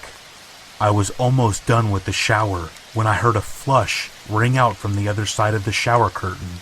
I couldn't dodge the water in time and took a stinging hot stream to the face. I screamed out and ripped open the shower curtain. No one was there, but I heard footsteps walking away from the open bathroom door. I heard the front door unlock, open, and then close again. "Ben?" I called out, my body cold despite the hot water pounding on my back. No answer. I shivered into a towel and walked into the bedroom. No sign of Ben. I checked out the living room. There was a handwritten note on the coffee table. I had to go to work early today. Signed, Ben. Thanks, Ben. Very helpful. I called him. He was clearly annoyed. Worse yet, he confirmed that he did not flush the toilet when I was in the shower. He left before he even heard the shower come on, apparently. I listened to the space around me in the apartment. I don't even know what Ben said after that point. Everything was silent, but it felt like the entire apartment was alive at that point. I ended the call with Ben. One thing was clear. Whoever had been sneaking around the bathroom while I was showering had a way to get in and out of our apartment. Or it was Ben, and he wanted to deeply disturb me for some reason. Ben continued to swear up and down that it was not him doing this. He brought up the idea of me inventing the whole thing in my head, again. I offered a solution. What if we set up cameras in the apartment? I wanted to record the entire apartment. Ben didn't want to spend that much money. We settled on recording the front door and the bathroom. I reviewed the tapes each day at work. Weeks went by without so much as a hint of anyone doing anything at any moment of the day, let alone when I was in the shower. All I saw was Ben and I going about our sad daily existence of barely talking to each other and going back and forth to work. The fear that all of this was in fact in my head started to bubble. I felt the tension from Ben when he asked me about every other day if I saw anything on the camera. Our already strained relationship felt like it was hanging by a single thread. We were barely talking. Then it came to a head when I reviewed the footage about a month after I set up the cameras. The footage from the bathroom proved fruitful while I was in the shower. I felt I could almost smell the soap and feel the moisture in the air when I stopped the bathroom footage once I saw a shadow appear in the screen of the bathroom window. I stopped breathing as I watched that shadow pull away the screen and then slither into the room. The light wasn't very good in the bathroom with me taking the shower after my nightly workout just around dusk, and I hadn't turned on the bathroom light. However, I could see what looked to be a stout man in black pants, a hoodie, and wearing a pure white mask standing in my bathroom right next to me as I took a shower. I couldn't believe I still showered with the curtain closed at that point. I hated myself almost as much as I was scared as I watched the footage. Those feelings burned as I watched the man just stand there for a few seconds before heading over to the toilet. The sound of the shower stopped on the video, replaced by the pouring sound of the rest of the shower water exiting via the bathroom faucet. I would open the curtain any second. I wondered how in the hell I hadn't caught the man dressed in black the night before when I got out of the shower. What I watched next made the vomit literally bubble up in the back of my throat. I couldn't believe what I saw. In a flash, the man reached down, stuck his fingers against the floor of our bathroom, and yanked on one of the tiles. I watched about half of the bathroom floor rise up, and about a foot off the ground, the man slipped into the dark opening he unveiled and then disappeared into the floor before it slowly eased back into the ground right when I opened up the shower curtain. I watched myself get out of the shower, grab a towel, and head to the bedroom in real time, and then fast-forwarded through the rest until the new video ran out. The guy never got out of the floor, meaning he had been in there the entire night until I left for work, and could still be in the apartment. One burning thought simmered in my mind when the realization washed over me. It was the day before Veterans Day, and Ben had the day off, while I didn't. He was still at home with the man in the bathroom floor. I scrambled to call Ben as soon as I could, but there was no answer. I called again. No answer. I called the cops, and drove back home without telling my boss anything. The cops were already there when I arrived. They busted down the door under my phone direction and found the apartment entirely empty. There was no one in the hollowed-out section beneath the bathroom floor, and Ben's cell phone was in the bedroom, but he was not. The police found spikes stuck in the side of the building, which led all the way up from the alley behind our building to our third-floor bathroom window. They looked to be what a mountain climber would stick in the rock of a cliff to pull their way up. They believe he must have lived in one of the other tall apartment complexes nearby and spied on me. They believe he broke in during the day sometime, over and over again, while the two of us were at work, and cut out our bathroom floor, and then dug out the area to create a hiding space a little bigger than himself where he could hide when he needed to. They said he seemed incredibly skilled at what he did and likely had been doing it at the apartments all around our neighborhood. The story of Ben was far more disturbing. The police found his car parked on the sidewalk a few blocks away in its usual spot, and his cell phone on top of the bed. But that was it. He vanished without a trace. I have since moved out of the apartment, and Ben has yet to show up. I moved a few cities over, back to my parents' home, to try and throw the scent off from whoever was doing it. The limited clues and leads the police possess have been shared over the past few months, but none of them seem to lead anywhere. There is one insight the officers gave to me that has stuck with me throughout the process and my lonely days of working, watching TV on my parents' couch and struggling to sleep. One of the officers told me that they don't think that Ben had anything to do with the sneak-ins of the masked assailant or his disappearance, but they think I should be on the lookout for people in my life. I can still remember the cops' exact words. They were, generally in cases like this, people think it is some random mystery man that is coming in and doing something creepy, but in reality, the perpetrator almost always has something connected to the person they are terrorizing. Most of the time, it's someone they know. Good luck ever trusting anyone again.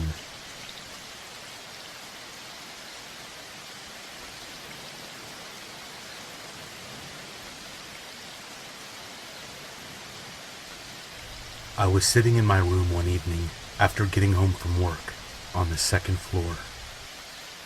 My little brother is downstairs watching TV, and our dog is in the hallway outside my bedroom door, sleeping.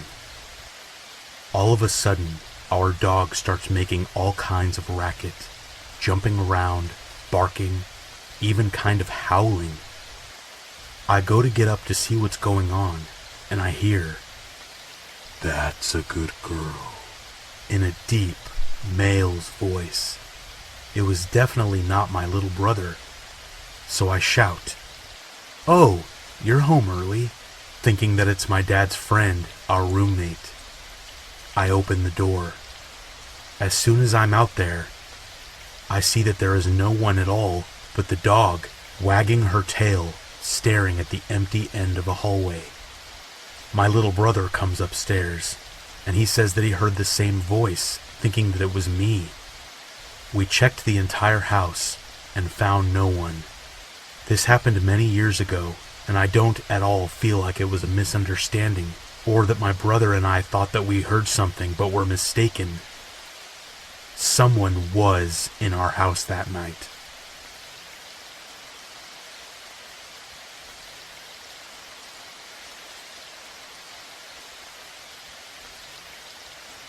When I was 15, I was on a date with this girl who lived in my neighborhood.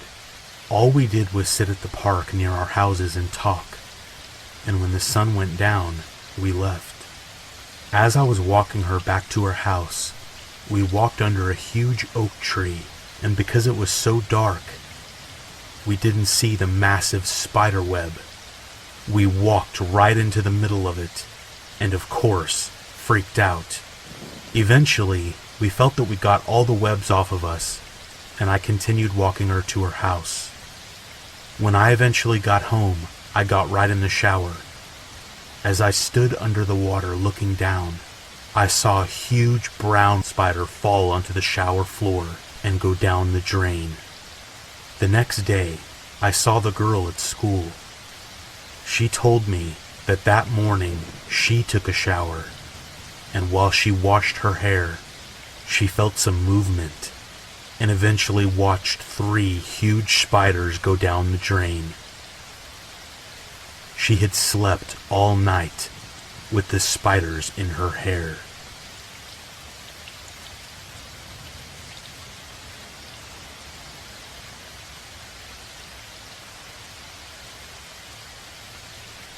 Our elderly neighbor fell sick and had to go to the hospital.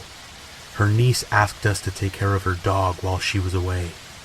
So after schoolwork and dinner and all that, my brother and I were sent over to make sure he was doing all right.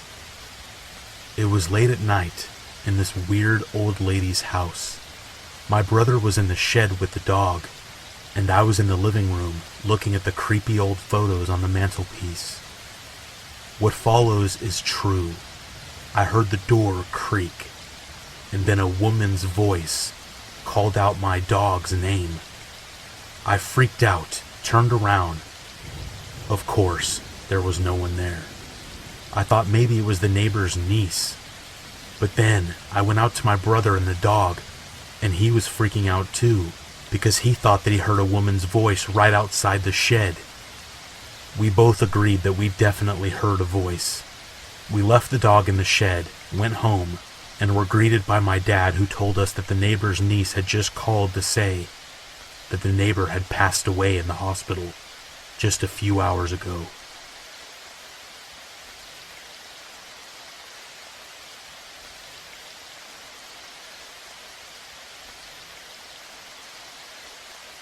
My neighbor at my old apartment was a state park ranger for years and is now retired. Apparently, when he first got the job, there was a younger kid who went missing while on a camping or hiking trip. They organized a huge search of the area, to no avail. No clues or anything. The kid was just missing. A few years go by, and some evidence turns up that wasn't in the direction they originally searched. The evidence they found was part of his camping equipment. On his off time, my neighbor took to searching the area where it was found, hoping for more clues. Just outside the state park lived a couple in a very run-down trailer who were quite reclusive and odd.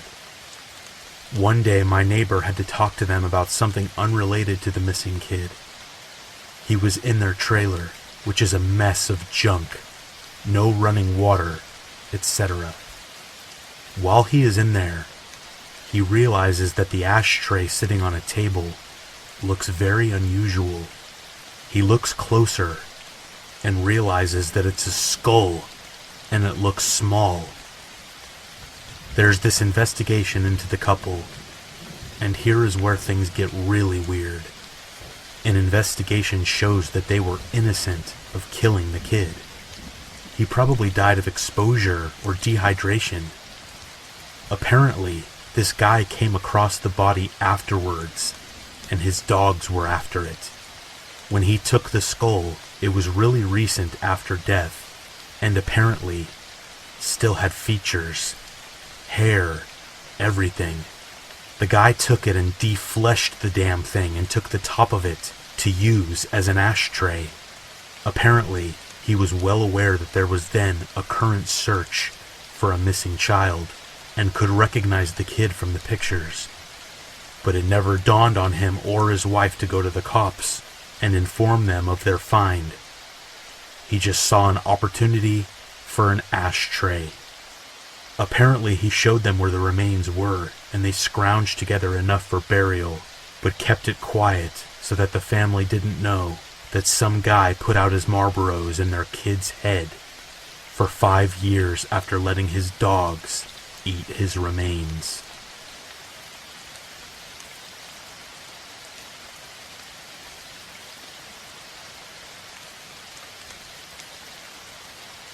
My sister and I were playing outside when we were younger, and an elderly couple was walking by our yard. Our yard had a cemetery in the back, so it was quite a common local attraction for tourists, as this house was built in the 1800s, and most of the graves were from children who died back then from the flu. Playing outside, the old couple kept pestering my sister about what her name was as they approached us and got closer. We were just little kids, but got terribly scared and ran inside and told our mom what had happened.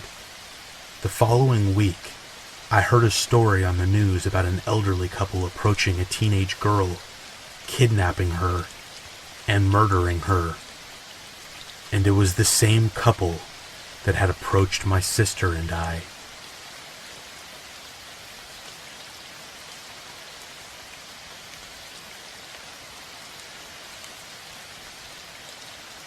My mother-in-law was a very funny and cool woman.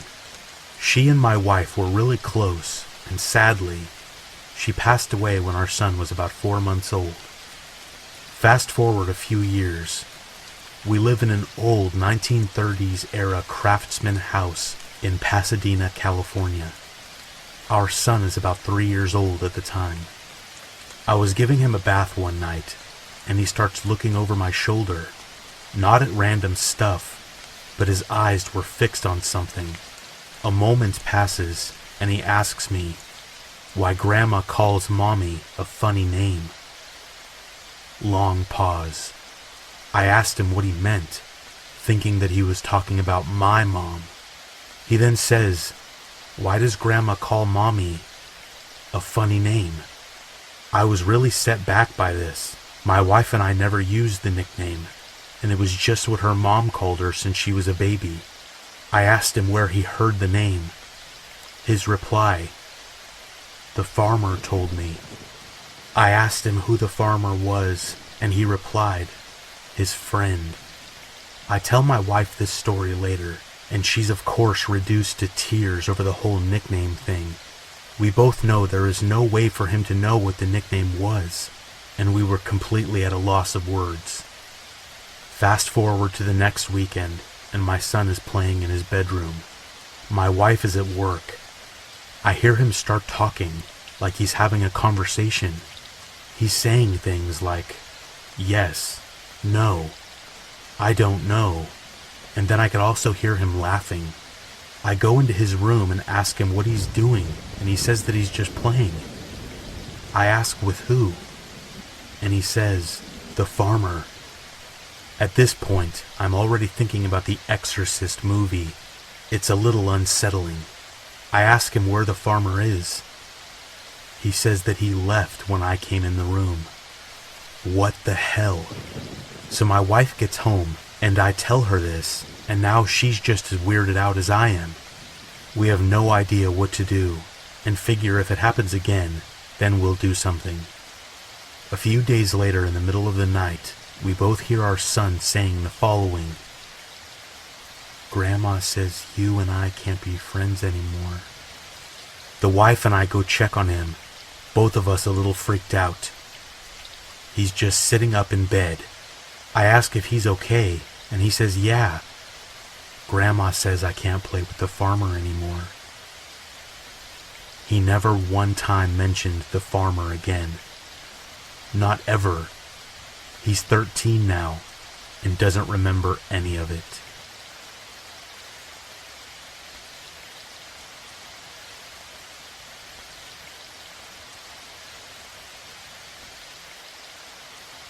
When I was young, about 8 to 11 years old, my sister, whom is 7 years older, would babysit me when my parents were out. At the time, she smoked a lot, and my parents made her smoke outside, of course. So I would follow her outside into the carport, which faced the street, and play around, annoy her, and such. One day my sister notices a car at the end of the driveway, just sitting in the middle of the road. It's a white SUV with a bike rack on top. It has the darkest tinted windows I have ever seen. You could not see anything inside. It sat there until we went inside. and then would drive to the end of the road and sit at the church parking lot and wait. Wait until she would come out again for another smoke. And it would repeat this over and over. Odd, but my sister was very brave and just kind of ignored it. That is, until the next day while my parents were out again, and it showed up again. It would sit at the end of the driveway and just watch. I don't know what the driver was doing, but he was definitely watching my sister. If I didn't go out with her, I would watch from the front window, and it would just sit there the entire time she was outside. She eventually told my father, who was a sheriff deputy at the time, and he called the cops and made a complaint. They showed up and looked around, but the SUV was nowhere to be seen. Months went by, and nothing. And then one day, a good 9 months after this had all started, it was back. It again became a regular occurrence. Another day, my sister was outside doing her nasty habit, and sure enough, there it was. We were alone as usual, and this time, she decides she's had enough. She tells me to stay in the carport, and she's gonna go confront them. She starts walking toward the SUV, and halfway down the driveway, she would later remark, I felt utter terror, like I knew if I went any further, I was dead. I was paralyzed by fear. She turned around and went inside. Finally, the family car was in the shop for some kind of issue, so we were all stuck home for a night and had to get delivery for dinner. While my parents are home, my sister goes outside to smoke. I go outside with her, and eventually the SUV shows up. She tells me to run inside and tell my father, and I do. My dad promptly gets his gun and starts briskly walking down the driveway with it in hand. The SUV floored it down the road and peeled out onto the nearby highway. My dad, being a cop, noted the year and model and distinguishing features. The scariest thing? The license plate had been covered with duct tape. We never saw it again.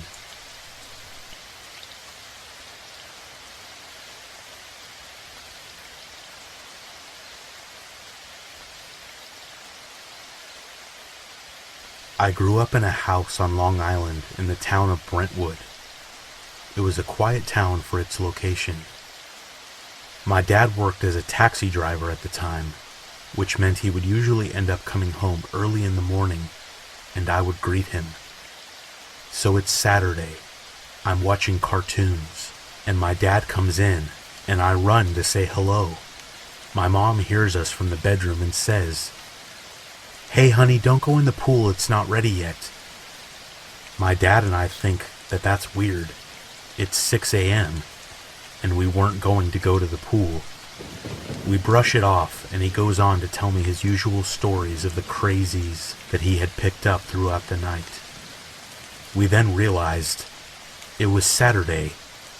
My mom was at work, and it was only me and him in the house. Fast forward a couple of weeks, and my new neighbors come over to welcome us into town since we had just moved in recently. It was the 2 mothers, 2 sons, and 2 little girls. I was playing soccer with the kids. However, the little brunette girl is nowhere to be found. The curious little kid I was, I ran around the property, and I find her playing in the woods. Definitely a dangerous area for little girls to be exploring. She asks me to come play tag, but I decline, wanting to get everyone in on the game. The reactions of everyone as I asked them to join us was puzzling, along with the response from their mom. We only have 1 daughter. As it turns out, a small brown-haired girl drowned in the pool 10 years ago. The mother died of a heart attack not too long after this happened.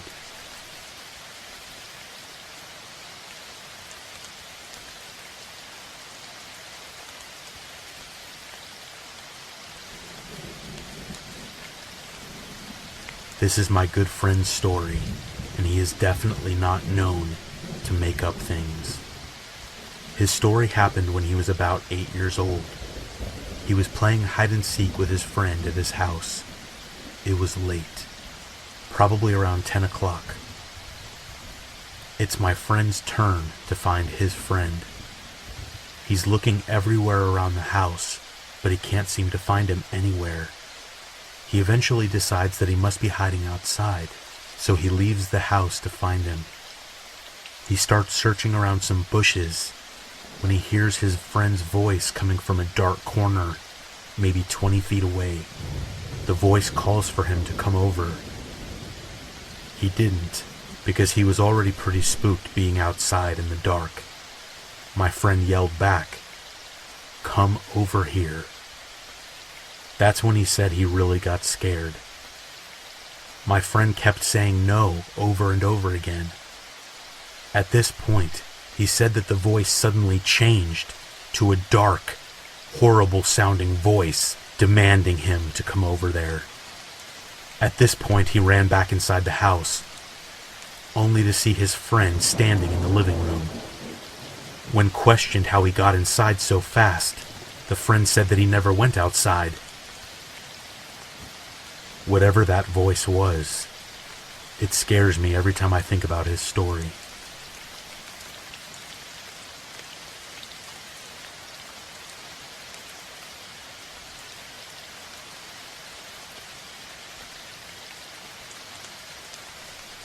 About 9 or 10 years ago, I was friends with this guy that ran an event center. He would host gaming parties on Friday nights, and usually it would be packed. The place was located inside an old shopping mall, and you had to access it through the back door, where the night guard would let you in and out. So this Friday, we all go, and we're having a blast. I decide to go for a food and drinks run before all the shops close, and I take everyone's orders. I head out the back door, and the back door is locked.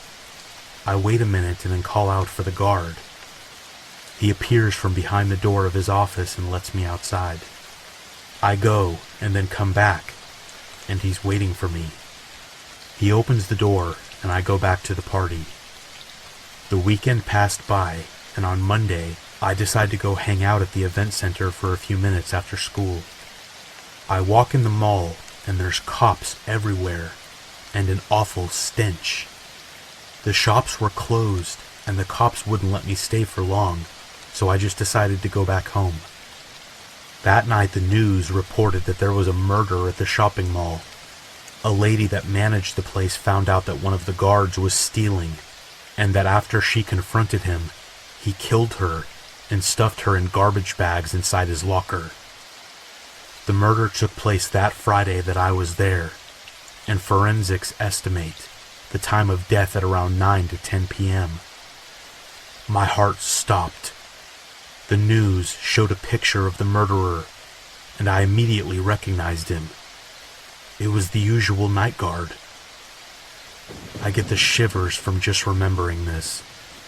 The time of death overlaps the time in which I went out for a food run that Friday night, and the back door was just a few feet away from the office in which the murder took place.